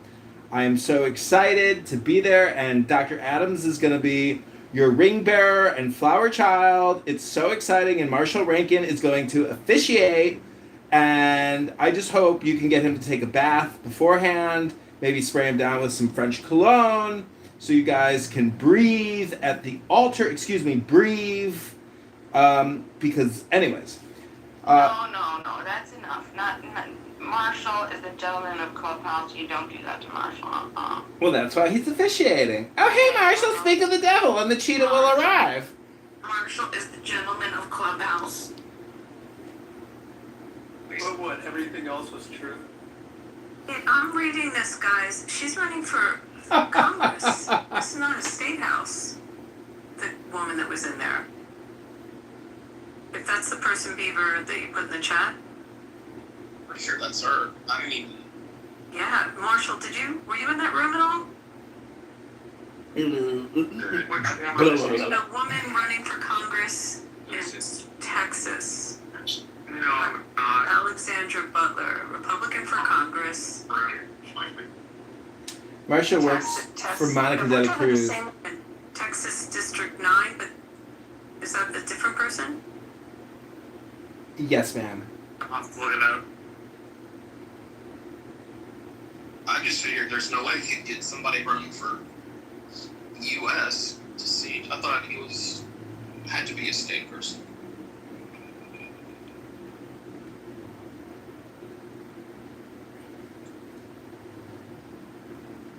I don't know, like the last Washington Post polling data shows that the Dems only lead by 3 points in a generic poll. So,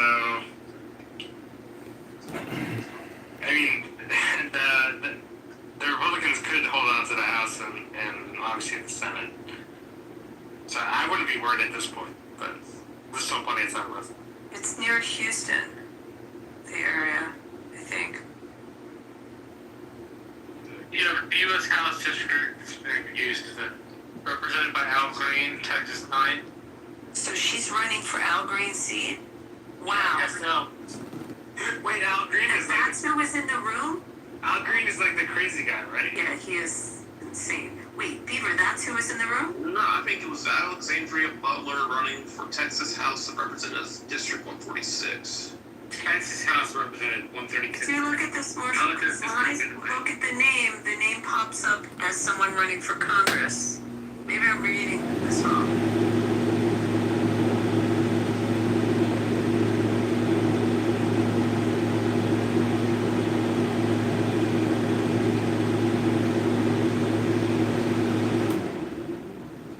Well, is anyone else super excited that the Saudis are going to begin enriching uranium to build thermonuclear warheads? I'm like super proud of those Saudis. Very excited about the prospects of creating more nuclear weapons in the Middle East. It's such an exciting time that we live in. What do you mean more? There is none.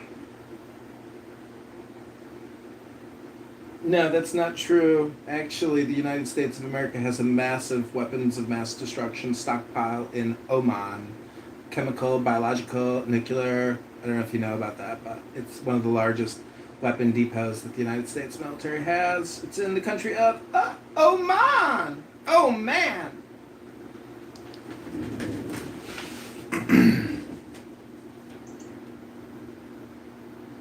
Oh, she ran, but prior for that seat, but now she's running for the House, the Texas House.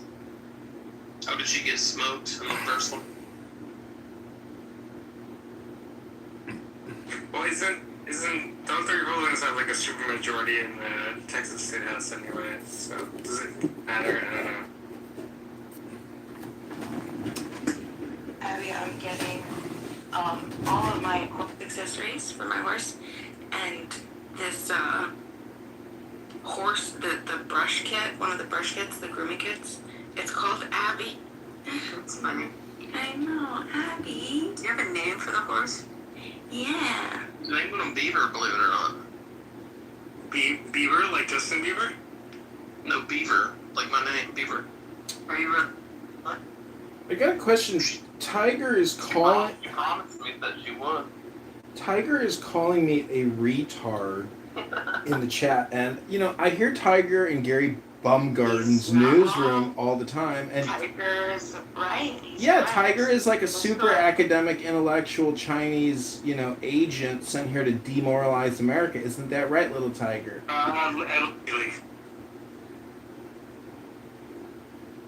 Oh, y'all get it. About my horse. Yeah. Oh my gosh. So, I'm so excited. His grandsire is some beach somewhere. So he has the fastest standardbred mile on record. So there was a whole documentary made about him. His father also made the Hall of Fame, but he made like $3 million in prizes. But he's not so. I guess he's not so fast. He's very laid back, like lackadaisical. But he likes jobs, but he's not fast. And so the horse, I guess the barn that has the racehorses. So they have all, like thousands and thousands of dollars with the horses. And so they said that they wanted to they're really sweet, and they offered a price that was way out of budget. And I saw them on our local, it's not close to blue chip farms. So there's a lot of racing, big names that come through. And so I was just on one of the pages. It's like a local horse zone, like horse space. And I saw him, and he was just so beautiful. So we messaged her. We started talking to her, and then she told us his price, and we're all like, it's way too expensive for us. We can't. We're not trying to do anything with him. We just want to, play horses in our backyard, basically. Me and my sister, that is important to us. So this is why we're going to be keeping him in my sister's yard.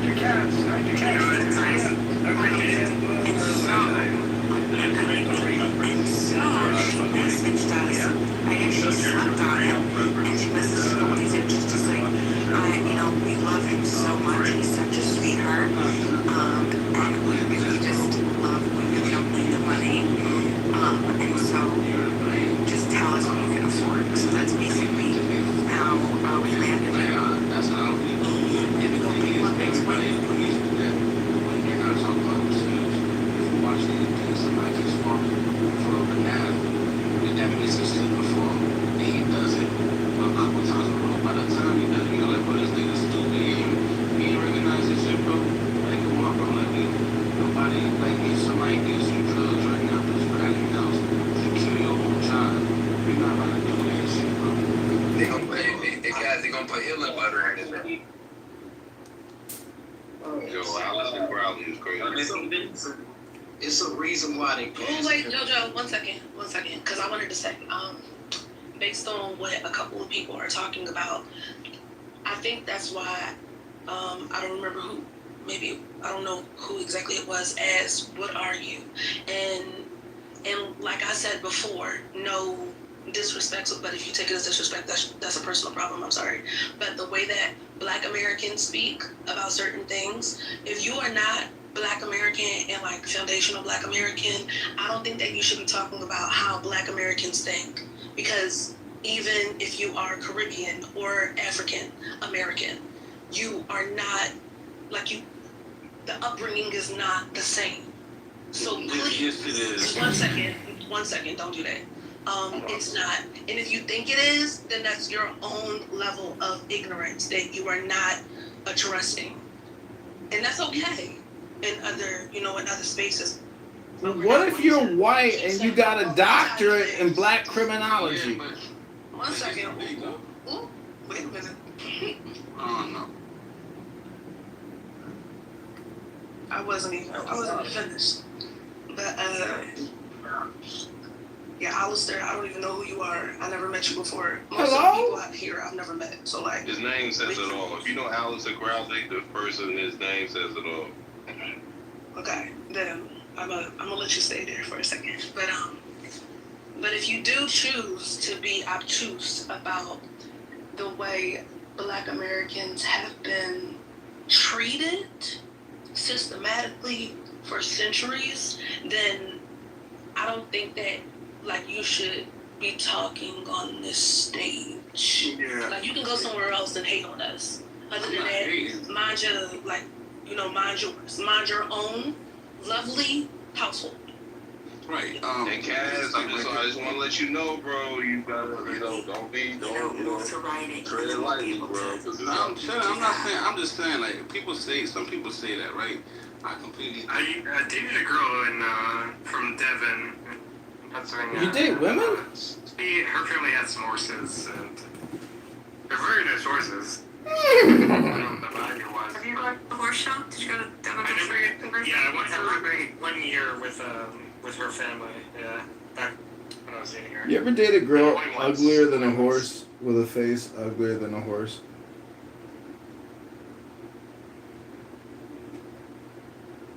David, have you ever gone to Kennett Square to Penn's, why am I blanking on the name of that center? It's the Equestrian Center. It's where Barbaro went after Barbaro had the accident, and they tried to, they put all the pins in the legs. The equine center. It's a big equine. I think it's like the most famous in the country. It doesn't ring a bell. No, I don't think I've been there. No, I used to spend a lot of time in like the Villanova, Gladwin, or Marion area. All the way out. No, Kennett Square is all the way out, like by the. Is it like King of Prussia area? No. Past Chats Ford, past Brandywine, by the Maryland border, but the equine center is like the big vet treatment for horses, and they have. When Barbaro was there, they had like swimming pools. When they rehab the horses, they into a pool so that there's something about them working their legs in water that heals them. It's a pretty cool place. Did they learn that? Yeah, definitely never been there, but spent a lot of time in the mainline area. only been to the Devon Horse Show once, and I only dated one girl that had horses, and she was from Devon. Did you ever notice a thing about women that have horses? Like their ADHD is really high, and so they get a horse to like try to calm them down therapeutically, but then they spend all their time with the horses, and then they never develop a career, and all they do is spend time working with horses, and that ends up becoming their fake career. But they're still hot, but they're also not very nice or pleasant. They're like, very poor, and they have bad ADHD, and they're just always working with horses. My friend wasn't poor. She was very good looking, and she was fine, so I don't know what you're talking about. Oh, I was thinking about one of these crazy horse girls that I took out on a date that, just always working with horses, could never pin down a job. Maybe the people you were associating with are a lot different than the people I was associating with. I agree. With all due respect, I do agree. But since we're on the topic of horses, I'm just wondering, when a man or a woman is united with a horse and they're galloping on through the field and they're one with the horse, is that a centaur? And I got a question for you. Is there a lot of structural white racism within horse breeding, the horse breeding culture, and horse racing? Interesting. Because if they're not Arab and not white, I don't really see a lot of diversity. Well, I was dating this extremely hot, rich young woman, beautiful woman. Her father worked in the oil industry in Texas and Houston, and they were exceedingly rich, far beyond the structural class of David and his little Chinese toy company. We're talking about oil billionaires, not Chinese toy import manufacturers like David and his pathetic little insignificant family. What I'm trying to say is that this woman also loved horses. And I have noticed that within the horse community, there is segregation and racism against African Americans that actually are affluent enough to purchase horses and to play with horses all day. And I think it's interesting that Bima, though she wants to correct and stamp out and forever eliminate this white Caucasian structural racism, she's participating in an economy that clearly is discriminating against African Americans who can't afford horses or even ride a horse to work. If you live in, say, a suburb and you want to ride your horse to Chicago downtown, well, that should be your right. We have parking garages, but we don't have stables anymore. And I think that that's indicative of the structural white racist society. And Bima, I'm glad to see that you're spending all your time with a horse instead of going to the gym where you belong. I am complete. Racist shit. Like, that is the racist ass shit that I'm talking about. And I know you're joking about it, but it's just so sad. The best trainers, the best like natural trainers that I follow on TikTok, horse trainers, they're all Black Americans. Okay, they're Black Americans. They're the real ones. Yeah, I was going to say on the Kentucky Derby, American Pharaoh was owned by an Egyptian Orthodox Jewish family. That, and do you remember American Pharaoh? Of course. They had to set up like Winnebagos, like trailers to live in, because they were keeping the Sabbath. And it was a whole issue because of when the race was, because it was on Saturday. Oh, shalom. Yeah, I forget the name of the family. Well, Bima, are you aware of redlining in the horse racing industry? Because this very hot chick who ultimately dumped me because I got rid of my dog that I was not couldn't really take care of that well. Biggest mistake of my life. Got rid of your dog? Yeah, unfortunately, I had to have Get rid of their dog. Well, hold on. Oh my God. Are you guys gonna break up with me and kick me from the room too? I've already suffered enough. Who gets rid of their dog? I gave the dog to a great family. The dog was a Havishire. It wouldn't shut up. Why would men get rid of their dog? That's awful. Why do men divorce their wives that won't shut up? It's because they won't shut up. I'm speaking. That depends on the case. Peter, what do you know? You're an expat. You don't even live in Iran anymore. I've seen videos of Iran. It's so nice. The malls, the women walking around without the hijab, they're so beautiful. I don't believe the lies anymore about Iran. Iran looks like a beautiful country with beautiful women walking around free, single, just looking for bald-headed Ashkenazi, white, Caucasian Americans. I'm ready to go. Anyways, Do you know why that smart woman broke up with you? Because I abandoned my dog. Because she knew that you would just abandon her the same. Oh, not her. But anyways, no, it's what would happen. Yeah, a man that would be so swift as you're a little nice. I would never abandon my dog. That's that is just incredible. That right? Thank you, David. It's I think that's it really the most is. shocking statement I've ever heard on Clubhouse. Abandoning your dog. Yeah, we should call. Now I know what to lead with. It actually might be responsible. We should probably congratulate him. Listen, I've also abandoned a bunny that I bought, a beautiful long-haired Turkish bunny. But see, I didn't just abandon these pets in the street. I put them on Pet Finder and eBay Classifieds and found them quality families that could take better care of the dog as I was suffering and not taking care of myself the way that I should have been. Instead, I was acting like a mother to a baby all day long. And eventually I had my breaking point and I had to do the responsible thing and give the puppy away, but in the process I lost the most beautiful, rich woman I've ever dated in my life. And let me just say, when I woke up at midnight and she was under my sheets blowing me in her mother's multi-million-dollar house in Escondido, I thought I died and went to heaven. Yes. What is it about? Well, I don't know, David. You're always bringing up, class and stratosphere and your cool network for your pathetic Chinese toy import company and all your cool business meetings at the hockey games. And so I just thought I'd, tickle your feather a little bit. Hello? Just because my ex-girlfriend had a horse doesn't mean she's like super wealthy. I mean, their parents' house did have a name, but well, most of them do out that way. There are all the states out there, and people from that area. Usually, it's a lot of DAR and a lot of blue blood that live around Devon. Yeah, I'm not gonna say the name of the house because I don't want dogs. But yeah, her house did have a name, or her parents' house, I should say. What's DAR? DAR.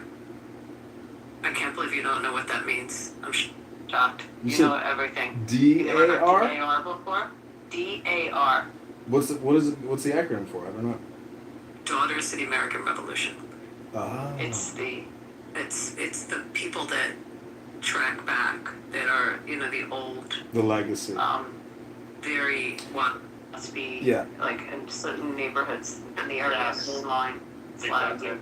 Basically, like they're all rich CIA, tax parasites sucking our economy dry. No, No. Have you been in Washington, John? Have you ever gone to DC?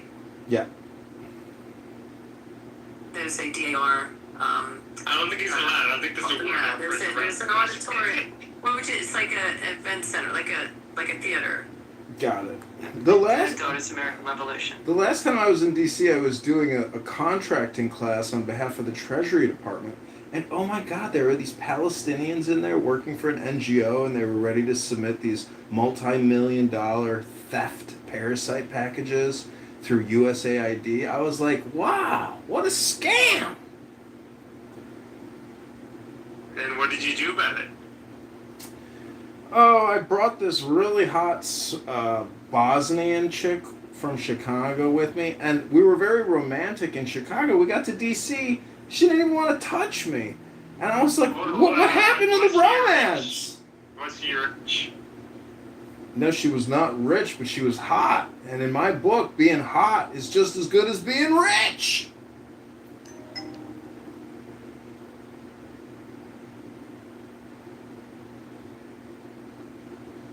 Well, we've got a real man on stage, Brad Stauffenberger, the Viking warrior who can talk unabated for 10 to 20 minutes about any topic in the world, doesn't matter what it is. He's the king of chillism. And I just want to say, Brad, have you ever dated a crazy white woman who loves her horses?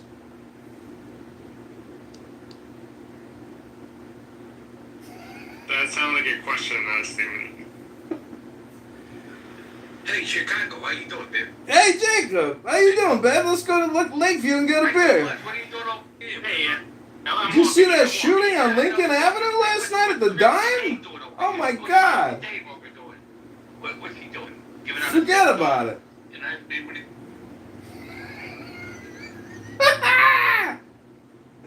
what They kicked me. Why did they kick me?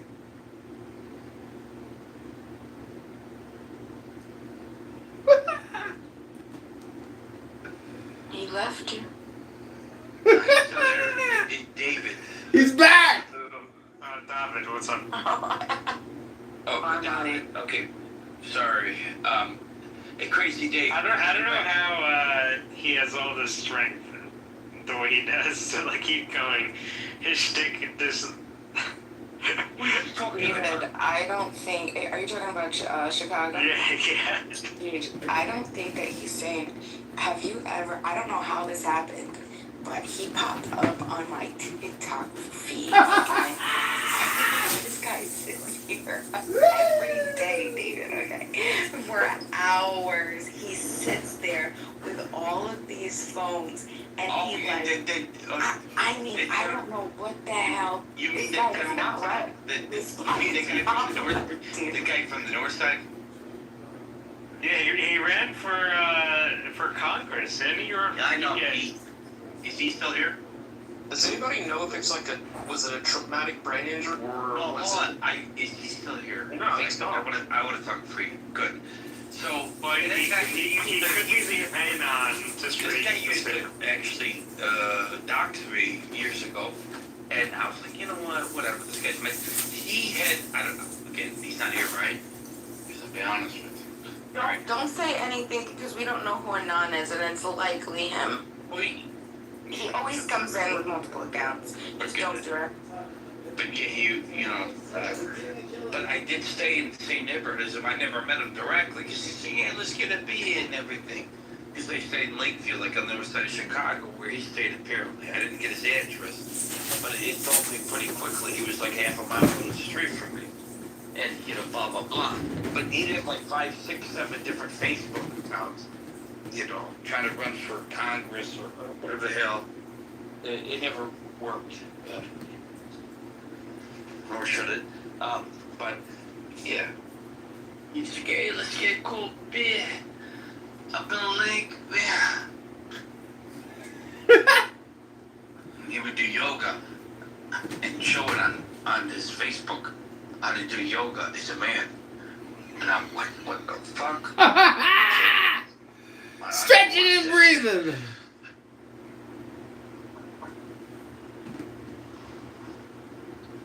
Feels like he's the same person that shoot you in the head. Projection says what? And then himself after.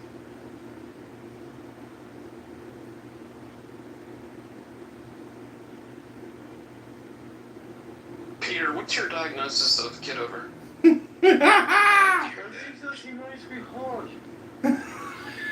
what? Is he high or is he asleep?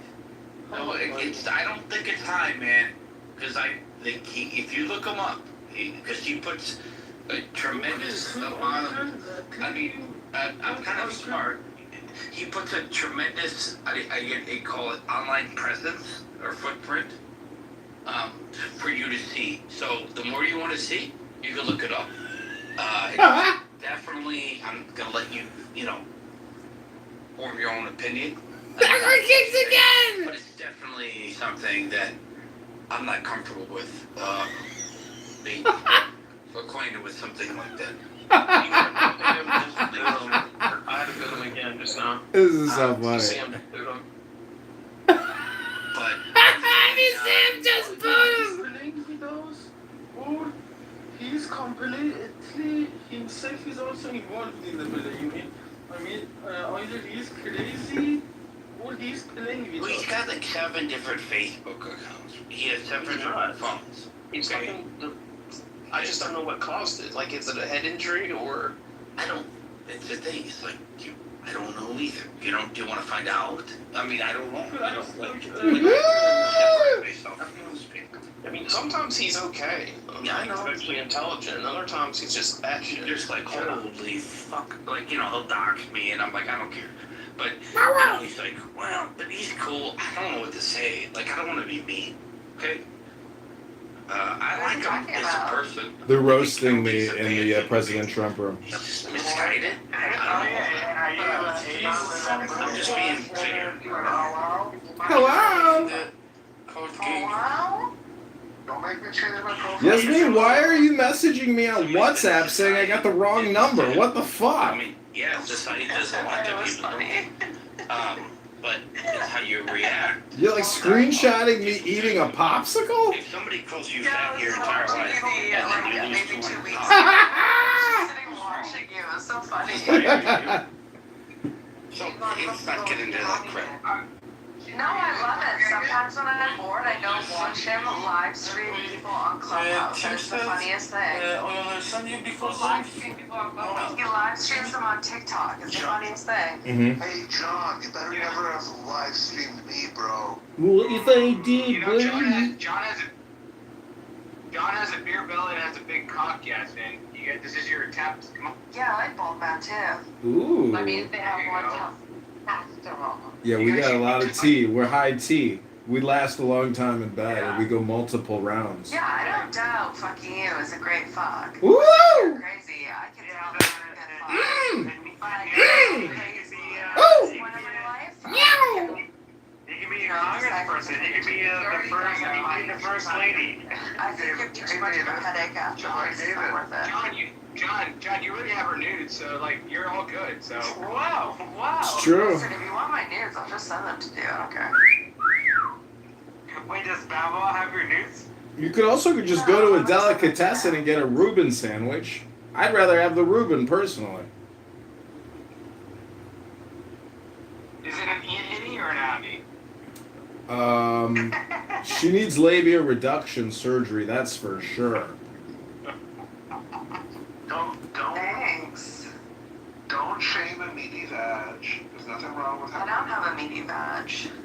Listen, Yasmin is hot. There's just no doubt about it. Like, she's hot. It's like, it just isn't, so it's not really offensive. I actually have a very small vagina. She's a MILF, but I bet you when she was 19, she was like a rock star. Weren't you just like the hottest thing? Because I've seen that photo of her. Yeah, of course. Yeah. Yeah, of course. But for a woman my age, I still look far better. I don't So I'm doubt doing it. okay. I don't doubt it. But do you think Clown House has aged you?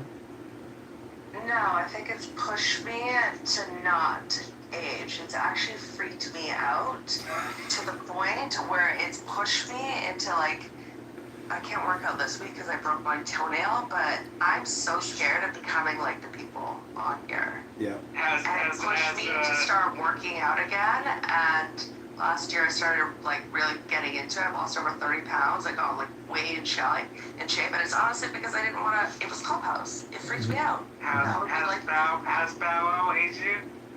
He has scared me that I don't ever want to be like that. Yeah. Hey, David, I have a question. Like, And it has motivated me. in rooms. What have I done to you? Can we squash this beef? What do you mean? I have nothing against you.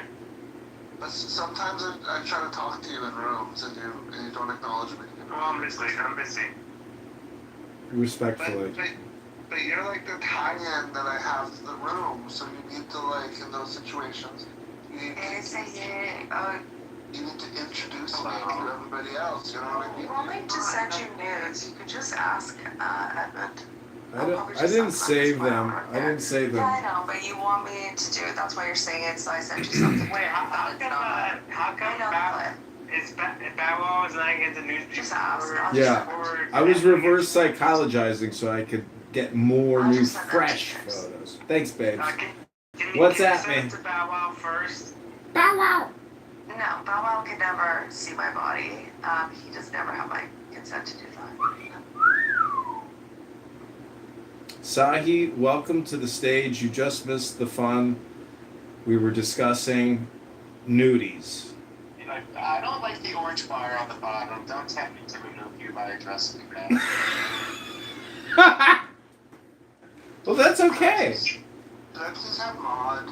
Why am I down here with David and Edmund? True. Someone's got it.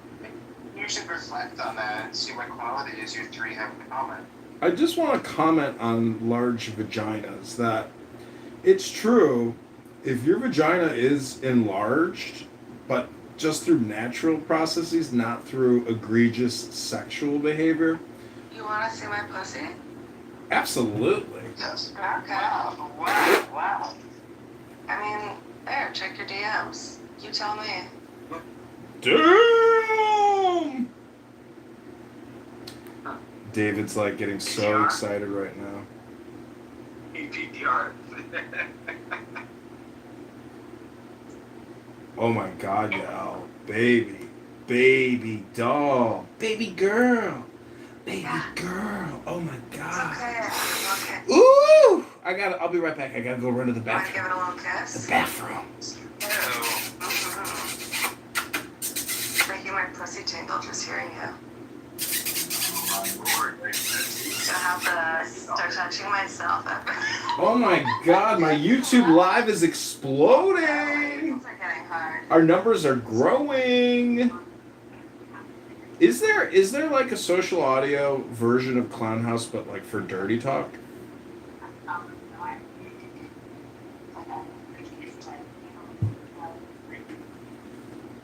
PornhubLive.com. Oh, that's true. I forgot. There's Why porno don't you just send it to me websites. too then? Fuck it. Why not? Wait, what is Pornhub Live? Oh my god, Yael. Holy cow, that lingerie is hot.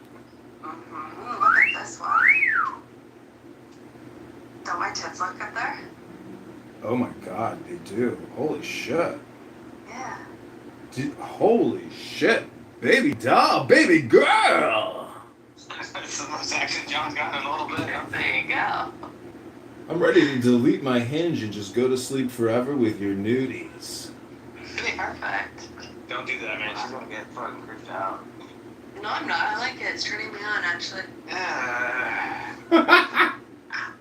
I've always found it kind of sexy. Crazy, but Your tits are huge. Yeah. Don't you like porn? The porn tits are amazing. Wait, why did you delete the other photo? I don't know. Do you like that one too? I can send it again. Yeah, send it again. Okay.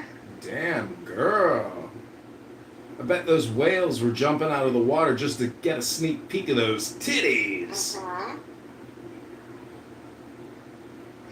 Don't worry, Michael. I'm screenshotting everything to send you later in the DMs. She told you don't have consent to do that. How does it feel that you have to get them secondhand? Like, where's the sense of pride? Like, does this embarrass you at all that you have to get it through, like... Michael, this is all part of the game. Does it make you embarrassed?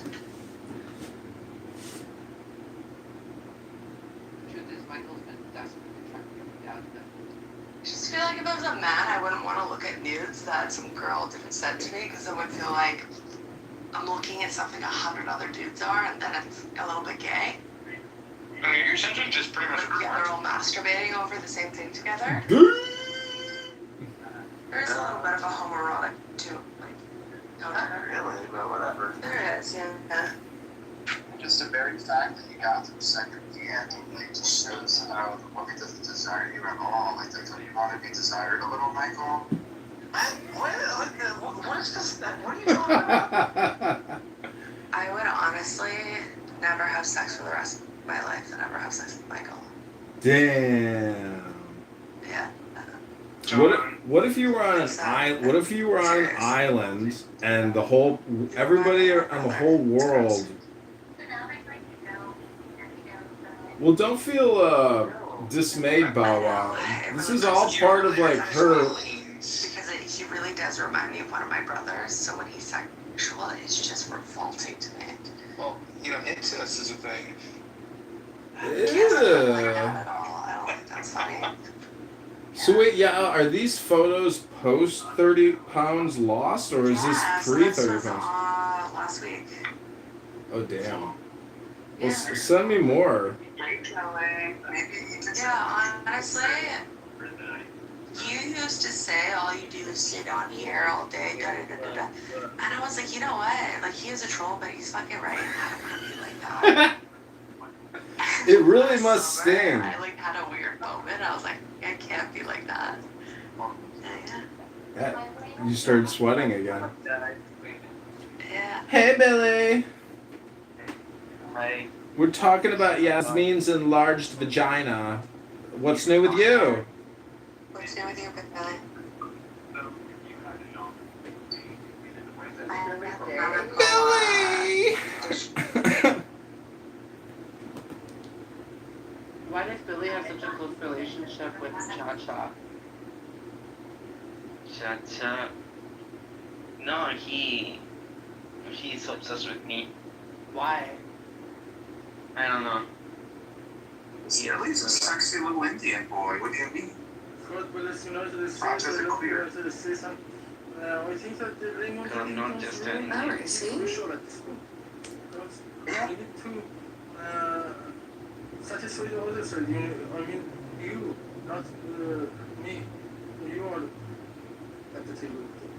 I think that the role of the Raymond's Reddington is also very important in this issue, isn't it?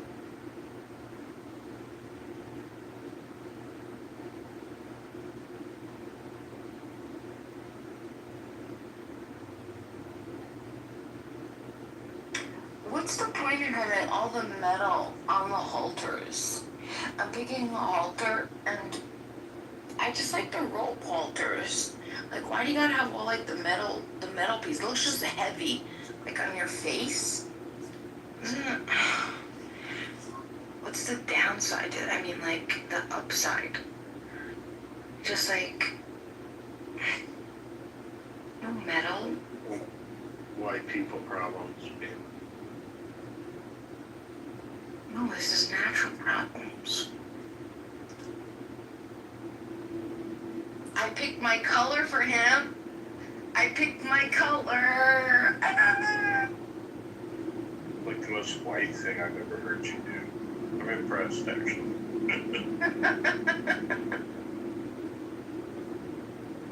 Your voice is racist. Don't you ever say that again.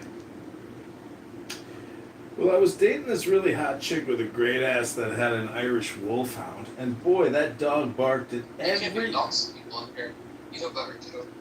You doxed somebody? Who did I Why would you dox? do that? Why would you do that? Are you talking about Jacob? Fucking guy doesn't even live in Chicago. You said a last name. Last name? Dude, do it again, you'll get.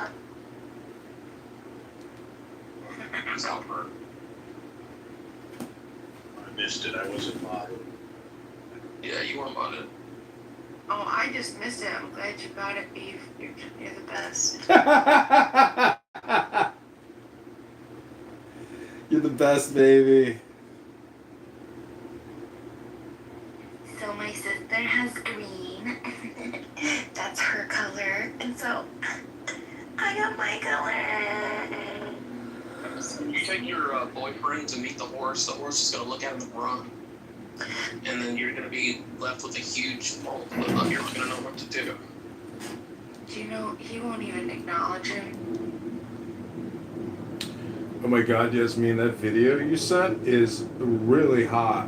Michael, you're gonna wet your pants when you see it. Oh my god, Yasmin. Why would you want Michael to be involved with this? I thought this was just you and I.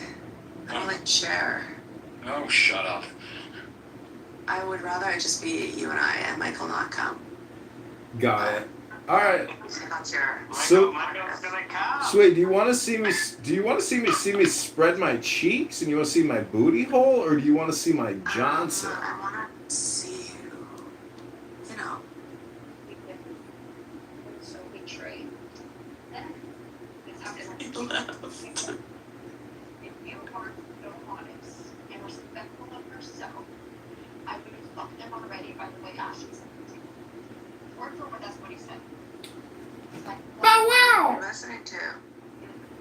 Well, Yasmin, I'm shooting a video now on WhatsApp to you.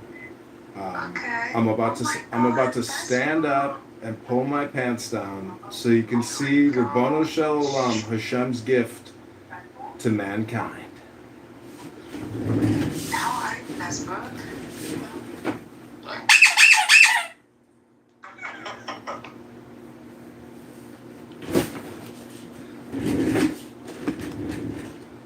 Did you tell me blocked on Instagram? What blocked me? Yasmin, you must have some crazy stories about like your activities on the internet and men contacting you. Yeah, lots. What on X? Do you get anything on X, or is that just like? Mostly just pictures of Anne Frank and like Auschwitz on X. Wow. It's awesome.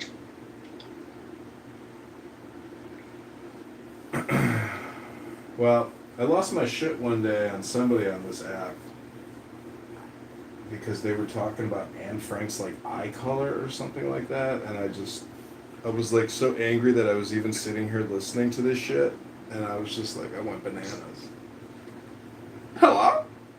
Yeah, I think it was Nora, actually. Nora Bandura. Yeah, it's crazy.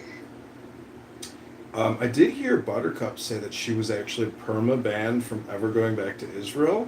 She's like on a Canary database now. She can't get into Israel. I was like, Oh, really? She's on Canary Mission? woohoo! Yeah. Oh, wow, that's interesting. Let me just go take a look. Bow Wow, did you hear that? What? Yeah, she was screaming at somebody on this app who she was claiming doxed her and got her on the database. Who doxed her? I don't know who it was. It could have been Norm, but don't quote me on that. But I think Norm was in the room when she was accusing somebody of doxing her. And I was very excited. And I told that woman, Grace, who always says she hates Buttercup. I think Pearl was crazy. No, Pearl's amazing. Pearl's an amazing Pearl, woman. sorry, Grace. I think Grace is crazy. Sorry, not Pearl. I was reading your name. You are kind of crazy too, but I do think Grace is like actually. It takes one to know one. Psycho. It does a little bit, but don't you find her strange? She's strange, for sure. She's strange. Like I feel But she's on her like second husband, living in a multi-million-dollar house, just living her best life. And you know, some people are pretty far out there. And the older you get, the less your brain works. So, you know. I don't know. She gives me a weird vibe. I feel like she keeps people in her basement. She's a cantor. Grace is my ex-wife, by the way, Yasmin, so I'm not surprised she didn't say anything. Oh yeah, I was looking at Canary Mission.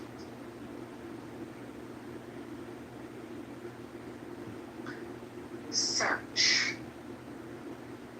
Buttercup alias. Rachel.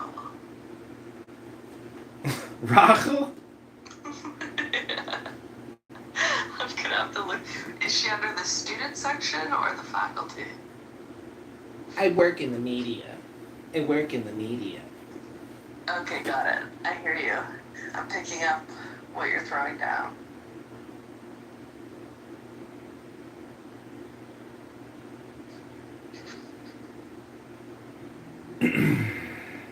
I've been messaging this chick in Tel Aviv.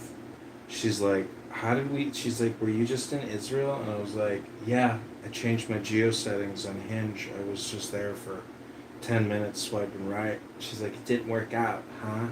It's like, nope, didn't work out. Want to come to Chicago?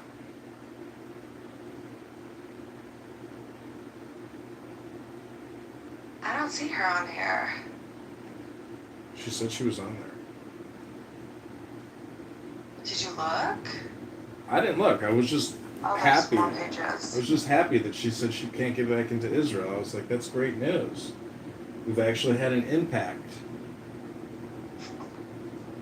Oh god, that's funny if she is. I'll say who they should get rid of is that fucking Emrose. Oh man, what a fucking brain rotted out fucking communist bitch. Ugh. Yeah. Just like she's like listening to literally like people scratch chalkboards with their nails incessantly. She wins the prize for the most highly annoying person of Clubhouse. Even Amir's rooms, the fucking terrorist supporter promoter Jew hate rooms, they can't stand her after a while, even though she is even more hardcore than them.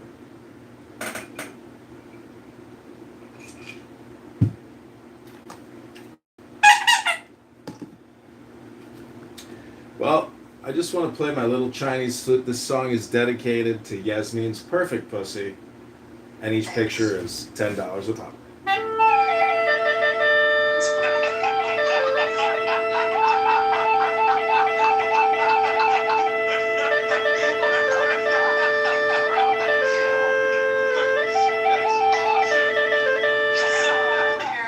Just $10 a picture. We got all the juicy photos.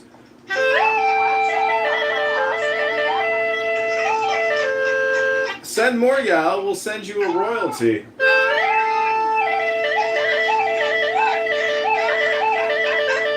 your last name?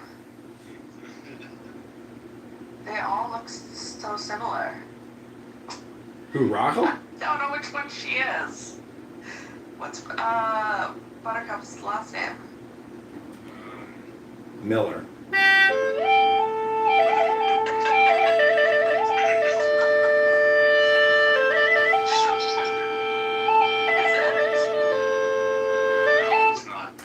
What is it? I don't know. What I'm playing? Yeah, I don't think she's on here then. Maybe she got herself removed. Oh my god. This girl texted me today. She's like, "Excuse me, can I ask you a question?" I said, "Sure." And she's God like, sent this message just for you she's today. like, "Can you send me $175? I have some unexpected medical bills that came up, and I would really appreciate it. And I would send you pictures to make it, fair for you."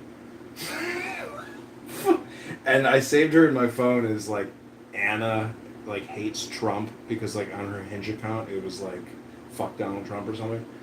So, I just wrote her back a polite no, but it's pretty ridiculous that these chicks are like texting random guys that they've never even spoken to on the phone asking for money, and like if they actually have any success, like I'd be fucking amazed. You know what I found out? What? Apparently Lolly's given thousands of dollars to Travis. Who's Lolly? Lolly? Yeah. Shocking, right? What? Yeah. Why? Nudies. I felt something was weird about her. Like suicidal empathy here? Like what the fuck? I know she's got a weird thing, yeah. I think she's a strange woman.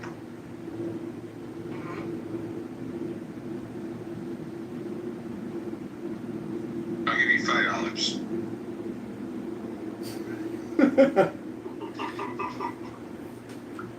Sold to the highest bidder.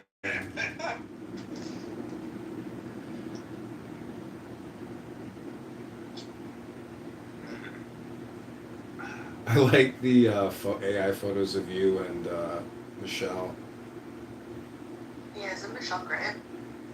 Yeah, she's fun.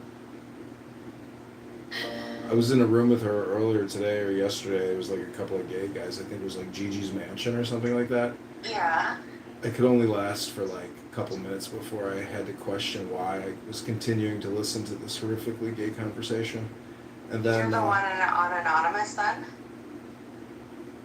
No, I think I was just like in a different account, not Anon at the time. I'm just saying that as soon as I left, Michelle left and like came to my room because she's like, he's right. This is fucking trash.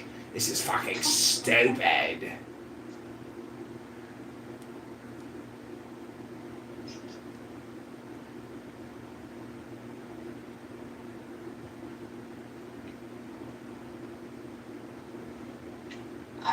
Wait. Oh, hey. What's it say? Shlomi like my thing. Shlomi the ops.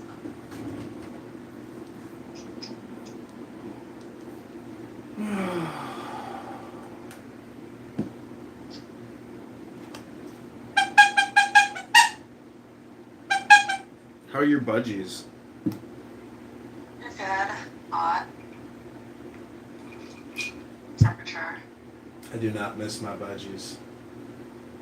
Love them. You should have an Instagram or a YouTube for them. I don't have an interest in being a public person. And that's why people do it with their pets. That's why I stuck on Twitter for as long as I did, because I don't really want to do that. You said you were going to delete the account. You never deleted it. I know. I thought I was going to too. But then I remembered that Elon Musk liked my tweets, and I was like, oh I don't want to get off shit. that. Yeah. That's some big karma. Why don't we just rebrand it and just call it like Clownhouse Retards and then just live stream Clownhouse Retards? Because everyone that's following now that's still even on Twitter will just stop following me because it'll annoy them. Who cares? Well, I kind of want to hold on to it. Got it. I have had it for a long time. Got it. Boring.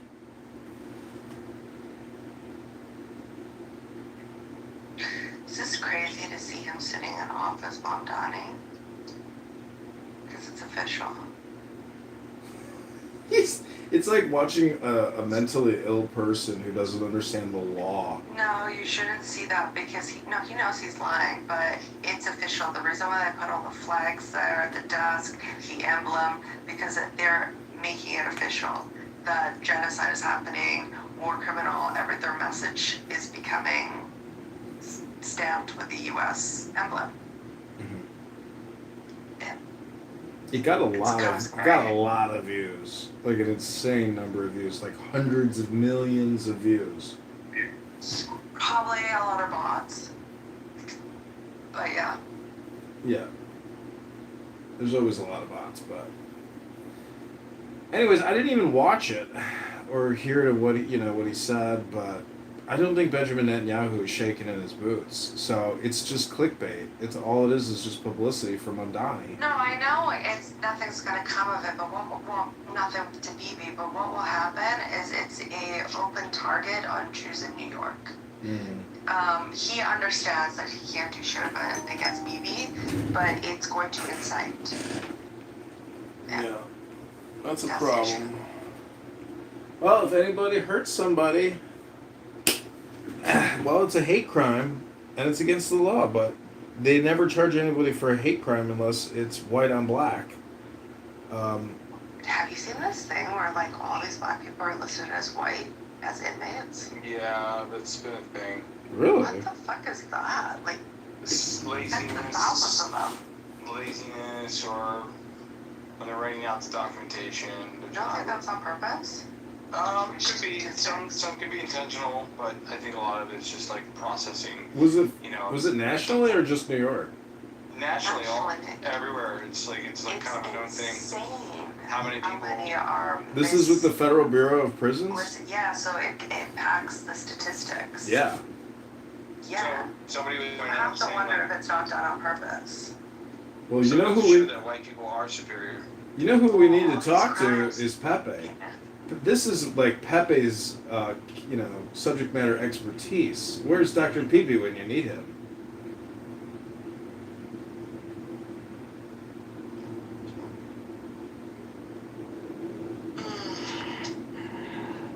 Let's see. FBI releases. No, I can't find what you guys are talking about. It was online somewhere. I forgot where it was. She's right, though. I saw that too, and I read a little bit about it. Well, if you want to fly into Chicago this weekend, y'all, I'd be happy to get you a plane ticket, especially after seeing you in that lingerie with that whip. Meow. Meow.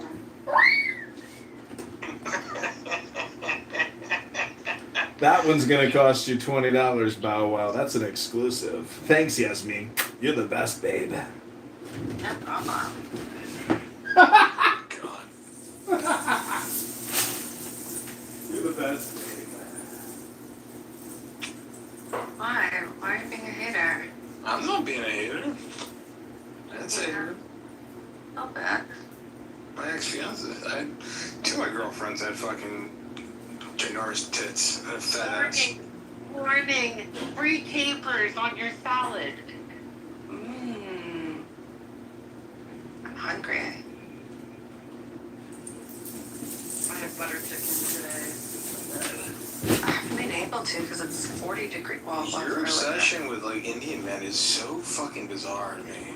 She lives in Canada. She's brainwashed to love them. No, Jasmine, this guy don't know what I'm talking about. I was at a music studio all day and they provided food and they provided Indian food. What the fuck you do, bitch?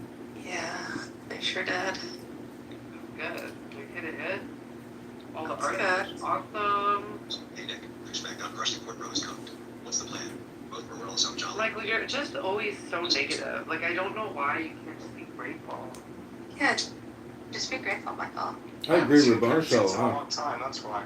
Well, because you don't want fucking flag. You're slimy. You don't got flag.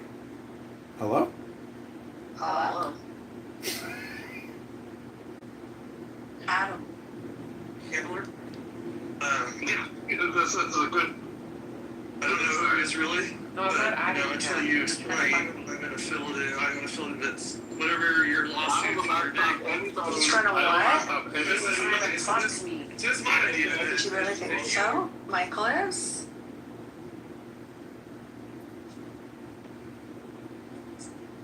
Hello? Yeah, why the fuck would I want to fuck you? Fuck Sierra.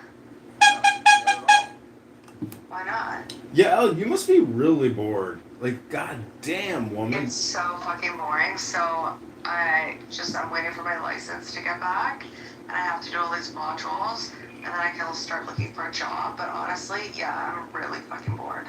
Well, come to Chicago this weekend, and I'll tickle your feather. I don't want to go to Chicago, but I gotta start working this fall because I'm gonna lose my fucking mind. Well, I can't do it. why don't... How long have you been out of work for? 5 years? 5 years. No. Yeah, I don't like working, and I don't need to. Put this on Fox You News. weren't even on Clubhouse 5 years ago. Oh, yeah, she was. Yeah, I was. I sold my nursing thing. Anyways, I worked for Chabad actually for 3 years. There, Gosh, hello, I long. haven't worked as a nurse for 5 years. But I was working at Chabad until Shuki got me fired. Are you shitting me? No, I'm not joking. He got me fired. Yeah, you got her fired. That's awesome. No, what? What do you mean? That's a memorable thing. Oh, wait, I see Jacob when has... he gets kicked out of Israel. Or America and stuff to Israel. Hey Jacob, I love the new haircut. I'm in a room with Yasmin. She just sent me some lingerie photos and they're $10 a piece. Hope you're doing well. Why did Shuki do that to you? You guys used to get along. Because when that blind 21-year-old black girl came on and started saying that she had his baby, I thought it was really funny because the summer before he had been sending us pictures of some black 21-year-old girl that he'd been hooking up with. And then I saw pictures of the baby, and it was like a little black Shuki baby. And I just thought it was fucking hilarious. And I could not laugh at that. And he got so angry because it's his baby. Because he knows it's his fucking baby. Oh my god. And he's in denial about it, yeah. If you saw this baby, it's so funny. It is literally Shuki if he was like biracial and a baby. So wait, what did he say to the Rebbe? Or the He said Rebbe? to the Rebbe, well, he said that I went on the internet exploiting young Arab Muslim men for naked photos of just really dirty stuff. Yeah, it was really embarrassing, the whole thing. Damn. So you're not welcome at that... They knew, so Nahama and Monty, they know it's bullshit, but it's also like these people don't even have social media. Like they are so sheltered, and it was just such a aggressive, humiliating thing for them, for my family. It's just easier not to, and so they didn't rehire me for my contract, and I'm not gonna push it because it's embarrassing. Yeah. I don't want that for them. And it's not really a great career choice, you know, to have a contract at I don't want a career. I Chabad hate working. serving food. Well, I don't know. No, I was teaching the Hebrew school. See, people like karma. You know. Oh, you're teaching Hebrew school? Oh, that's nice. Yeah. Well, it was, yeah. Yeah. Well, anyways, there's just, I hope you get your license back, and but there's so many things you could do. You don't even have to go back into medicine. You can fucking go into private equity, venture capital, financial advisor. I don't know anything about that stuff, though. There's nothing to know. You know how to talk. Bored, to be honest. I hate working. But I am bored. Well, you've boarded Jacob out. Jacob doesn't want to listen to your shit anymore. Yeah, I hear you. You hate men. You hate working. Sounds, like you're going back to the crew. Oh, you don't hate men. No, I love men. Yeah, I was talking to you, Jacob. I'm live streaming the large vagina room into your depressed room. I don't like Jacob. Jacob, maybe if you were in the large vagina room, you wouldn't be in a depressed room. Yeah, come enlarge your consciousness in a bigger vagina. Yeah, your clit awaits you. A big, wet, slimy clit. Love porn star tits. Love huge, fake plastic tits that when you fuck her from behind, it looks like she's got bowling balls in her chest. No, dude, I don't know what it is. It's just something about it. So my kids move. I don't know what you're imagining. Well, whatever. They move. Do you know? I like that style. I don't know why. No, stop that. I don't like it when you do that. It disgusts me. Like, I just want to call women a whore because they're just they're so stupid. Because women are You so watch stupid. so much porn and it's so obvious. It's like, oh. Bow wow! Wow, watch this a little. Bow wow! Bow wow! See, Bow Wow, I don't know if you know that they've run scientific observational studies on augmented breasts, and they've found that 9 out of 10 men prefer augmented breasts to non-augmented breasts 100% of the time. It's crazy. Yeah. It's something in the brain that lights It up is. It's in the brain. Yeah. It's called supernormal stimulus. Look it up. Yeah. It's on Wikipedia. It's basically billboard advertising, but it's just yeah. the weirdest thing in my brain. As I got older too, it's even more pronounced as I got older. What are you talking about? Before I wasn't. It's a psychological term called supernormal stimulus. It's on Wikipedia, and they did tests where they've done observational studies on men that do Super what? Stimulus? supernormal. Okay. It's like when a new stimulus exceeds the threshold of a previous stimulus. That's just basic economics, though. The more you use something, the less value it has. No, it's really more about aesthetic and enlarging, you like hentai porn or something. It's yeah. This is John Kitover, Jacob. Nicholas Tinbergen. It occurs when an animal's innate drive are hacked. For example, a bird will often choose to sit on an oversized bright blue polka dot. Oh, this is so interesting. It's fascinating. And the weird thing is, as I got older, I really wasn't too much of a tit guy, and then all of a sudden, for some reason, I'm just so enamored by tits. Fucking corn tits. Yeah, dude, I can't explain it. And I'm like, God, they're fucking that whore. I just want to fuck the shit out of her. I'm like, yeah, this is comfortable. Can you stop? I think it's personally, I think it's kind of gross. Augmented breasts, because that person now has to live with a possible health scare in the future. I was watching the Drewski show, and this big fat Colombian bitch, she's like, my breast is leaking right now, and the bags can leak, and so it's so if that's why you get saline. You have a choice whether you get silicone or saline. Mm-hmm. So in the developed world, we do saline, or a good surgeons will recommend you go with saline. Should there ever be a tear, at least it's something that's not foreign to your body. It's going to cause an infection and problems, right? Yep, I understand. But what I'm saying is, when it comes down to preference, a man will always prefer a non-surgically altered augmented Well, that's woman. not true. Michael's right here saying he prefers them. No, he hasn't actually been given the option. Michael is literally a man saying he prefers fake tits. No, So that's false, what you're saying. No, I like them. I didn't say No, you said you can't get enough of them. You see, you just want to fuck them. All you want is fake tits. Rah. Listen to him. Yeah, but doesn't He mean that prefers fake tits. There you go. I mean, it doesn't mean I prefer them. Yes, it does. No. He's just merely expressing You already broke your argument.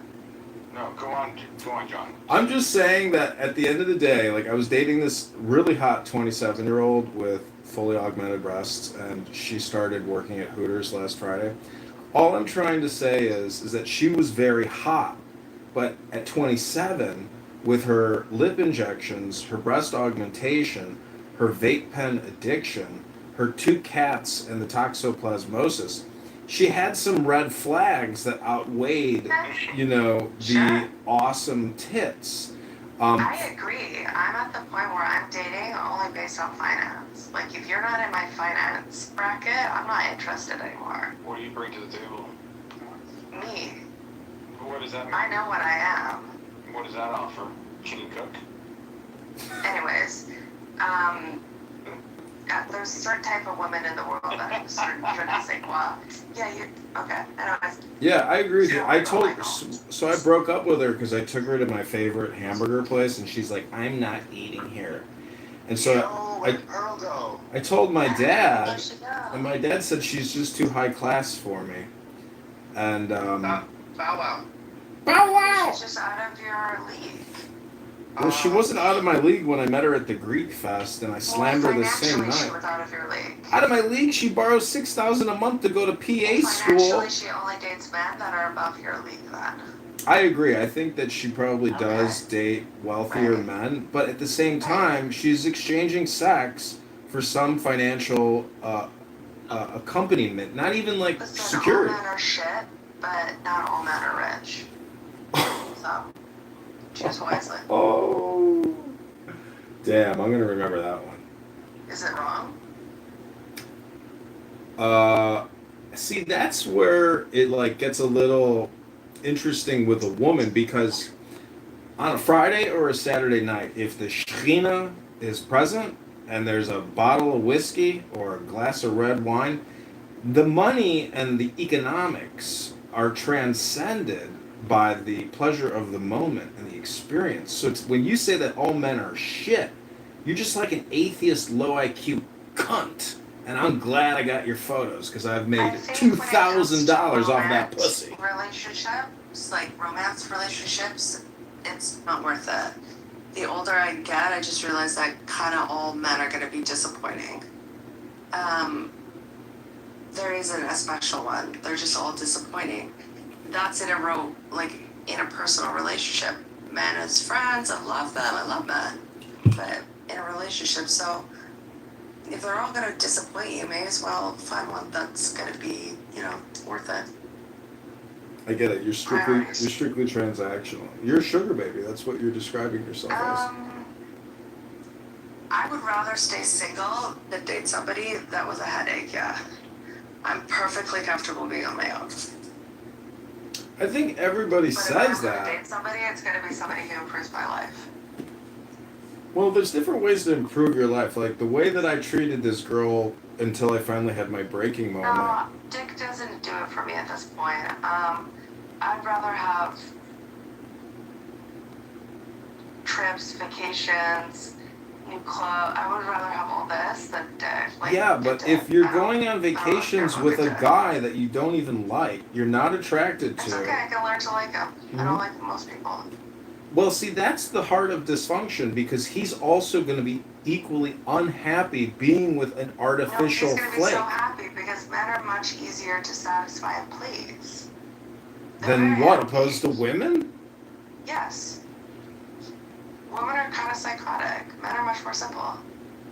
Well, what I'm saying is that an authentic, genuine, loving, caring, conscientious. Got kicked from the room. I got kicked from the room, Jacob. Was I boring you?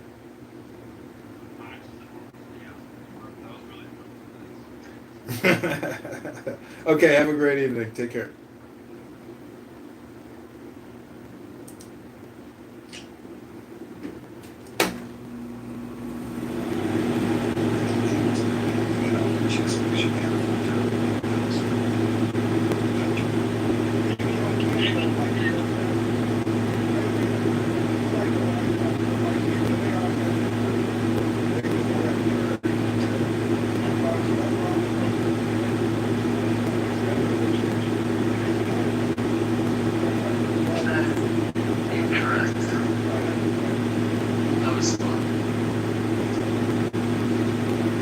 I got kicked from that room too.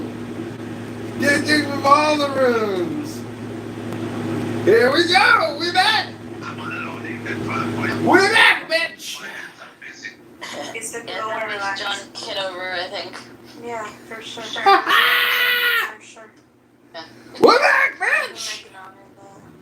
Audience. Sure. I actually wanted to ask him a question. The man-hating room by way of the title? Yes. You have a problem? Should get it out. Wait, so this room is on some man-hating shit? Like, what it? Yeah, You won't Palestine or boys, man. Doo-doo. They only hate you. Are you for Palestine or you for Israel? So now, Tom. Hold on, give me a second. Are you for Palestine or for Israel? We're not going to be able to talk to anybody, Shuki. I'm pro-mutant. How about that? You're for me. Oh, that's very good. Shuki Airlines open tonight. Bye. Chicken wings. I'm out to get for Semaquama. He's going to take your job. I love when it gets like this, out of control. I wanted to talk to him. I'm sorry. Room title. I'm sorry. I'm so sorry. Next time, I'm leaving it to you. But I'm unloading, so I kind of did it like automatic. Oh my goodness. Come on, it's good idea. All of you are laughing. I'm laughing, but I wanted to ask him, like, if he came to join in on hating men, or he just wanted to complain. Next time, I promise. You know him? American, and for whatever bizarre reason. In the modern world, essentially the brain's visual system, and I'm going to use neuroscience to prove it. I'm also going to give you 3 neural hacks, which you can start doing today to improve your brain's visual focus and attention. You're supposed to blink 15 times per minute. But guess how many times you blink when you're staring at a screen? Only 5 times per minute. That's alarming, because blinking resets the brain's visual system. Enhances focus. I love to say that when somebody calls me white, I'm going, actually. With all the respect. With all due respect. You know who my father is? That was great. I know that I have legs. What is that from, Ellie? It's from David Bovendia. Yeah, he goes, do you know who my father is? And we're like, do you know who your father is? How fast do you know? Wait, are we mad at Brett? Is Brett in the doghouse? No. I told him to come up and introduce himself, otherwise he was going to get kicked. Brett, who are you? Today I am issuing a veto on this bill. State your name, For too long, purpose, and this chamber special has borrowed, security. spent, and piled debt on the backs of our children. Every dollar you add to that tab is a promise they will have to pay. Oh my God, you don't understand. You don't understand.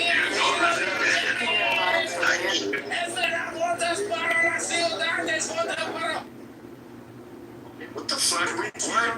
Why am I not mod? What the fuck is going on here? Am I sure can you please keep We're waiting for you.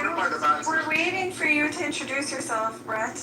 No, someone else seemed to wait. They voted me out. That was Shuki. That was Shuki. He took care of you, Brett.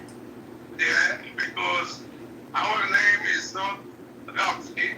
And over here, there is no Soviet Union to becoming this. So that's your life today.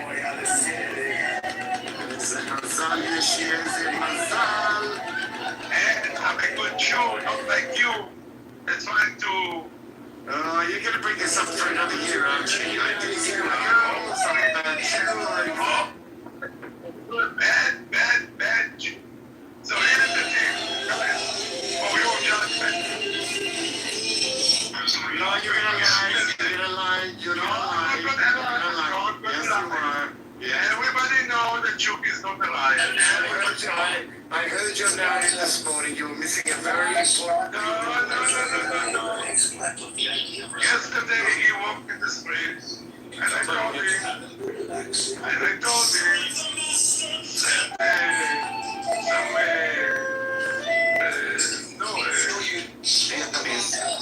Vietnamese girl. My way. And he said, It's okay, Shuki asked for my housekeeper also. exactly. Beautiful. There you go. Melanie is my Melitosha. How do you say Melitosha in English? I don't know. Well, she is my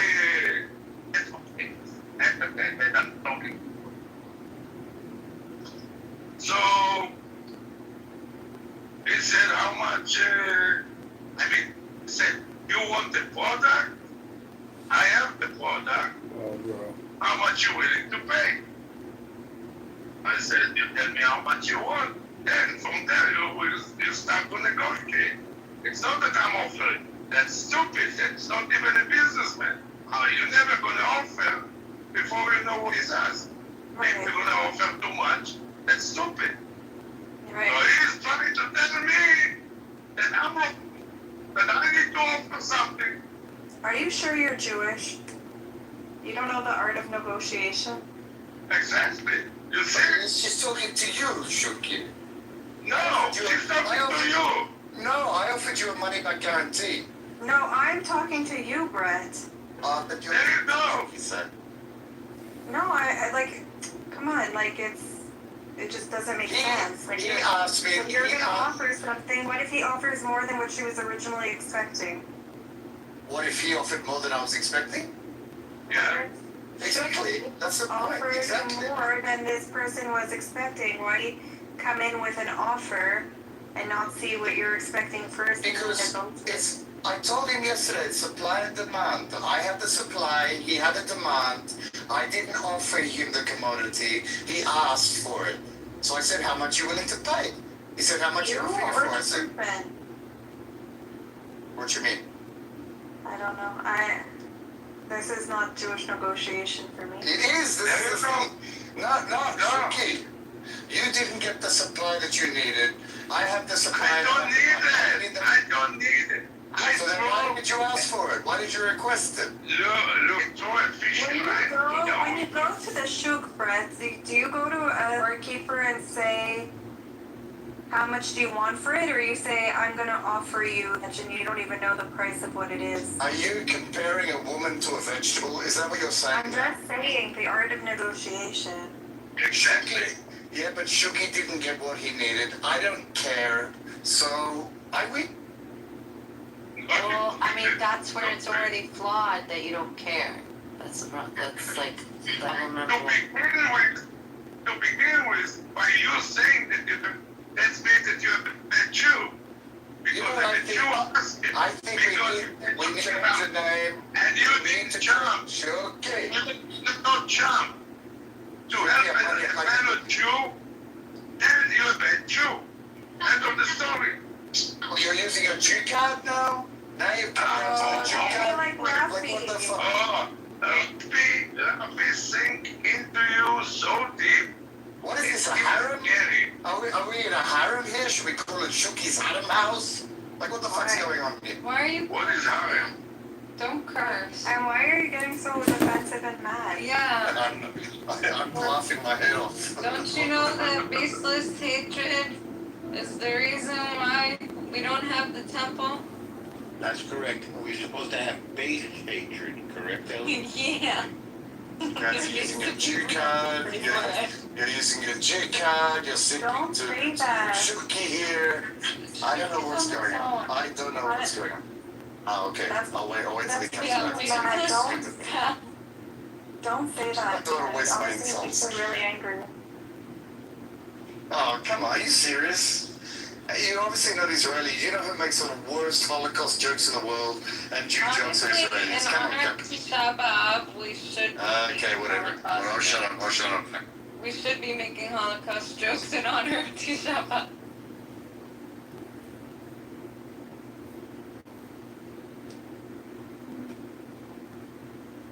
I always forget how sad I go. What do you forget? I'm glad someone else is This is why I asked him. I just forget. How do you retard? Because aspartame is bad for you. It's like awesome for you. sorrow. One of the most fucking studied fucking like research chemicals that's out there. Okay, so No, you don't right? have to drink. You have to drink literally in a year. Is that That's a why lot? all of y'all are dumb Yeah. shooting up fucking CEOs and health insurance companies. Because you niggas are drinking too much Diet Coke.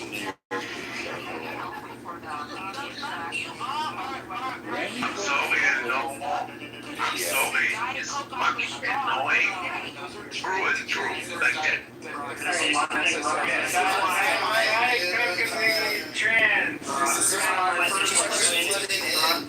I can hear you. This is why my first question was, is he a fat bitch? Yeah, go ahead. Because it's synonymous with the delusion behind fat bitches that keep chugging Diet Coke and still remain fat bitches. So, I mean, if you want to continue to live in that delusion, then that's fine. But Yeah, but that's not what you're saying. Science. He said that Diet Coke contributes to weight loss. I said He said that. Yes, I said the mic again. Why is it that the everybody else shut the fuck up? You have to let Kevin say something back. So you might not like it, but in research where they assign different drinks to different people, yes, the diet. And then losing weight is not equivalent without Just why are you nutrition. interrupting me? You don't get You don't know, now I'm a dumb bitch, because you don't know the difference between nutrition and weight loss.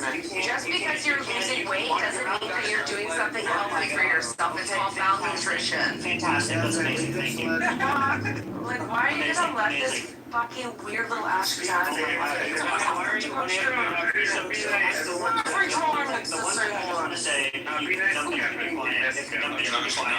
Fucking hell, I swear to God, I'm trying to shut up. Said that the upper limit to which there might start being issues is 40 milligrams per kilogram of body weight. If you do this math, that means that you'd have to drink about 17 cans a day in order to even get close to what the research says might be a problem. Okay, well, here's How many 2 liters? Okay, now I get to talk. No, now I get to talk. Alright, so the fact of the matter is, dude, I hate breaking down things on Clubhouse because, you know what, the hardest class I had outside of the deficiency language aptitude and battery test that I took was business analytics. And it's all these other fucking factors out there that involve, that have an effect on math. Basically, so whenever you Democrats like spew your statistics and this, that, or any Republican, doesn't matter, bro. Like, statistics are fucking bullshit, bro. I'm never gonna find out that. It's ever changing and especially nowadays, like even by the fucking microsecond, probably, right? Your party is made up of socialists and Marxists. So wake the fuck up. Like, I'm not gonna sit here. Yeah. Wait, can I say one more thing? Dumb. Yeah, say one more thing. You're gonna get me this Diet time. Coke conversation, and then we coexist. Okay. Thank you. He's about to deliver the fatal dunk after decades of research, which shows that it is actually safe. She's about to share the final piece of information. Brock, why is he not letting me talk, Brock? Thank you. So if you see, I put 2 links in the chat. Click on the last one first. This is from the American Institute for Cancer Research, June 11, 2014. In a short but controlled trial of beverages and weight loss, diet soda linked to slightly greater loss compared to other beverages, right? Hold on. Now click the second link I put, which Harvard Health, and it was done March 22nd, 2021. So a more recent study. It says zero weight loss from zero calorie drinks. Say it ain't so. Right? It says that you're trying to cut back on calories by making a switch from regular soda to diet soda. Right? Research suggests that none of these choices may help with weight loss. Right? This is from Harvard Health. And it's a more recent study than the one that shows that you do lose weight or drink diet soda. How do we know any of this shit is true? We know that Diet Coke isn't gonna help me lose weight. Diet soda drinking ass believe. Okay? And I don't believe it. And you know what? The first one with the cancer shit, they want you to drink aspartame because you're gonna get cancer. And guess who's gonna make money? Guess who's gonna make money? Alzheimer's. Correct. They're literally correct. They make money. You guys are so dumb. How are you living your lives at this point and not realizing what's going on?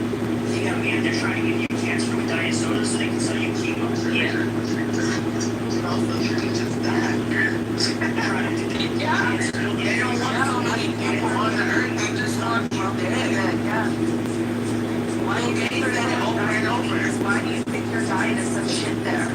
Why do you think you have times such high rates of diabetes? He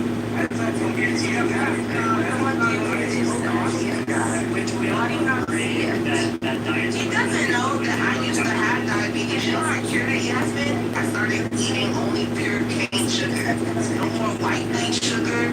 No more aspartame. No more agave. All that bullshit. I don't want it. It's bullshit. Yeah, you gotta do your honest, I don't know. Yeah. Your liver can only process real sugar, not artificial. Not artificial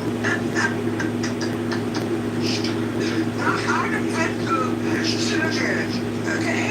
How do you have any trust? Like after all the shit they lied to us during COVID, just so many lies that we know about in hindsight now.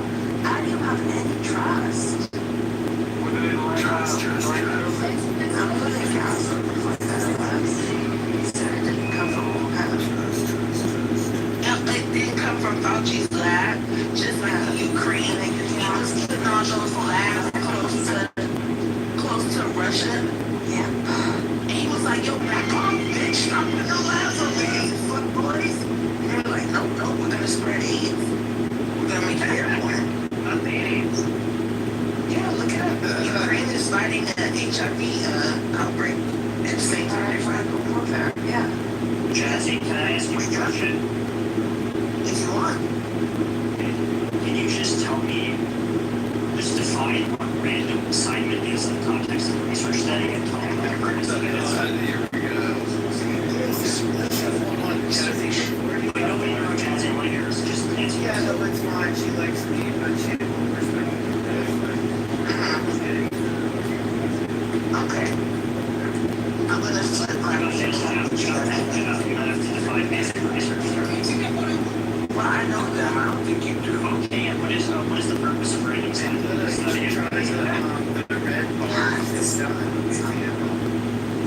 Can you just tell me before you I'm not Googling. I'm flipping cabbage. The thing is, Evan, I'll tell you when you stop drinking diet soda. Okay, so you can make that commitment to me.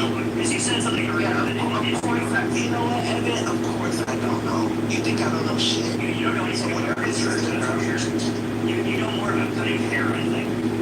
What do you do for work? Hold on, what do you do for work? I do data analysis. Stop. What do you know about research? We just analyze what smart people do. I'm literally on it. I'm literally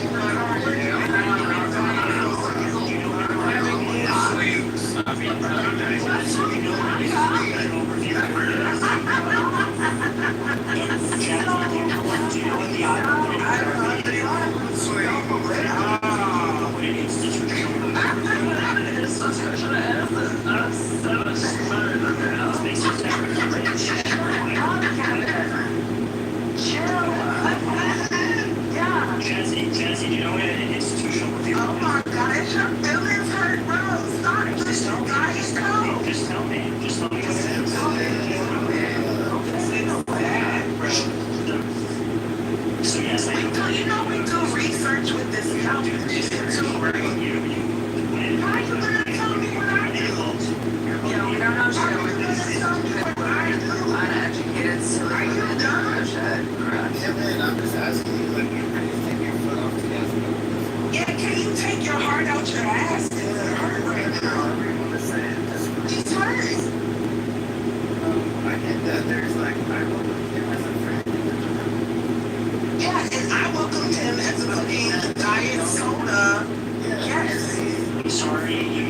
and research. He's a diet soda, yes. I understand corporate health said that fucking diet soda don't help you lose weight like you said.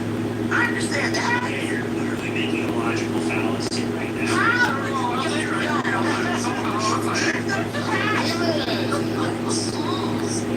Yo, do you think that we do? Do you think at all, or do you just talk? Why are you Do you think, or do you just talk? clearly unable to let me talk? I don't want you to talk. You're right. I do not want to open your mouth.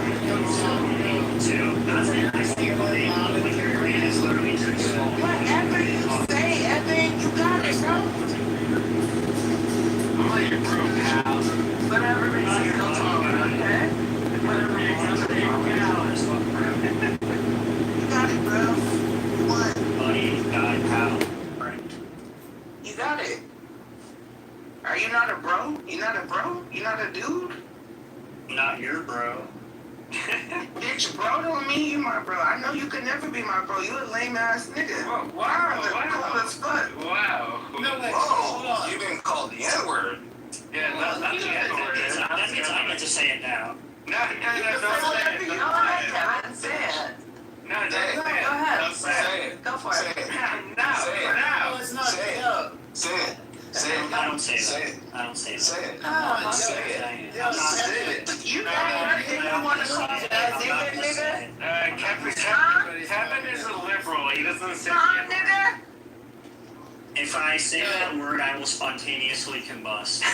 Yo, but Jazzy and Kevin have some things in common, right? So Dad, motherfucker. Yeah, we both have a nice sized portfolio put up. Oh, fuck. That's about it. No, you guys are more in common than you know. Oh, we're both You don't doing think? it? I don't think so. No, I don't think so. so. Actually, I think I don't think I that. have less in common with Jesse. Oh, really? Besides the fact that we both spent too Okay, much can time I on the put you South. under a line of questioning? Sure, why not? Okay. He's like a board. Yeah. Just kidding. I don't have anything prepared for you, Kevin. Can I say something? Who's that? That's hi. I haven't said it yet. I just want to say this has been a very entertaining conversation. I'm sorry. Yeah, well, welcome to the I didn't mean to call her the N-word. Yeah, you should apologize. Apologize. I'm sorry for calling you what you are. No, we like Gary. So Gary plays trombone. Gary's very smart. And I love this. Let's go. Let's go. Do you drink Diet Coke? Gary. Use this shit. Dude, me and Gary we were live on TikTok, dude. Like, I saw this, like, friend request. I was like, dude, that's that guy from... Yeah, I did a concert on TikTok and Brock came. Brock came to my... Yeah, and then there's, like, you got hijacked by, like, somebody from another country or something, right? Yeah, but, how much do you weigh? Hey, people are asking to come up. People want to come up. Progressive Liberal wants to come up. Oh, gosh. Eek. Othello wants to come up. We can try him out. You can make a Bow Wow a moderator. He'll be fun. No. Armstrong. Oh God, we got all kinds of hand waivers. Okay, one at a time, folks. Who was first? Progressive was first. Well, Viviana, you came in the room first. Okay, well, we'll invite Progressive because he's gonna be on follow back. Progressive, what's up? Hey, this is Progressive Liberal, and I just want to shout out to all my liberal, Democrat, pluralist, LGBTQ plus IA friends out there. I have met Kevin. We kissed at a party, and I gave him $10. Wow. Did a lot more than kiss. Did a lot more. It's true. He diddled my booty hole. Bow wow! Don't tell his girlfriend. Also, everybody, I've got great news. I do have photos of Yasmin's pussy, her tits. They are $10 a piece. Hit me up in the DMs for the cash app. No, don't kick him. Hello? I'm not kicking it. $3. He said he has pictures of Yas. Yeah, he says it in every room. It's okay. What the hell?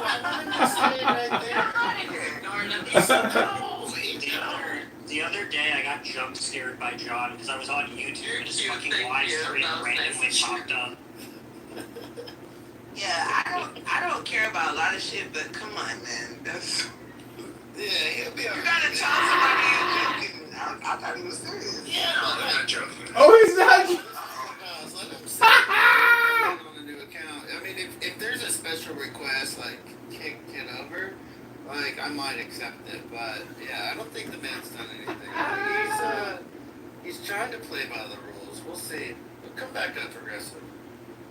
Come back. Let's see. Bow wow.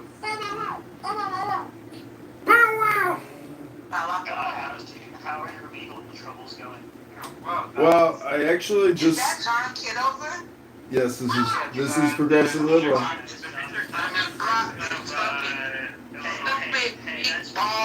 Future mayor, I mean, Listen, Jazzy here walks around with a photo of me in my underpants.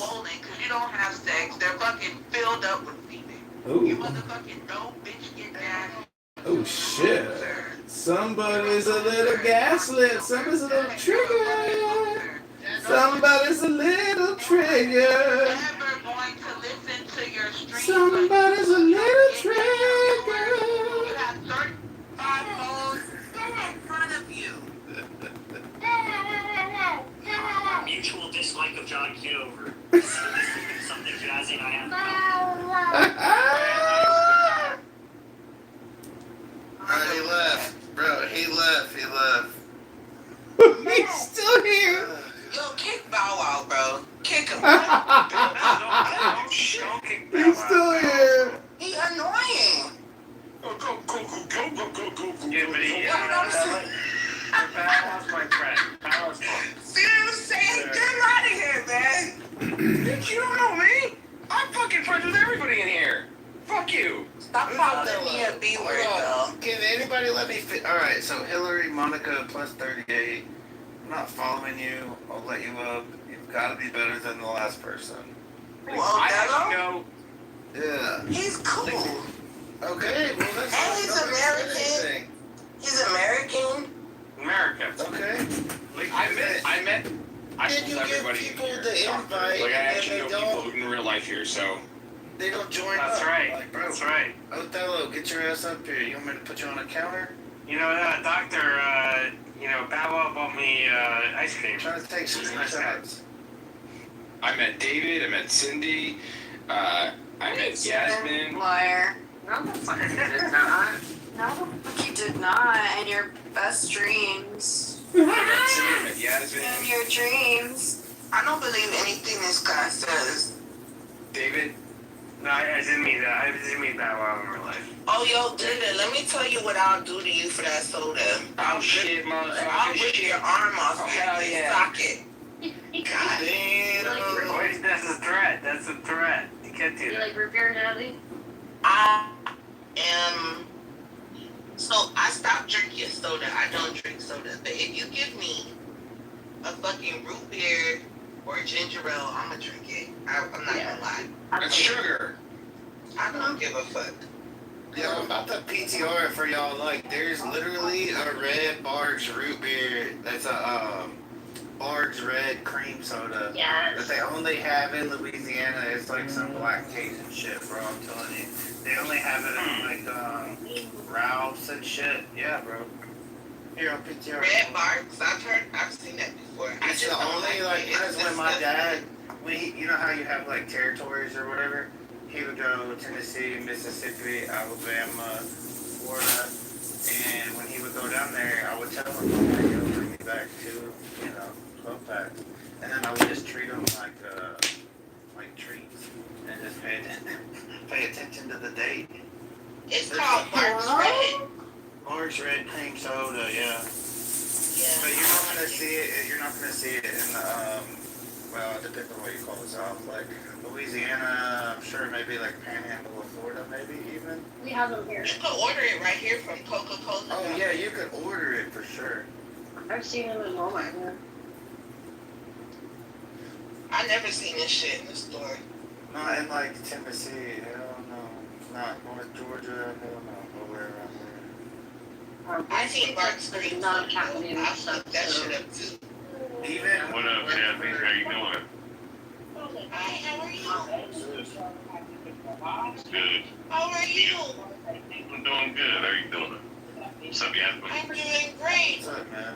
What's up, Glitter? What's up, Rock? I Sammy? saw you were trying to come off mic with John. I was trying to tell Jazzy to shut the fuck up, but Anytime I see his bag of ass, I'm flame every time. Really despise that motherfucker. All he does is run his That's him mouth. on that A9 right there. That bitch follow me in every fucking room, dirty bitch. That's right. Did you ask him? Did you ask that motherfucker? Huh? Did you ask him? Huh? Ask him. That's Ask him. Right? how he sounds. Is that John? The king is here. He got 70 phones in his house. I'm surprised the radiation hadn't fried his brain yet. I need to ask you something. Let me ask you. Let me ask you. Alright, well, real quick, yeah, what's up, King? We got, King Nap in here. How you doing? What's up, doctor? What's up? King, I gotta ask you something. Hey, Joan, what's up? You finna be here a little later? Don't listen to Michael. This guy's Don't listen to Michael. addicted. Yeah, just talk over top of Michael. He's good. He's just going through like a What's Michael? episode. Bow. Oh, wow. Yo, what is wrong with grown ass men that do shit like this? You are a grown man. Everybody's crazy. So, Brock, I gotta give credit where credit is due. Okay, let's hear it. Jazzy said the other day, she said that the Republicans are gonna push the spending bill the Republicans are gonna be the ones who push, so she actually said it, they're gonna push something and they're gonna talk about insider trading and the Democrats are gonna vote against it. And everyone said, no, they're the ones who are for it. She said, they're gonna push it. And what happened today? AOC, Pelosi, everyone voted against banning Congress on it. And their claim is because they added voter ID to it. Well, it doesn't matter. You still voted against it. Like, you guys are idiots. You predicted it, Jazzy. Credit where credit is. Did you see, you guys predicted what the speech was gonna be about, that Trump delivered. Yep, and I predicted when I told everyone it's gonna be about illegal registration.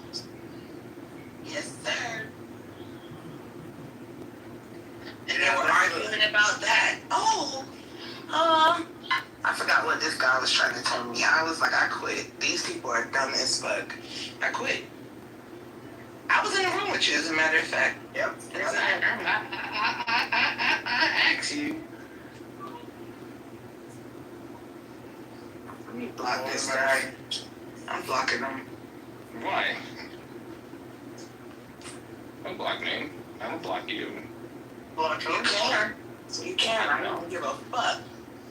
No, it's impolite. Why would I want to block you? I take everybody equally. Doesn't matter. Would you block me, Jazzy? Of course. No, I'm joking. Of course not.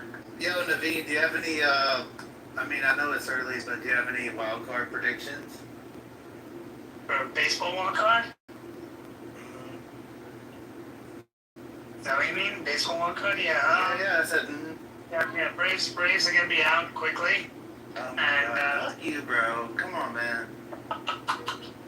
Fuck the Braves!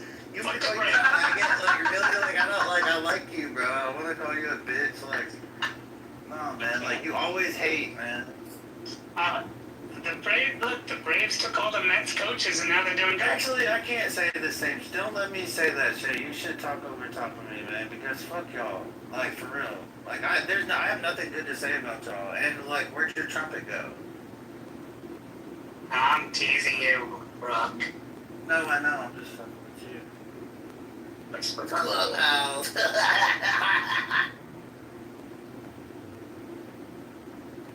Brockless. Yeah. defeat, we get that. Yeah, we've already talked about that.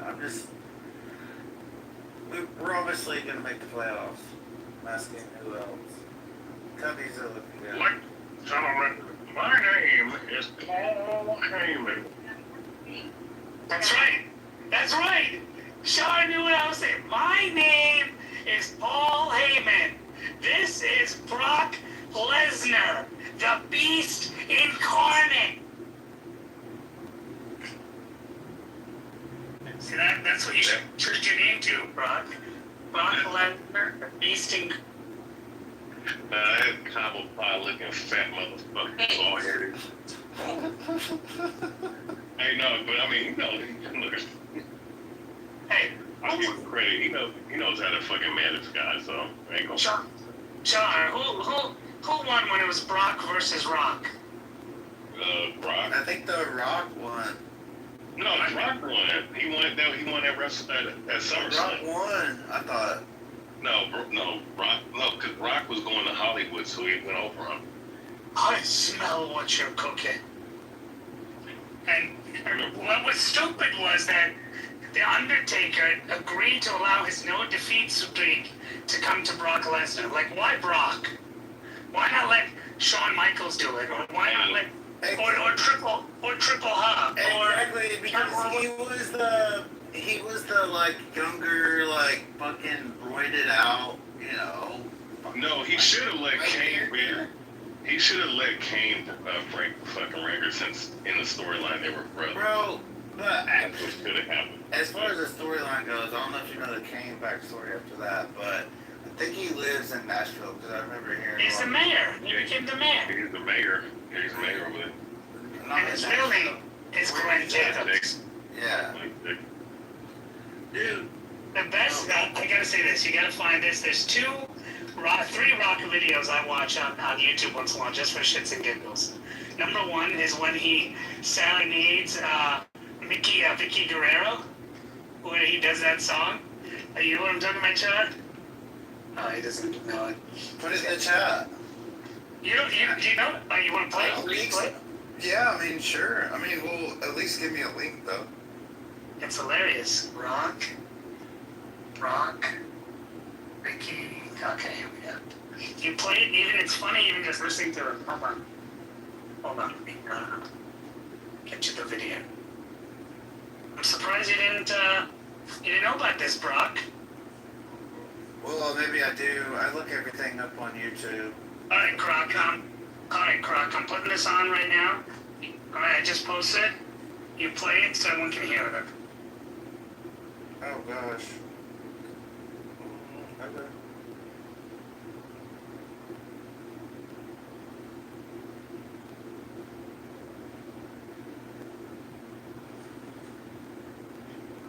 What's up, Mikey? You got a mic, Mikey? Yeah, what's up?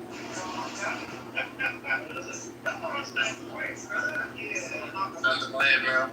I'm about to play it. You're gonna have to listen to that first. Say it on a shirt. Print it. It's a very special woman, and the Rock wanted to sing a very special song to tonight. No, not Cookie Puss. And I'd like to bring her out here. Would you please come out, Vicky Guerrero? Listen. Don't be shy, Vicky. Come on out. I just want to sing a song to you.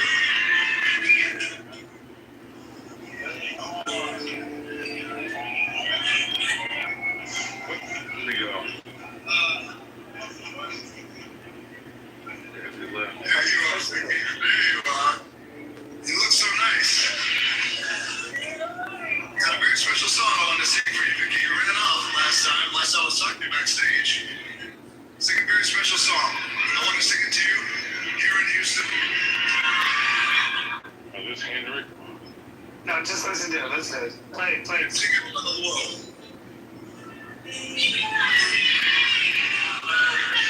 One of my favorite artists, Mr. Eric Clapton. Ladies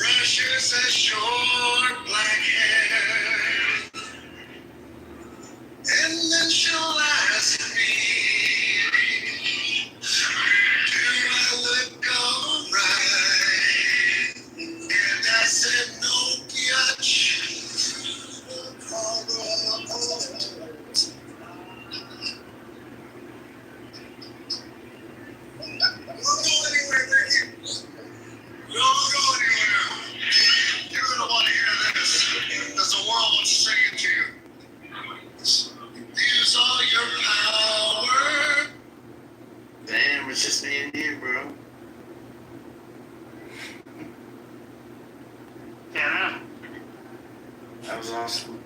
Yeah, he calls her a hooker, and he calls her not the expensive kind.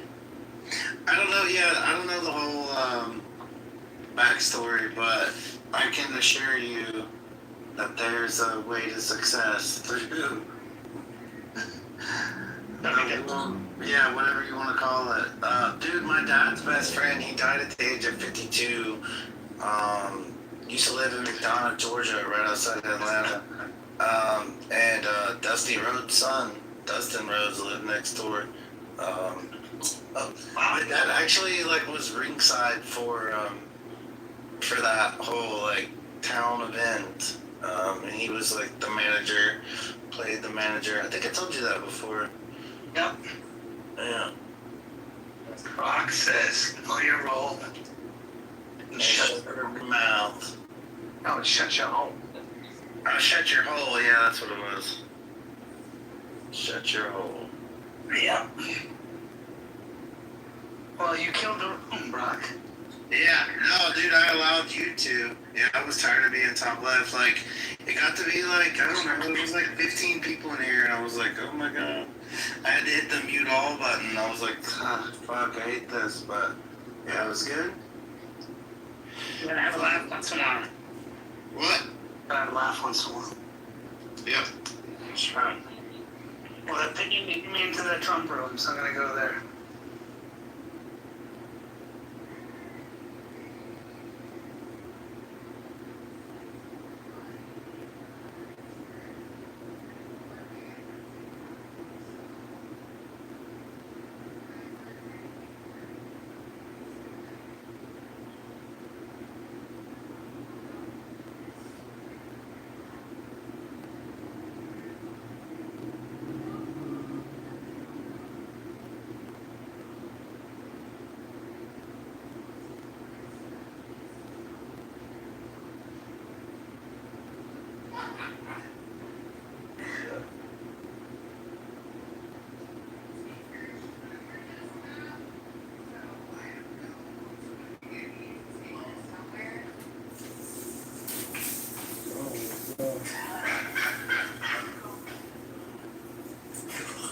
Well, let's go out. No, it's actually not a go. Guys, no. Oh, fuck you. You know me. I know I fucking laugh my ass off. John, you are down bad. Oh, that's her name here on the app. I'm not insistent on that, but if it starts to get really chaotic, what do you consider it, right? You said we got kicked off on TikTok because she was talking shit. Yeah, sorry. So now this bitch has me banned for fucking a week. No, my bitch was talking shit, not us. And then we talked shit back. Amani, happy birthday! Because she has the same voice as me. She's copying. But I can't take her anywhere. She's not 21. She's a baby. Unless you have another homegirl, what the fuck does that mean? It's my sister. And there is another, there's 3 of us. American accents and Love to each other. La la la la la. Is there a difference between Canadian and American Mom joined. accents? Oh, Amani, what'd you do for your birthday? What? You guys, can I get her in somewhere? I can explain. She looks 21, she acts 21, she's just not 21. Why haven't I seen even at the door? I can't just get in. Are all Canadians your people shape? Yeah. I feel like Canadians and Americans, they sound exactly the same. Unless you're from Better than TikTok Live. Who sent me a request? It sounds like they have Girl, yes! I was supposed to get one when all my friends got one, and then I didn't, and I fucked up. I'm Canadian. They all have one, and it works perfectly. And you look 21 anyway. I know. Everybody has 20 IQ. Yeah. Understand that? Can you explain? It's like a little blonde priest. Like a black person. Every day. No, okay. You're just crazy. You think way less less everything. Way less booty, way less this, way less that. And it's not, it's big. Yo, why did I what's his name? John Kitover. Doll and beat, and it's big. But we're not even gonna show. It's a high art what he's doing. It's an art form. They all that all communications is Good. no sense according to that. But we're not gonna. Just let me love. Right there. Thank you. Look at her booty. Just runs in I used to before I couldn't stand John, but now I find him endearing. What he's doing is so unique and it's so deranged. Oh, it's But it's endearing really to art. be It's annoying? level. Oh, I can't stand John. No, When he it's. pulls out the Wait, no, it's endearing to have to. Let me ask you a different question. If you go to his house and you see fucking 30 phones, That's so. He's so You don't need to go to his house to see 30 phones. You can see it on YouTube. I understand, but as a I've seen it on I follow him. I saw him on YouTube. I know, but like, and then I can actually go into a guy's house and then you see the setup. What do you think in your head as the first thing in your head? Be honest, as a woman. Where's the process? I don't know. I No, that's when you get clobbered over the head from behind. Yeah, you're like, it's the front door lock. That's No, you turn around and then you see the club coming down on you.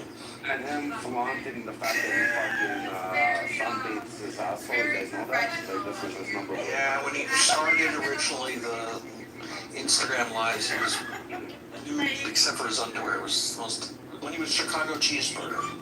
Yeah, he would literally sunbathe his asshole. I never saw that, but definitely acquired taste. And if you've acquired it, Buttercup, muzzle tough. Mazel tov. Othello. Pearl has. I mean, Pearl. Where's Pearl?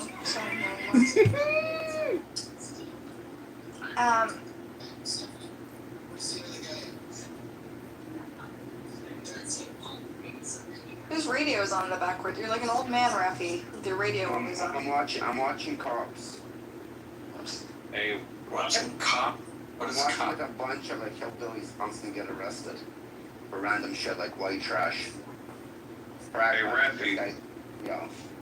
Hey, my bad. I didn't mean to cut you off. But No. why is the title Monday but it's Wednesday? It's a conversation starter. There you see. No, don't go there. He just thought it was Monday. He's still recovering from Monday. I'd like to. Go ahead.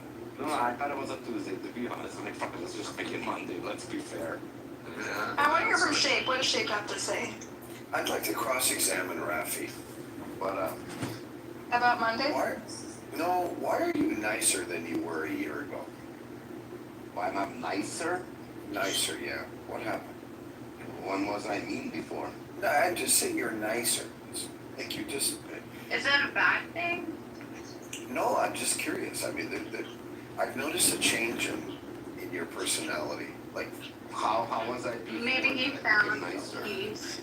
No, but before you were like, I don't know. More of like calling people out on their shit. Yeah, you have to know the difference to compare it to. Like was it before? Before you were more aggressive. Aggressive, yeah. 2 words, what? Oh, wait, Arabs, not Shape in He's general. still is the percent of your time spent in a mirror's room gone down in the past year? Hold on, I'll explain to you why, Shape. You spent so much time in the mirrors where there were so many radicals that you got so used to now anything like me sounds nice. That's what exactly happened. Or if you spent less time. You remember, you used to come a lot and frequently visit Jeff's room. So we just chill. Like every day. Yeah. Like this setup right now is a Jeff's room kind of. This is just a chill room. There's no hate. Nobody's talking about religion, politics constantly. We're just shooting fucking. Why is it a Monday topic? Yeah, he's just chill right now. I'm sure if he wanted to go after, he will. But you're not like, you don't move people down, you don't like mute people. But I can't. You want to experience that again? So the whole point of the war room. So when I did open up the war room, so this is a social right now. I'm not running a topic. So the whole thing is, I don't know if you were for Clubhouse season 1. Were you here for season 1? I joined it in 2021. I did.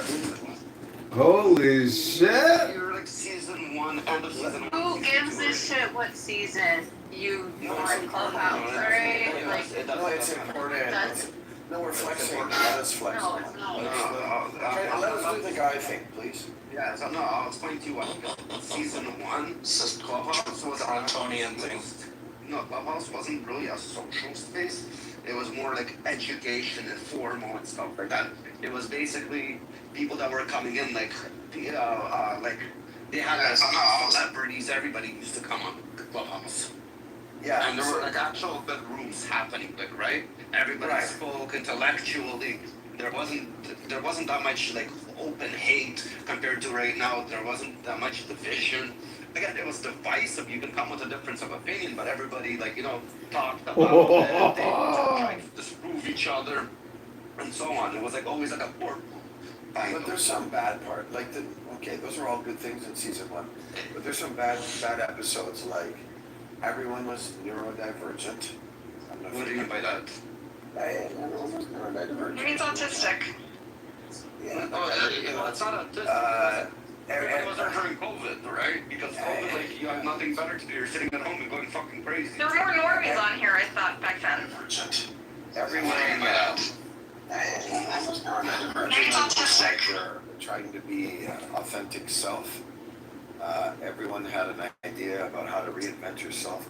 There's a lot of self-help stuff. That's not the case anymore? You don't think that's what's going on today? No. Here today, yeah, we're seeing we're every freaking room that I try and come in, they're all disgusting. It's the people you're following. That's why you're seeing those rooms. You need to spend more time in their newsroom, okay? Well, I have a life. I can't be on here all the time. You gotta hang out with the dregs of society like us. So Only degenerates and criminals allowed. So my whole point of the war room is there was a mirrors room, for example. A mirrors room, I go on stage, I start saying something about listen, at the end of the day, I say not all Muslims are bad, but the book, the teaching of the book makes these Muslims bad. The problem is the book. He gets offended by that. And he starts kicking me down and silencing me. You go to the Jewish rooms, the Zionist rooms, somebody comes in, they say, oh, this and that, they start silencing them. The moderation isn't fair on both sides nowadays. There's no fair moderation and not in one fucking room. So I said, you know what, I'm gonna open up a house where I'm gonna mod the sites. I'm not gonna only mod the Zionists. Then why are you so afraid to mod me? And what about the black rooms? What about the black rooms? Why are you so scared of the Zios? The black rooms. But you do your own thing. Be yourself. Why are you scared of them? Every room on Clubhouse that I join is that I'm like, hey, what's up? It's all black people that I go. I need protection against the Zios, Rafi. You're scared. Soren is always in this room. I've never seen him get one. If you were all people from outside, he's the prime person to go. I offered to mod Soren. But if I mod Soren, he leaves automatically. He says he's already modded with a Zion. Is this true, Soren? That's true. He says he's already modded with a Zion. Yeah, he did once. He offered mod Soren, he will actually leave the room. Is this true? Soren? So, you see the Post this shit on Fox News. Yeah, I'm Gen Post this shit on Fox News. Yeah, I'm Gen Z and yeah, I don't want to work.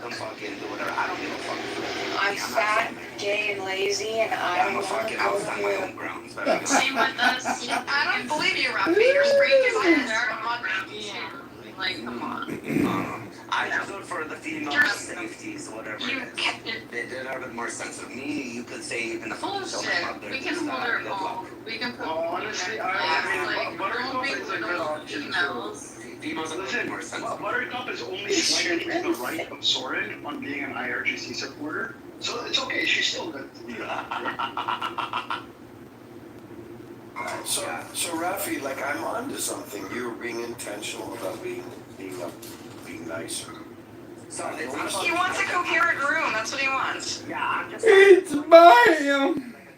I I have socials. Okay, socials, let's talk about any fucking topic you want. Fucking, again, like you said, why is this room called Monday? Right? Like the questions are going, whatever the topic, the conversation is flowing. But when you get into topic rooms and people are fucking actually putting a title in their fucking room and people are coming in and they're trying to speak on the title, and both sides are getting silenced. And that started to piss me off. I'm sitting my fucking with the Zionists and I'm noticing, I'm like, okay, I'm like, I don't want to hear your fucking side. I already heard your side for fucking 3 years. I know all these talking points. I want to hear somebody else say something and then rebuttal it. Here's say fucking bullshit. If you're fucking speaking not their opinion, they're silencing you. So it's either you're gonna fucking lick his fuck and fucking agree with him so you can keep your mic open, or if you want to say something different, he's gonna start silencing you or this, that. So I said, you know what, I'll just open up more of a neutral room, let everybody get mad, and that's my whole goal. I just want an actual good debate. I want to argue. I'm trying to bring back season 1. Yeah, to be honest, Clubhouse died, bro. Clubhouse just ain't what it used to be. Yeah, but the black, so you see the black community, they just stick to themselves. I noticed. They will never join anybody that is white, that is modern. And that's a good thing. I think that's a good thing. It's Whoa, not easy there, Kevin. Listen, they have a voice at the end of the day. But the problem is their voice are becoming echo chambers still. Just between their communities. That's all. Yeah, honestly, I think Twitter is slightly better. But there is an echo chamber effect as well. Yeah, but Twitter, the problem is you can only have like 6 speakers or something like that, I think. Yeah, depending on how many co-hosts and shit like that. So like you can have up to like 10, I think, maybe. But yeah, that's very annoying. But other than that, there's a lot of dropping. Yeah, you gotta drop people constantly. Exactly. You gotta pick them up if they want to say something. By the time you bring them up and it's a queue, they already forget their fucking question. And then somebody can interject quickly or something, you know? Like, it's easier when you can have 10, 20 people on stage. Somebody wants to interject, like, a quick sentence. Okay, continue on the topic. Yeah, But also there's no chat. Like, there's no chat box. Oh, there is no chat. I don't really use Twitter, to be honest. I don't use X. No, there's a purple pill where, like, yeah, it kind of works as a chat box, but, like, it's not as good. Got it. I don't know. Yeah. But there are some good debates on Twitter. Like, there's some good voices to hear from. And I also like the echo chambers just so that you get a real good idea of what that community believes and what their internal conflicts are. But when you go into echo chamber, I feel like both sides are indoctrinated. You know what I mean? Because, like, they don't want to hear the other side. They don't want to change their opinion. Listen, I'll explain. No, I get that. No, but then you get to see the internal conflicts within the community. No, I understand, but I'm just saying, a good businessman knows when it's time to quit. So a lot of people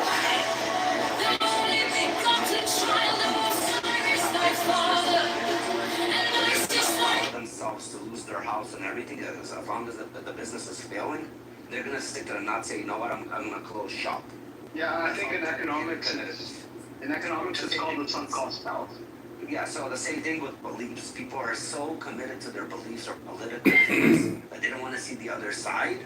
And that is like so brain damaging. Like, it's so fucked up. There's no point to even talk. If you already made your decision, go fuck yourself. Like, what do you want? Why are you coming to me, telling me something? I'm rebuttaling it, right?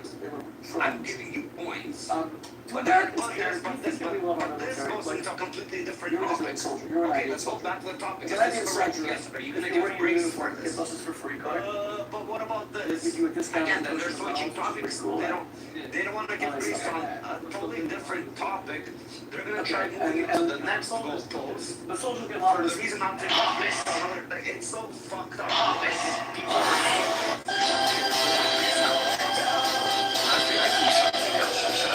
Problem?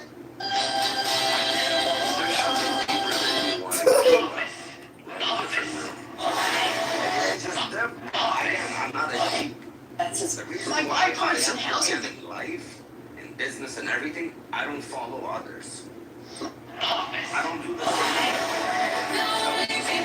Why are you letting the Zios push you around? They're not pushing me around. They are. They intimidated you. I can't believe you're so tough guy. And I don't want to work. This is known as the Zion. I'm fat, gay, and lazy, and I don't want to go to work. That's why I stopped modding a lot of the Zionists. I've never seen. seldom do I see a non-Zionist moniker. Oh, listen. I'm. Because he tried it one time and they all came for it. No, I'll explain to you. Like, I'm a Russian Jew. Masa is a Persian. Dr. Adams is a Black American.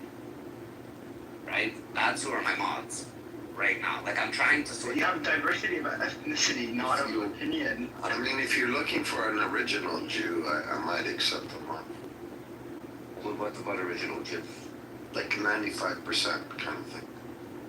He's a Semite. He's saying he's a Semite. I'm He's a the Jew. original Semite. My soul is Jewish. Does that count? He has a Jewish mind, Benny, over here. Rafi, I've been trying to get a. What is it called? Yiddish type?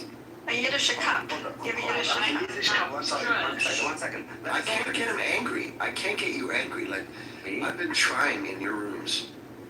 And you angry? Yeah, you've been nothing but dishonoring. You're so zen, right? He is zen. Quite frankly. You used to attack me when I first met you. You would come for me, and now you're very zen. Listen, the only thing that gets me angry is like, listen, I can like literally Okay, so go Shuki, you didn't go to again, you don't know me in the real You world. stayed I'm in the real world. I can break a bottle over something. I believe you. That's what I mean. I believe that. But for me to do it, if I'm starting hard, nobody can stop me after. That's how you like I would have like 6 guys holding me. Okay. No, I just actually got out of a relationship. You got out of a relationship. Ho, ho, ho, ho! There's something else that's happened. He's single again, ladies. How much are you willing to let us pry into your personal life? So I'll explain to you. Like, one thing that pisses me off, like my biggest fucking pet peeve, like I'm going to fucking go to jail, is for people that fucking hit women or child molesters. Those are 2 things that are fucking, like, I will fucking literally chop off finger by finger looking at them and straight. Amir also, by the way, Amir wants capital punishment for child molesters. You and Amir agree on something. But what's it called? Like, Soren, be honest. My room, when I run it, do I let everybody speak and don't talk shit? You've got other mods that are not here, but Brand is with this. No, but he's a narcissistic about That's true. Brand is pretty fucking bad. And you let him push you around, Rafi. Why? If you let him push you around, I also know my shit. He's not smarter than me. No, he's not. No, he's fucking not. He just talks for a long time, but he's not substantive.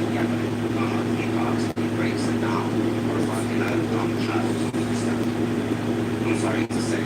That's why he talks long, or he breaks down every fucking word. You're not, like, he's a little boring. Too. He's very boring. Not boring, but like, He is boring, but the thing is that, like, because he goes on long stretches, he puts in a lot of, like, assumptions that, you know, I can't really do language around. Exactly.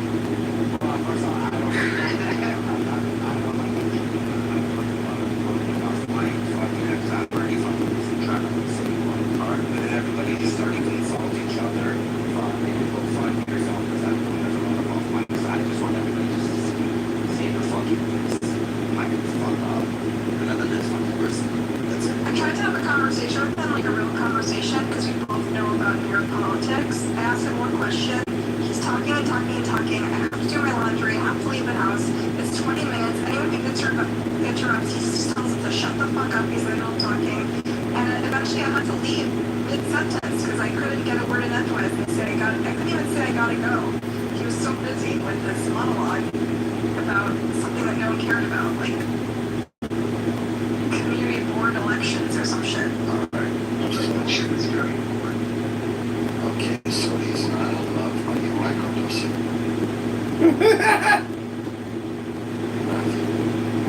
I thought you were in love with me, Rafi.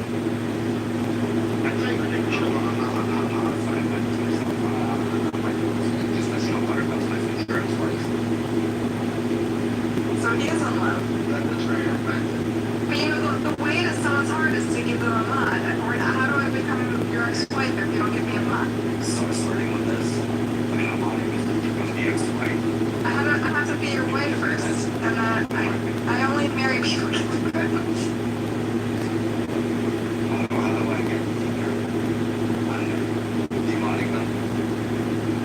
Do you know what happened to Siggy? I just actually got on the phone with him. Isn't it his real thing?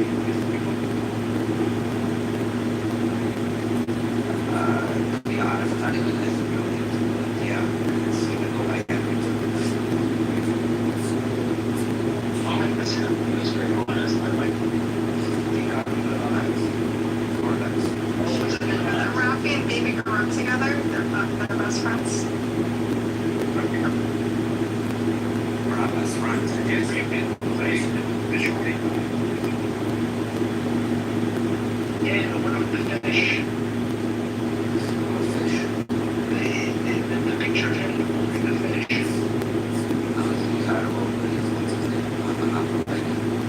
No, I don't know, but he got dogs, like his actual food. He didn't have a picture of the fish.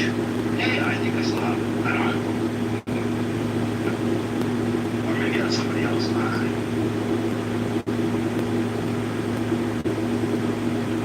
Yeah, I just actually got off the phone.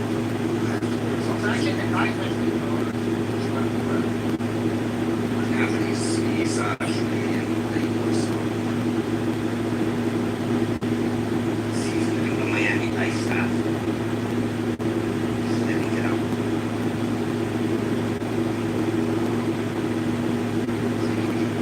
Rafi, you're in Toronto? Yeah. Yeah, but I'm heading to Were you born in Russia, Rafi? I don't know what that means. Yeah, it's basically Russia. Okay. Like what part? Moldova, okay. It's the Russian Transnistria. I'm gonna throw strings to the street. And right away from the in Russia, it's called but in fucking English, I don't know why they call it Transnistria. It's an excellent versus yeah. Did you come in like the fall of the Soviet Union, like the 90 or something? I came in 98. 97. They actually came in like me here about really being obsessed with Russia here in 95. Wait, are you renting my card? Says I'm not. Wait, Chief, are you renting my health card? Yeah, I take that shit together until I fucking disintegrate. Base. No, yeah, I know what does that mean? Like, I no longer even in the country. It's like a pecking order. No, back in the day. Yeah, I never got the right one here. I think they stopped it. I was taping it with scotch tape to keep it together. So back in the day, they made the health card. Yeah, they made the health card for like people. It was like a very tiny one. There's no expired, there's no picture. So you were actually using it. They updated the system and now you have to get one with a picture of the expired. You have to constantly renew it every 3 years or 5 years or whatever. The people with the red and white cards, they got grandfathered in. So they don't have to renew it. They can use their own white and it never expires. Set a proxy for age. No, proxy for how long? Status. Yeah. How long you been newcomers versus newcomers. Well, amongst the immigrant community, yes. Yeah, I'm like amongst the, yeah. Well, I can actually call you guys fucking immigrants. We're all fucking immigrants. No, but I'd be justified because you guys ever seen that where an immigrant calls it? I deleted this app. They just texting me on it. So you're an immigrant too? No, but they're fucking immigrants. No, but yeah, explain that shit. It's the thing immigrants do. When they're here, immigrants that come later, they go fucking immigrants. Hey, open up your padlock. Here's how you natives, birth versus immigrants, open passport, and if the birth country is not equal to the country of residence, you're a freaking immigrant. That's not only the case, but it's a pretty good proxy. It's a good first test, let's put it that way. There's a guarantee, like,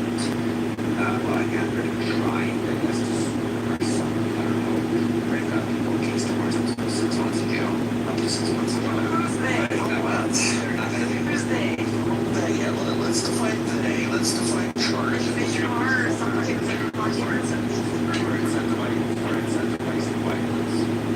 Oh, okay. I'm sure it's gonna go really far. Wait, Rafi, I have a question. Did you see what happened today with Trump? That he basically, he made a deal with the Saudis. That he basically fucked Israel in the ass. How? But he basically, Israel, there was this normalization thing. Israel, basically, the normalization, Abraham Accords, and Saudi Arabia was what they wanted was nuclear development capability, right? And they needed America for that. Civilian. Right, just for energy. But they could only do that if they would only get that. America's policy under Biden was that they're only going to get this nuclear capability if they do normalization with Israel. And their precondition for normalization was at least talk about a Palestinian state or do some charade to move in that direction, right?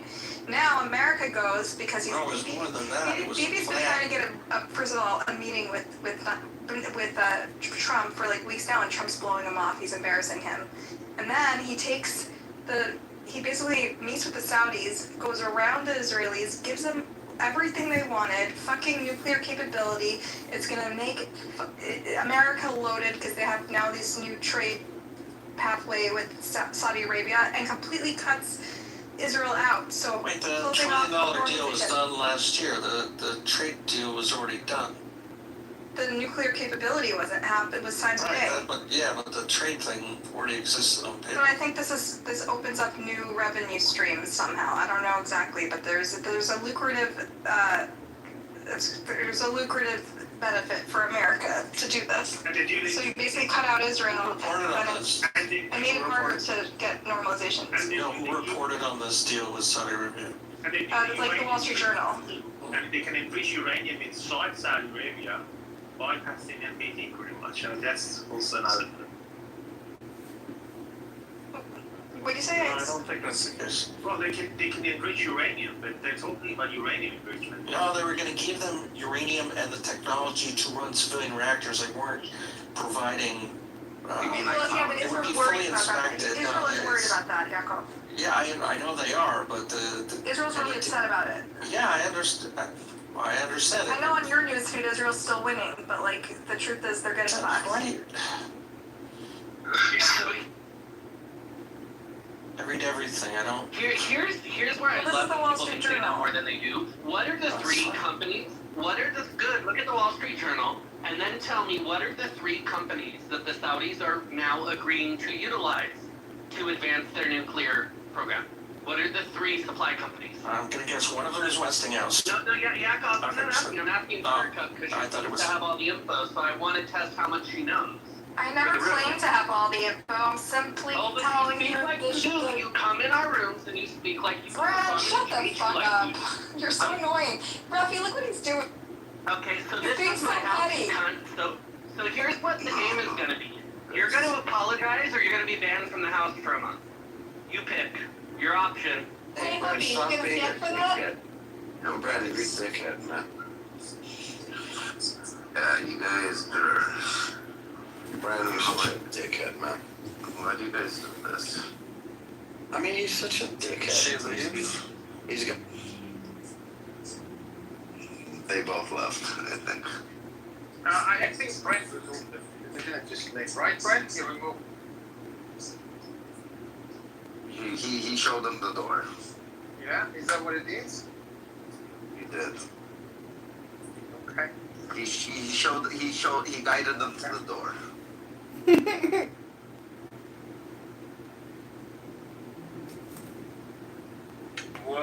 What just happened? Nothing. That was good. Oh, it was good. I think it's just about ego things, apparently. Someone's ego. Now, here's the thing, Story. I tolerate you acting like you know what you're talking about because you usually are at least well read about what you're talking about. You might not know the counterpoints, but you know what you're talking about. My issue with that dumb cunt, and I don't know why Rafi tolerates her nonsense, is she'll read one article, she'll have no back knowledge, she'll have no information, and she'll come on the stage as if she knows something with all of this unearned confidence. And then if you start to have the conversation, she doesn't fucking know anything. And I don't enjoy it. I think it's ridiculous. If you don't know anything, then participate to the level with which you know. I may not agree with you, Soren, and I may not love your sources, but usually when you come on the stage to present something, you say, what do you think about this article? What do you think about this other article? These are the things I know about these articles. All she does is say, I read an article 10 minutes ago, this is what it says, and I think that's horrible for America or Israel. But she has no fucking context, right? She didn't come on stage and acknowledge that one of the interesting pieces of the agreement with the Saudis is that they will use American technology companies for these advancements. What she's not realizing is America just partnered all of those companies through defense RFP contracts with Israeli subcontractors.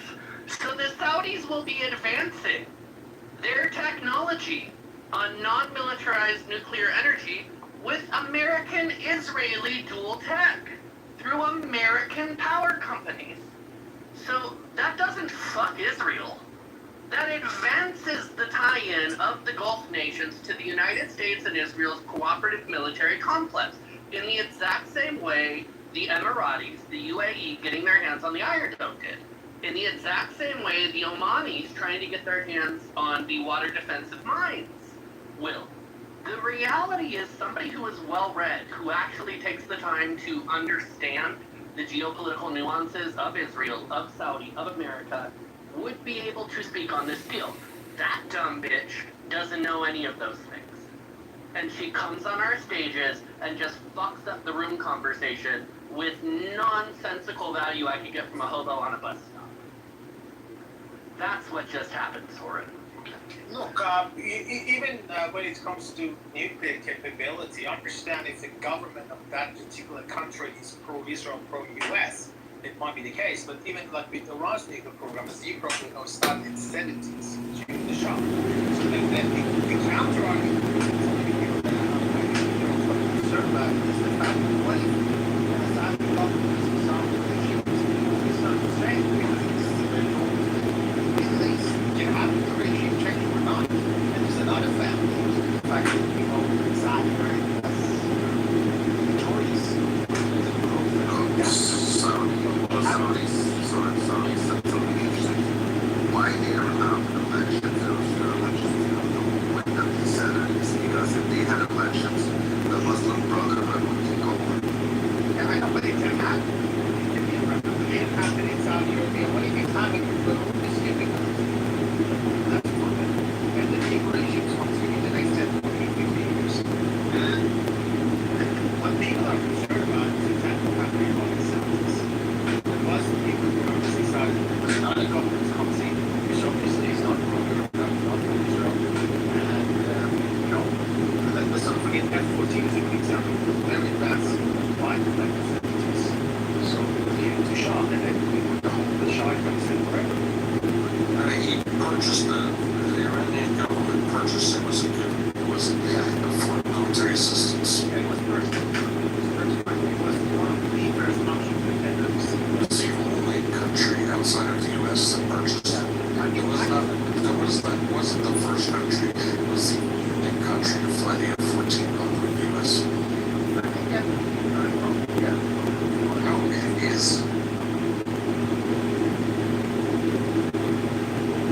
All of this.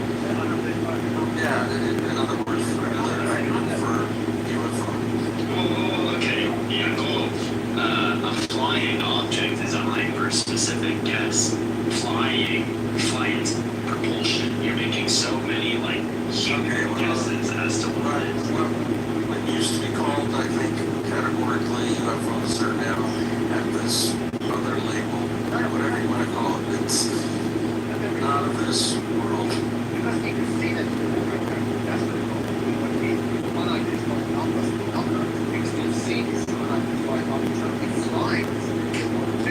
That's what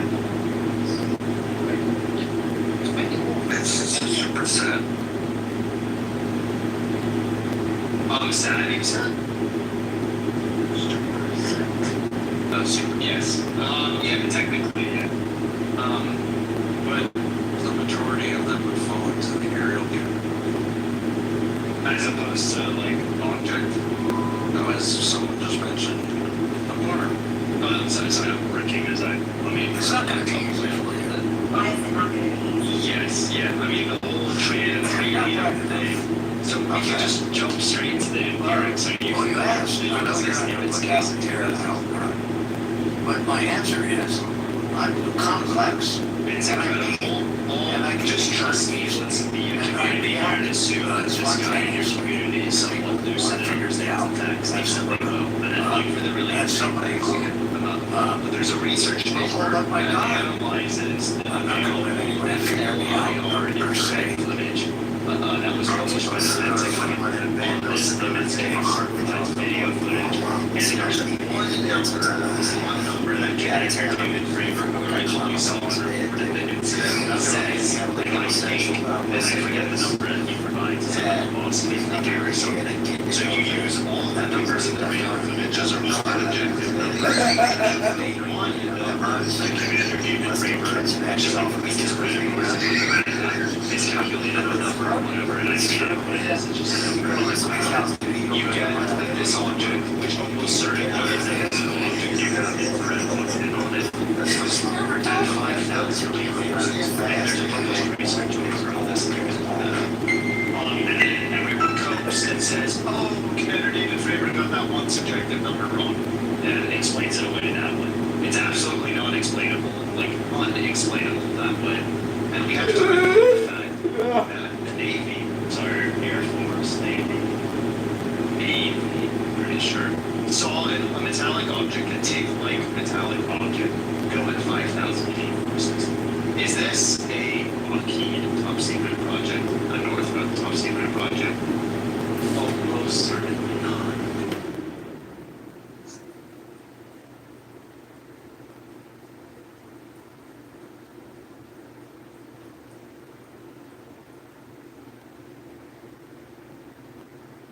I think we struck a nerve or something. Yeah, that's my observation, which is very interesting. Thank you, Brad, for the information. Yeah, no problem, dude. I did zipperheads like you that like want to fucking post little 12-year-old girls around the world. We see it all the time. Patriotic prostitution. That came from your fucking group of people. You put that. You put that in a fucking nation. I can't wait until the U.S. actually makes your shadows glow on the sidewalks too. I'm sure we've got a couple of bombs that could match that for you. And we'll show you the biggest fireworks.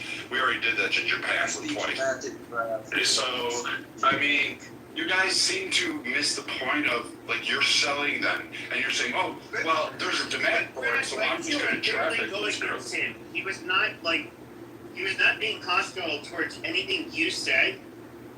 In fact, he was kind of like steel manning your argument. Oh, I just don't like the son of a bitch. Okay. Really enjoy this. I can't wait for the war to come. Like, you know, how he's gone around Clubhouse for 4 years talking about how great China is, how that war is going to come. And I can't wait to meet him on the battlefield and watch that.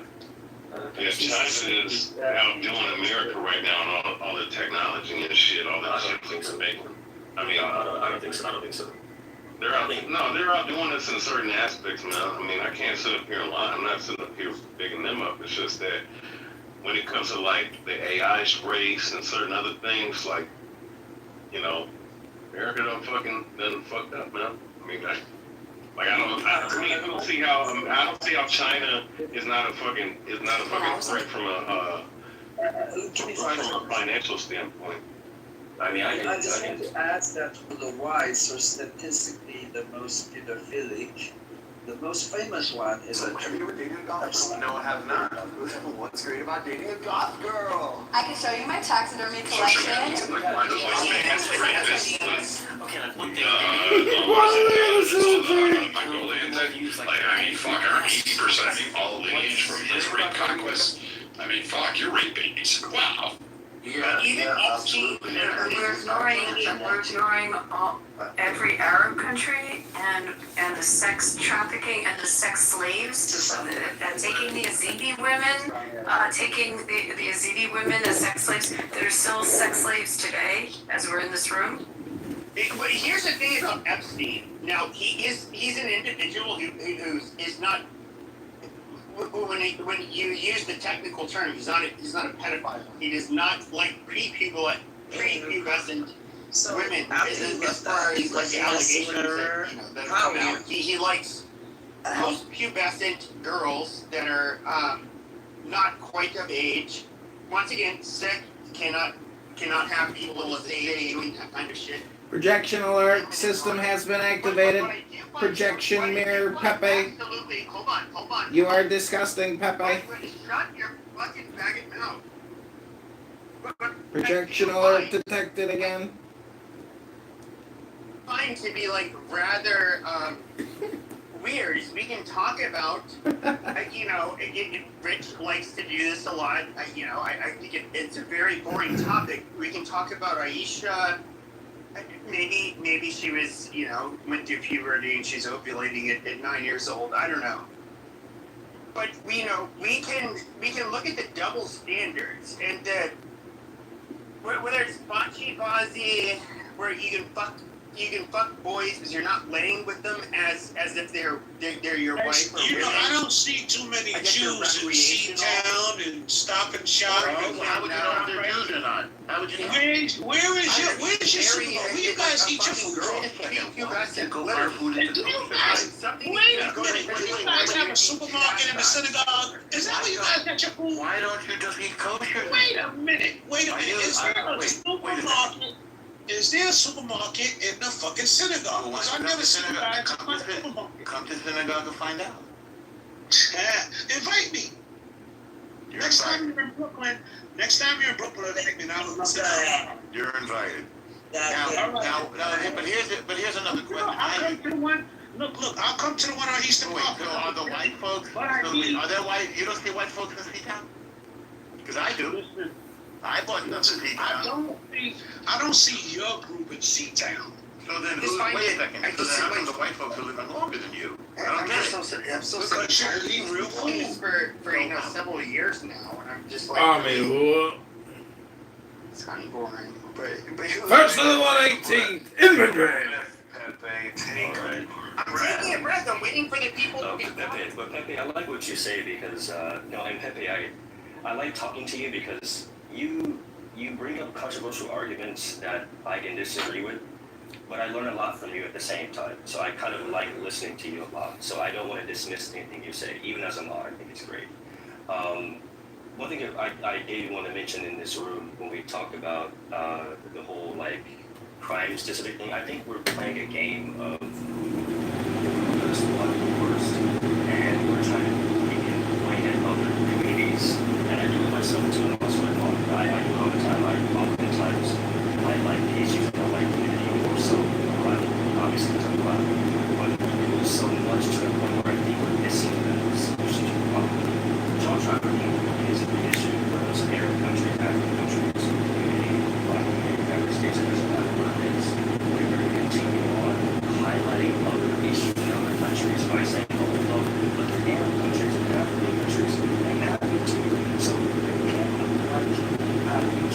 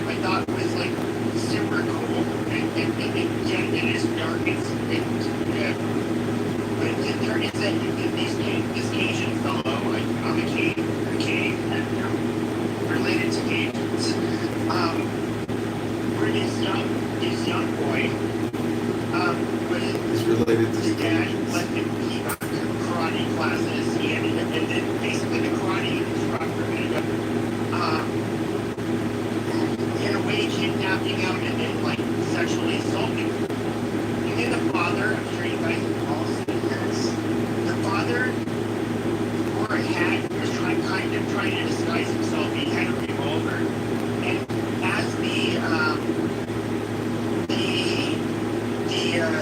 guy who raped his son, basically, was walking by him, he shot him in the head with the revolver and he died.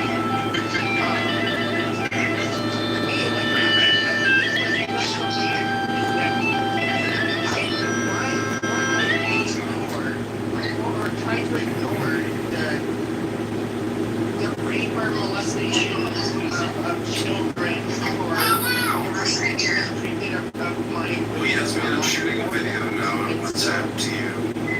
I'm about to stand up and my pants up so you can see Hashem's gift to mankind. Facts which are not they're actually unfashionable and they just like because they're not true.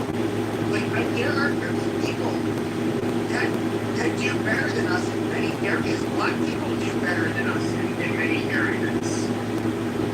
But when it comes to the rape shit or sexual assault stuff, that's not the case. And like, yes, I have to push back against it.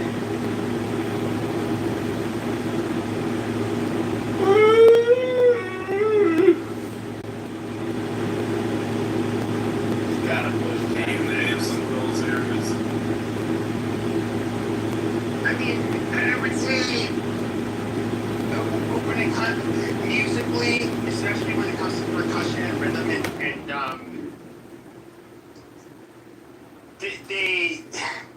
the one thing, if we look at black people, there's one thing where they ended up having an overwhelmingly disproportionate influence, and that we can look whether it's in America, where you have gospel music, which kind of they're much different ways of playing different chord progressions. Ended up. I think your dad's a great guy. I gotta tell you. I can already tell your dad's a great guy. I don't know about you, but your dad just sounds great. Rafi, are you like a straight man?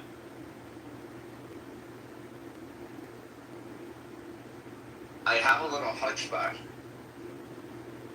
I don't know what you mean by straight man. A heterosexual. Yes. And if who's the most attractive celebrity in the world to you? Who's the most attracted celebrity in the world to me? To be honest, I don't do that. Like, I don't get attracted to them either. I see them. Just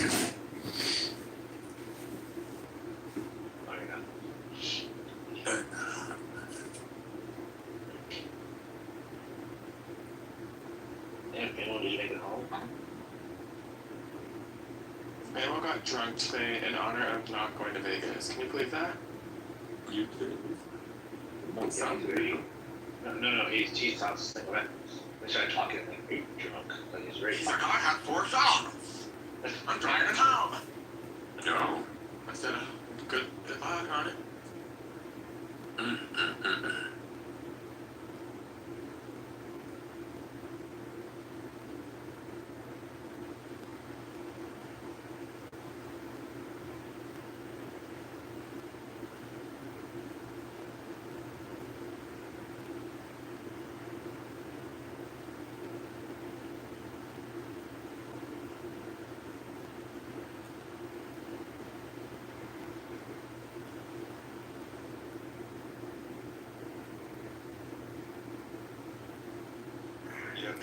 I certainly don't. I'm just letting you, just to let you know. I don't understand what you mean by that. I don't even know what you mean by irrational. I'll tell you what, man understood enough to steal, man. Yeah, I was trolling.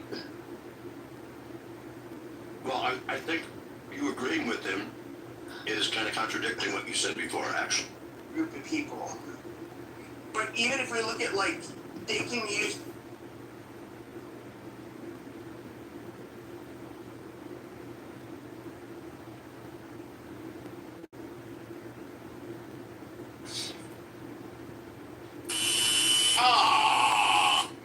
I thought for sure that was a winner. That was a good answer. 2 strikes. When I do my makeup and I do my hair and that's all. I feel like I look too much, and I feel like I look better natural. And I think that of a lot of women. Use them as toilet paper, but we still have people like Son coming and bullshitting around in it. I mean, the saddest part is that many people had a civil opposition to the government. They wanted to have certain things to change, which I would definitely support. But because of this war, because of all of this riot which was happening in the street of Tehran. Wait a fucking minute, guys. You just ask your parents who you are? Since the people that control the educational system, since the people that control the educational system knows that we're from some fucking Africa, when we're from here, Why don't you control the education? we're from here, Why don't you control it then? Why don't you educate your own people? because we're not savage, Bolshevik, Ashkenazi. Wait a second. You think it's savage to educate people? We're not enslavers. I don't get it. You don't educate people. Hey, let me ask you something. Moses Levy. I'm on the education. Moses Levy. You don't know where you're from, right? Who owned the boats during the slave trade? Let's go back to 1492. Let's go back to your parents. Who owned the boats during the slave trade? 1492, you're older than me. Who owned the boats during the slave trade in 1492? Well, the royalty did, obviously. You know that. What royalty? The royalty, for example, of Portugal and Spain. They were Catholics. Were they Sephardic? By any chance, were they Sephardic? No, they were Catholics. That's what the Inquisition They is were about. Catholics. You showed they were Catholics. Of course, And everybody knows that. You know, So, Moses, I'll give you a name. they say that Moses Levy Isabella, owned hang the on. boats. Isabella and Ferdinand. They said that Isabella and Moses Levy owned the boats. Is this right? No, Isabella is the queen, and Ferdinand was the king. The king and the queen owned the boats. As in every country, whether it was... You know the levels of patience you have to have with a prick like what? this? Patience. Well, what? You don't like learning? So again, so tell me about with a guy like you. How do you steal somebody's identity? Because I don't get it. Like, why wouldn't you just... Okay, hold on. Can I answer that? Hold on.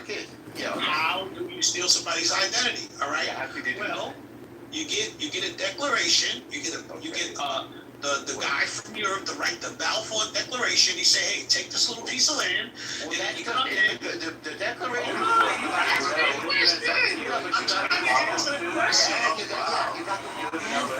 is the declaration says that we're going to encourage immigration. That's not stealing somebody's identity. That's just immigration. Go read it. If you want, we can read it together. So you got that one. You're saying your identity is stolen. As far as I know, hang on, Minnesota. As far as I know, you're not mentioned in the Balfour Declaration, are you? Did they mention? No. Because I don't need to steal nobody's identity. But didn't she say that your identity was stolen? Yeah. Okay.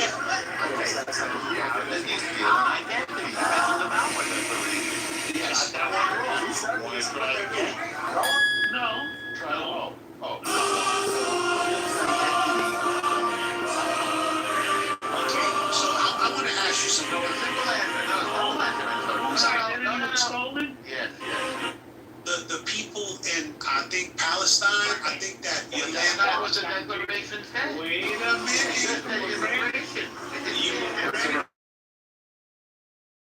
Violent.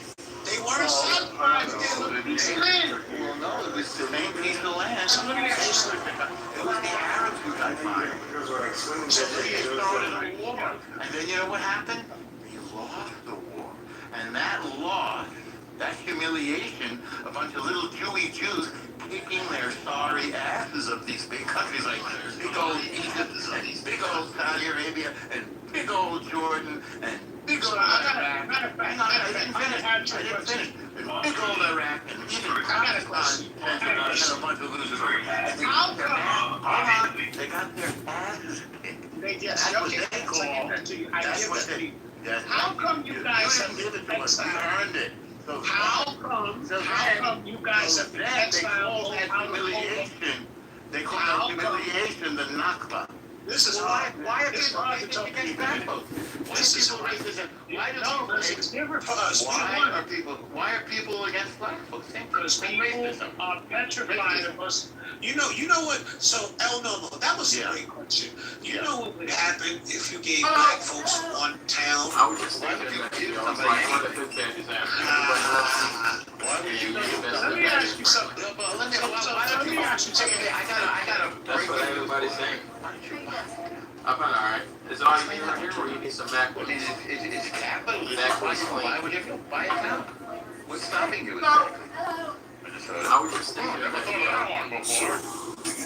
Buy the land the way they do. Purchase it the way we did from the Ottoman Turks. Buy it. Buy it.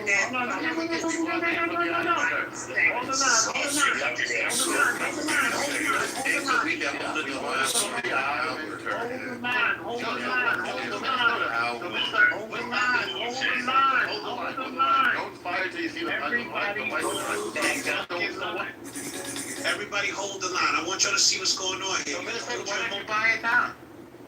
Go ahead. I can't afford it. I can't afford it. What if you put the money together with a bunch of your friends and your so what are there about 45? Hang on, there's about 45 million black folks in America. If they put their money together, don't you think they could buy a little town? 60 million. I think so. You know what? Hold on. Yeah. I want to Why say don't you this. put your money together? That's 60. I want to say this to you. Hold on. 45.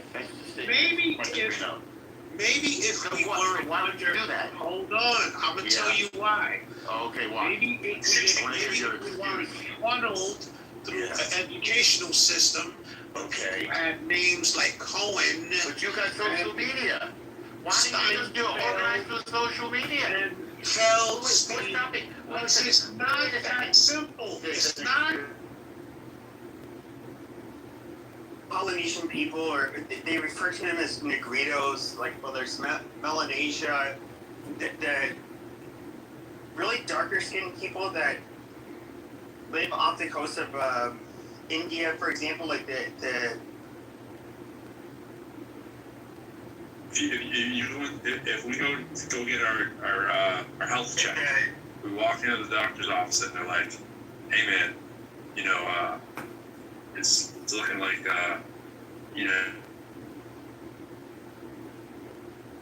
Shooky, when you yell, I don't know what kind of microphone you have or what phone, it stops working. I'm not screaming. I'm talking. I am in a very busy class. He's not even screaming. I'm not screaming. Your phone is going in, like, it's crackling. It sounds like the louder you get, the more crackling it is. Wow. This is the one that is right now.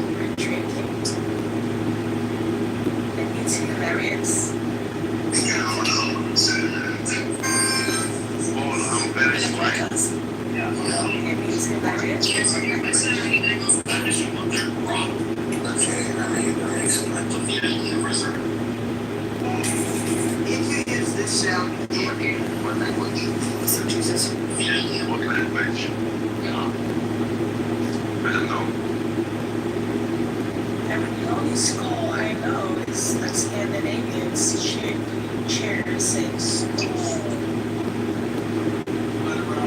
house. So, what's the bottom to me anyway? Yeah. You're gonna keep paying happiness for the line. What this mean?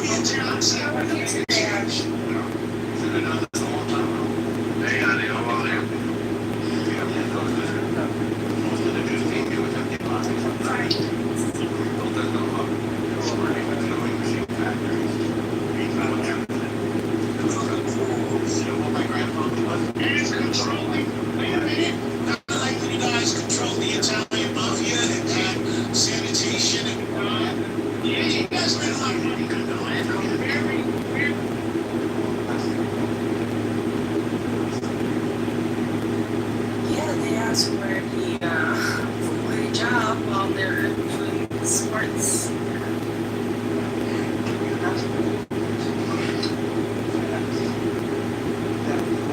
Now they have taken over. And they have their laws, the Sharia laws. Of course, every woman is obligated. I was in the army next to God. 2000. Has to work her job, and then all of that activity, including the Olympics. I was deployed. We have to 3 battle stations. You have the coverage. Fort Benning, Georgia. Fort Lewis, Washington. Fort Machuca, Arizona. In individual arts, they have to be covered exactly the way you are. With the hold on a second, let me just finish. Sorry. So that's okay. So as I was looking at your PTR, I just was thinking some of the possibilities. Highly improbable. Okay, baby. Certainly something to think about, because we have examples of this in the most Muslim countries. So it is not too far-fetched to think that if the Islamic principles and ideologies ruling various lands and countries, it's not too far-fetched to imagine that the arts will be covered, the nudity will be covered, the faces partially shown, and all of the athletic events where the women will participate will be covered, and it would be an interesting world. I'm just gonna say, if I become dictator, all fat people have to wear niqabs. Check this out. Female, fast people gotta be fully covered. Communist fascists will be handled. I think they should go to boot camps. The fat people. Yeah, as a Jew, I'm a little nervous to talk about putting you on camp, but I'm happy to make them wear clothes. It just makes me a little nervous to talk about shipping people off the camp, so I'm probably never gonna say that, but I am quite making them cover their back. If you ever want to have the sun on your skin again, don't be that. Lock this guy communist fascist, and I walked into the room not a lot of years. It's history. This guy's it's not here. Oh, I need you guys. I need to send everybody to block an account because I'm having some issues right now. Okay. And I could go to jail for this. So I'll explain to you in the back channel more when I see you. But I need you to everybody to block this account. Because it was, there's a whole long story to it. Moving on. I officially have to stop. You do? Moving on. Yeah, we're moving on. It's not in the room because I'm here this whole time, so I was gatekeeping. But it's all good. It's all good. Guys, I just did the coolest thing. Brandy would be so proud of me. You kicked Buttercup in her face? No. So this is my kitchen. And I'm putting up like Jewish memorabilia on top of it. right here. Hold on. Okay, so do decor, Rafi. Decor. You do Memorabilia stuff you buy from like TV shows or sports. Decor is what you put up in your house. Yeah, so here. Should take a better picture of it. I'm gonna take a good picture of this so it all shows. So you can zoom in and see like all the details in it, but it looks cool. Having these Jewish cookbooks through there, so it's pretty cool. Not Jewish cookbooks, yeah, kosher cookbooks. Hold on, let me take a nice picture of this. I'm actually very proud of this. I have one more thing to fill up with. I don't know what I'm gonna fill it up with. I'm gonna take a picture of it 1 second. Ali, by the way, I know I have some friends that I grew up with who were Muslim. They had to, their family would tell them that they had to wear it. So when they came to school, they would take it off. But it's, they were always scared that they would get caught because their family, they kind of forced them to wear it. So if there was a rule of law that allowed people to decide whether or not their children had to wear it, or like everyone had to wear it, that'd be devastating.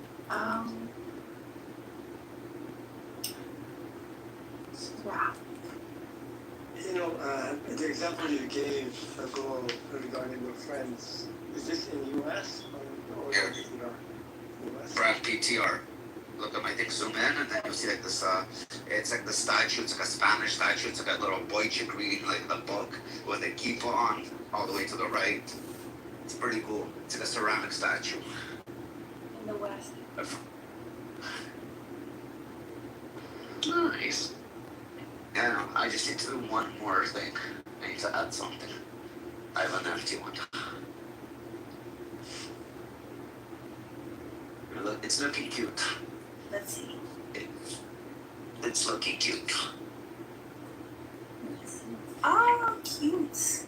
I know, it's starting to look cute. I like it. Thank you, thank you. Thank you, thank you. I like the color. What color is it? What color what? It's not white. Is it off-white? Ceramic? The guy? Hmm? Think about the guy? No, the cabinets. Oh, it's like a white. It's pure white. It's pure white? Yeah, my whole kitchen. You white, man.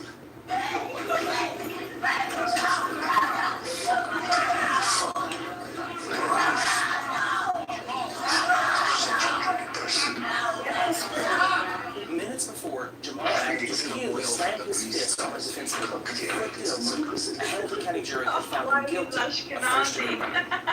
Mason Edwards and I got reports for the Chattanooga Times Free Press. At trial, prosecutors accused Adams of fatally shooting a father of 6, Matthew Overby, 9 times in the driver's seat of a truck off Roswell Boulevard. The reason? To impede pending prosecution against Adams in another case. Jury deliberations took over 2 days on Adams' charges, including murder and malicious prosecution. Look what I can do. I can remove this with Windex. You can? Oh, Windex is great. Well, be careful. Careful what? You might bring, like, is it not too harsh? Is it not supposed to be like black? Oh, that's fine.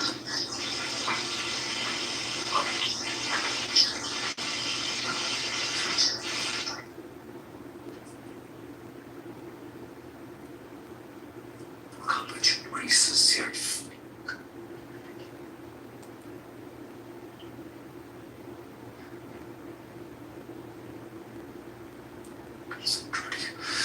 So fucking dirty. I realize I'm a fucking, I have ADHD, like, I have OCD. You too? Yeah, I have OCD. I need everything to be the right. I need it to be always clean. Clothes. Excessive Canadian disease? Oh, wow. Wow, Brandon, wow. Did not see that one, to be honest. Well, if you're OCD, you Canadians, I mean... My cups. I'm gonna cheat up my cups. You're about as Canadian as me. Yeah. That's not what his paperwork says. His paperwork says Canadian. Well, not legally, right? It's not the stuff. I'm gonna cheat up my cups. I'm surprised. Why am I not surprised? Because you never broke nothing, right?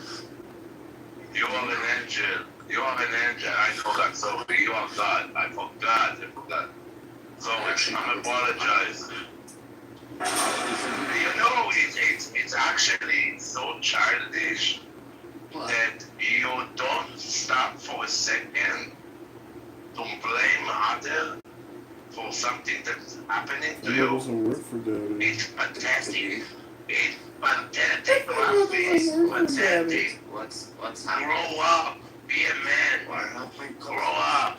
You know exactly what I'm talking about. I have no fucking idea what you're talking about. You don't. Oh, yes. Okay. Again, can you say it straightforward? I don't know what the fuck you say. Yes, stop talking about your ex. Stop mentioning your ex. I'm not mentioning it. She took my cups. Oh, she broke that. Oh, why am I not surprised? Because she replaced the cups that she broke, and then she took them when she left. You understand why I'm not surprised? She broke the cups, she bought new ones to replace them, but then she took them when she left. And all the time that she left at your place, that's your direction. I swear on everything I love. Rafi, you know what is the funny part about life? Hold on. You know what is funny part about life? Hold on. No, you hold on. I'm older than you, so you hold on. I understand. You know what's funny? You know what's funny about life? Every story has two sides and only one true. Only one true. And as a man, you should not talk down on your ex, no matter what the fuck happened. What happened between you and her should stay between you and her. I'm not talking down on her. Oh, really? I'm just saying the cups. You gonna say it straight to my face? Yeah. Are you serious? I heard you. I heard you. How did you hear me? Okay, guys. I'm calling you back to peace. That you leave me a cup. And You're actually right. You're right. You know what? I'll give it to you. She left one cup of yeast that I think she broke. Well, that's fine. You're right. I'll give it to you.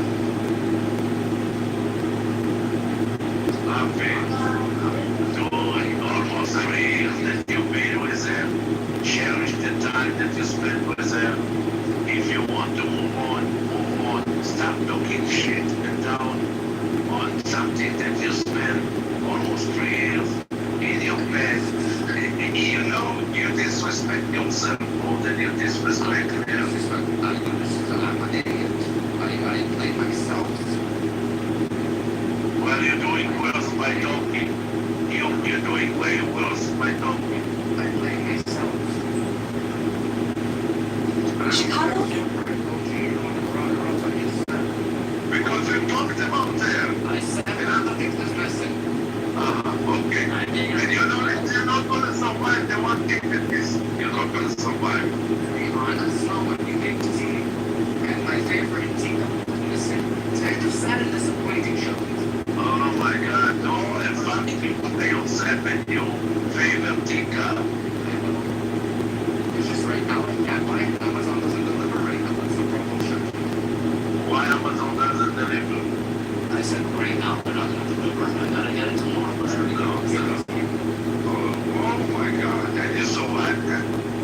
Somebody Pay yourself, you're so hard. Somebody made it. Oh my god, weird. Give me your address. I have a truck in your area full of letters. I'm gonna ask if I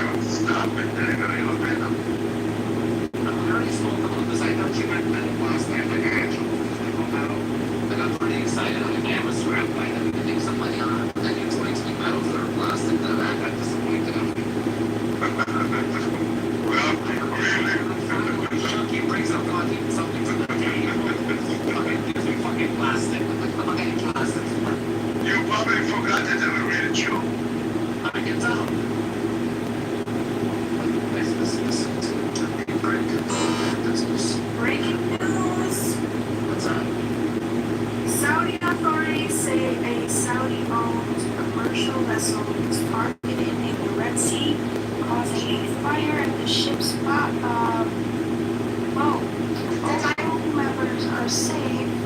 It is probably the Houthis firing missiles at the Saudi.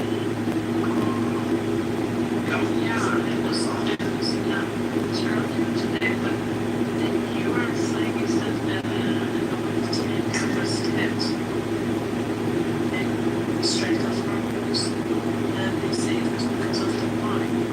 Fire just it's actually the mines. I guess everyone needs to get out. I mean, the ambulance get moved to the mines now.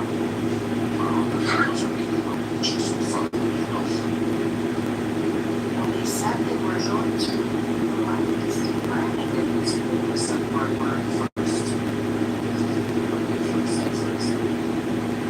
It's funny.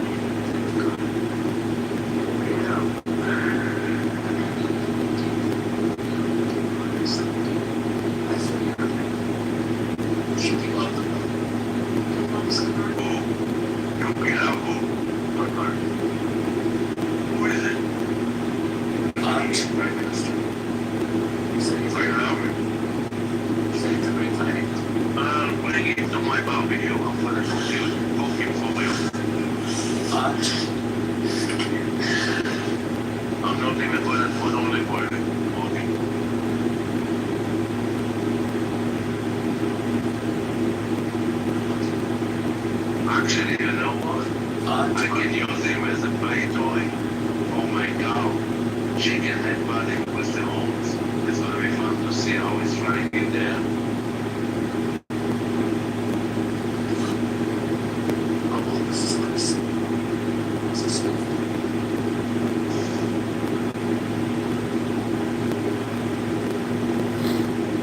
I'll have this shit in my house when I'm all done. Target. It's pretty cool. This will be too fun, actually. That's really what happened.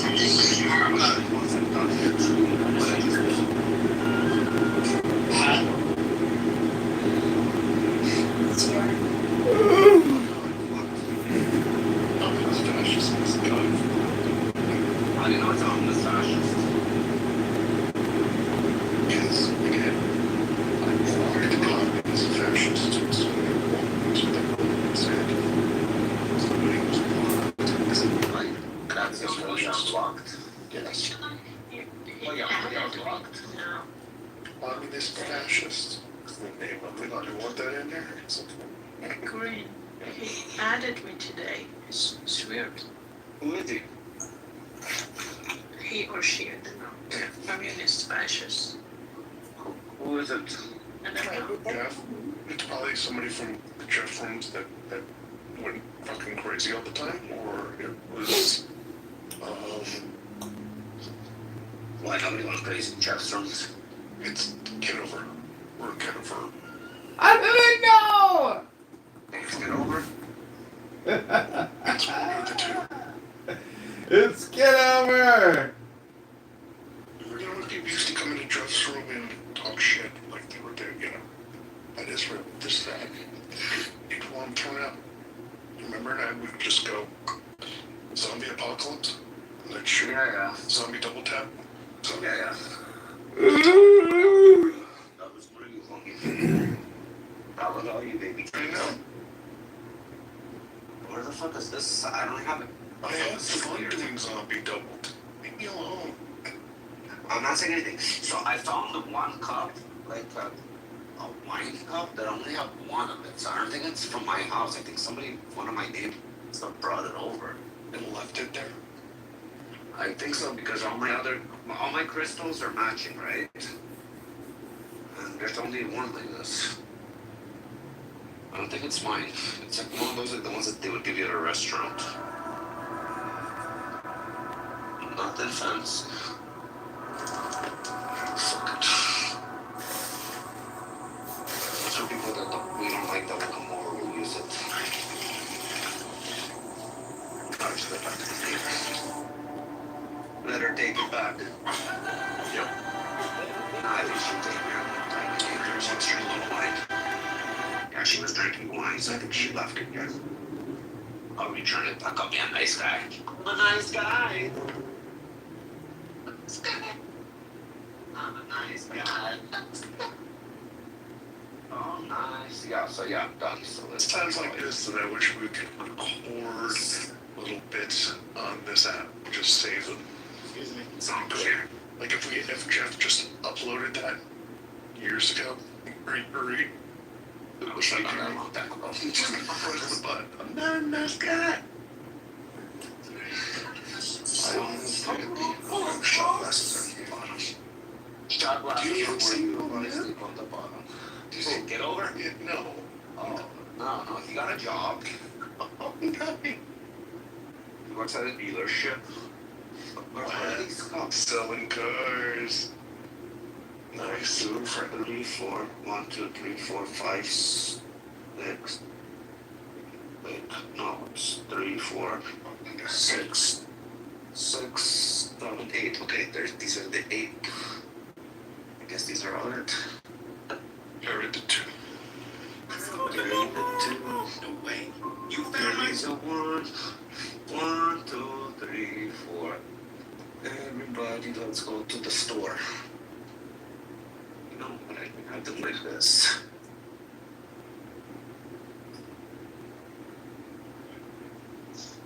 Oh, that's how it should be. And then it's not even that nice. She looks really nice. I think that looks nice. Look, I'm like designing my kitchen. Having fun. I'm having fun.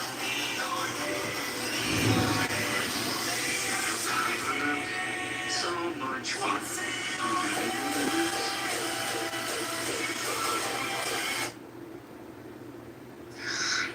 These identical twin No, brothers that's were born with true. She won't shut night when they go to sleep. during the 1970s. Wait, no.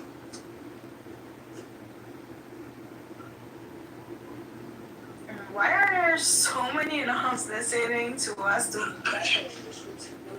Because they're weird. Anonymous people are weird. You have to be one kind of special to be anonymous.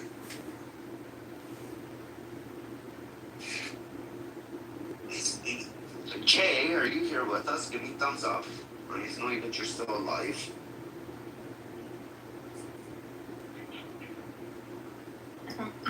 that anon with the Hanukkah thing?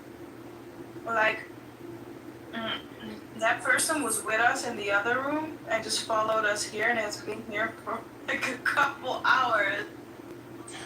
So yes. That is weird. What kind of honey should I use, guys? Fuck, I don't know which one is good and which one's bad. I have no idea. You know, this is fucking buckwheat honey. Anybody ever had buckwheat honey?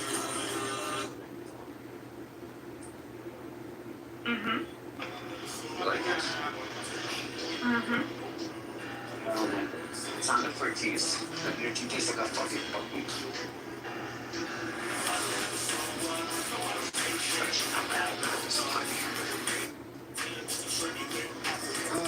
Twix.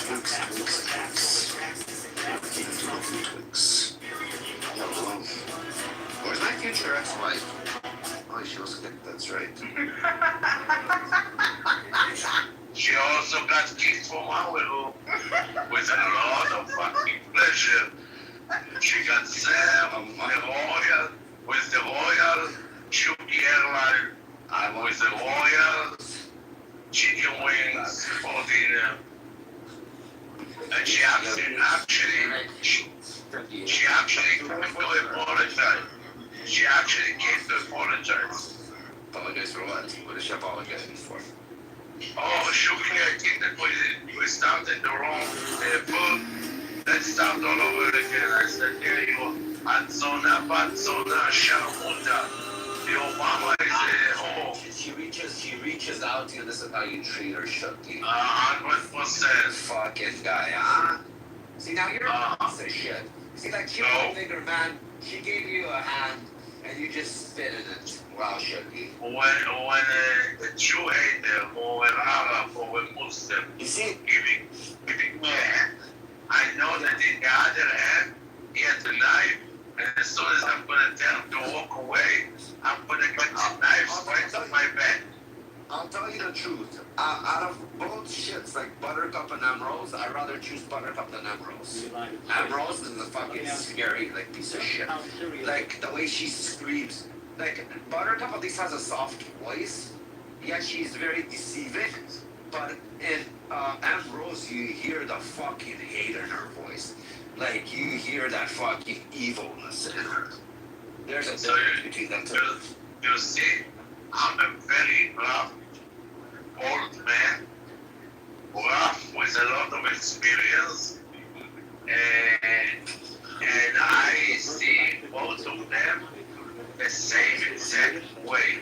No, I'm saying from both shits, one shit is better than the other. If we have No. I don't choose between shit. I choose between diamonds. I don't choose between shit. I choose between diamonds. Yeah, I have a great diamond. Want a diamond? Yeah, only diamonds. Let's do it. I have a great diamond. E-color. Great diamond. Explorer. Yo, actually, Seth. Yo. What's the comment? How much is an ounce of silver today? It's like season something. Oh, okay. So it's not really that a lot of money. Let's see if it went up. I don't think it went up much. I heard gold went back up. It fell, but now it went back up. Yeah, but it was down. It was down nicely. Oh, and then it went back down again. $60.38 US. Yeah.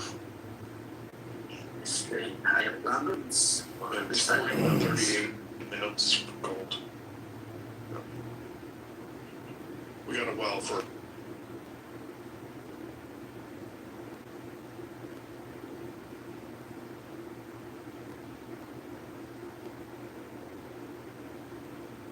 Aspects of whiteness or white supremacy. Punctuality. Yeah. Oh wow, you can't say that's racist. I think that's human nature. I really believe that implicit bias is human nature. We all I believe it. I believe it. Let me explain. Based on what? Based on what factual information? Let me explain. So, I get that too because looking at all around the world, in societies like this, we are more likely to as hard as it may sound, we're more likely to move on and accept and be more tolerant to those who are similar to us. I'm just like that way myself. Now, you can argue with me the morality of that, but it's true. And if you disagree with that, you just lie to the reality. So, of course, let's say if I apply to a job and my name is Lee, and I'm Chinese, obviously, if it's a non-Chinese person, regardless of color, looking at that resume, they're going to think in their mind a stereotypical image of a Chinese man. And they're more likely going to hire based on what category that Chinese man might fit into. Just same thing with the name should equal. I wouldn't do that. So, I don't know why you would do that. But you're That's the person, so you're much just you. one of the billion. You're the 1%. Well, I wouldn't do that. But it is 50%, and Freakonomics, I just looked it up because I haven't read the book in a long time. It's like then it was a 50% chance of a callback on a job if you had the name Emily versus Jatiqua. Like that was a study that they did.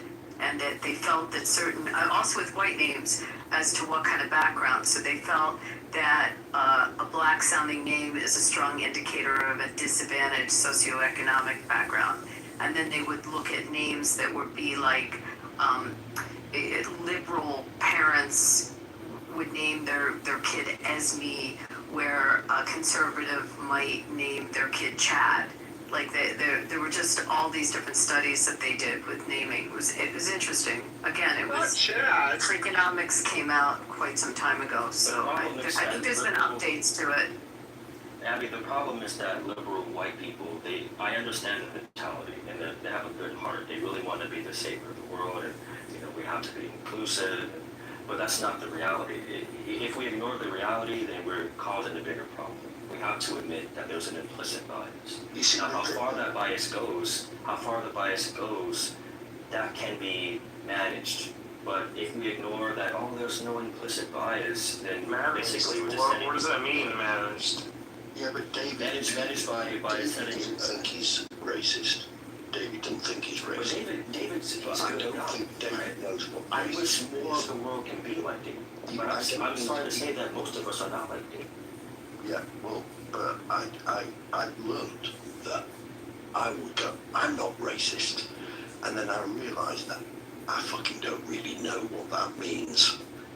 And I had to go through a learning and understanding that, for example, my best man at my wedding is black. Well, that means I'm not racist, doesn't it? No, there's a difference. That black person can be my best man, my best friend, but that doesn't mean I'm not racist when it comes to looking at a community and looking at, a general view.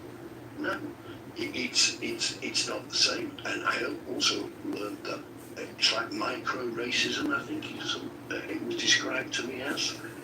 So it's little insidious things that can happen. And so I'm more comfortable being told if I'm a racist or not by a black people rather than me protesting I am not racist. That's crazy. It's so you'd rather be told like it's okay, you're not racist, so relax. you know how crazy that sounds? Man, what is this? Racism, anti-racism training? What we gotta teach white people? Yeah, I don't understand. Like he's like, just tell me I'm not racist, please. I just need to actually, for me to understand, I have to understand your experience, don't I? So that I can understand, and then I understand what racism actually means, that as you experience it, not from me making a decision as a white person, I'm not racist on my terms. No, it doesn't work like that, does it? I don't think it does. I'm not trying to be an ally. I hate that word. What the fuck does that mean? No. But I think I can learn. I can understand. Yeah. So I'm not a racist, right? But okay, I don't think a white person's going to do it himself. That's my opinion. Okay. being called racist hurts. It's a really painful thing. I would say it is equivalent. The pain that a white person feel being called a racist is probably the same anger level as a black person being called the N-word. And it's because being called racist does three things. One, it undermines your morality. And most people like to believe that they're good people, which is why we propagandize themselves to do crime and justify it as a rightful act. Number two, it undermines our intelligence. So when you put a blanket statement as you're racist, it means that you have no objective intelligence and all your thinking is based on arbitrary subjective ignorance. And then number three, it's an insult that's hard to come back from. So how do you justify and win an argument when someone just blatantly calls you a racist?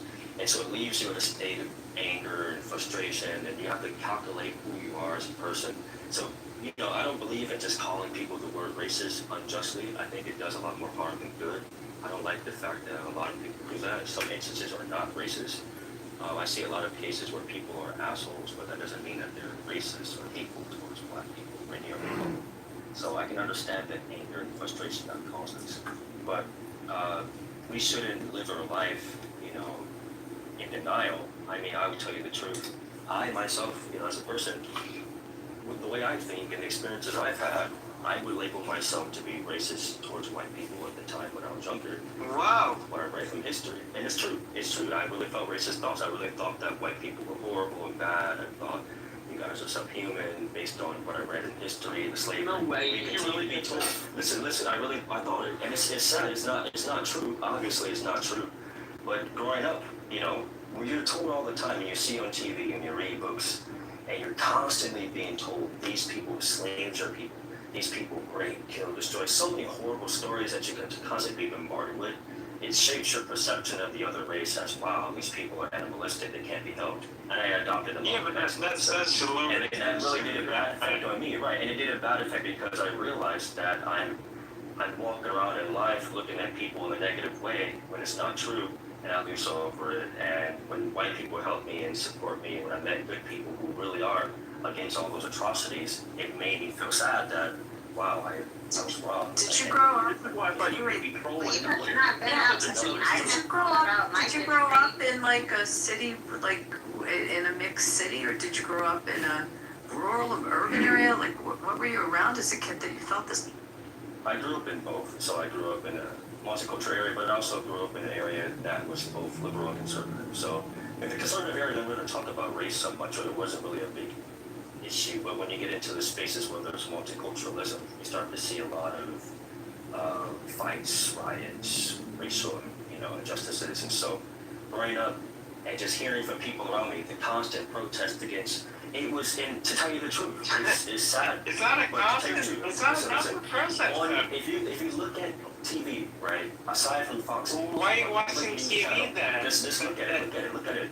But I'm trying to understand where it's coming from. I'm trying to tell you where it's coming from. It's not that I implicitly just like, oh, I hate white people. No, it came from when you're seeing this every day on the news. When you hear people every day talk about how white people have done this, white people have done that, the system privilege. It really isn't that far off to imagine how a young kid can grow up and think, wow, these people are being... It is kind of like, did you go to a high school that was all black?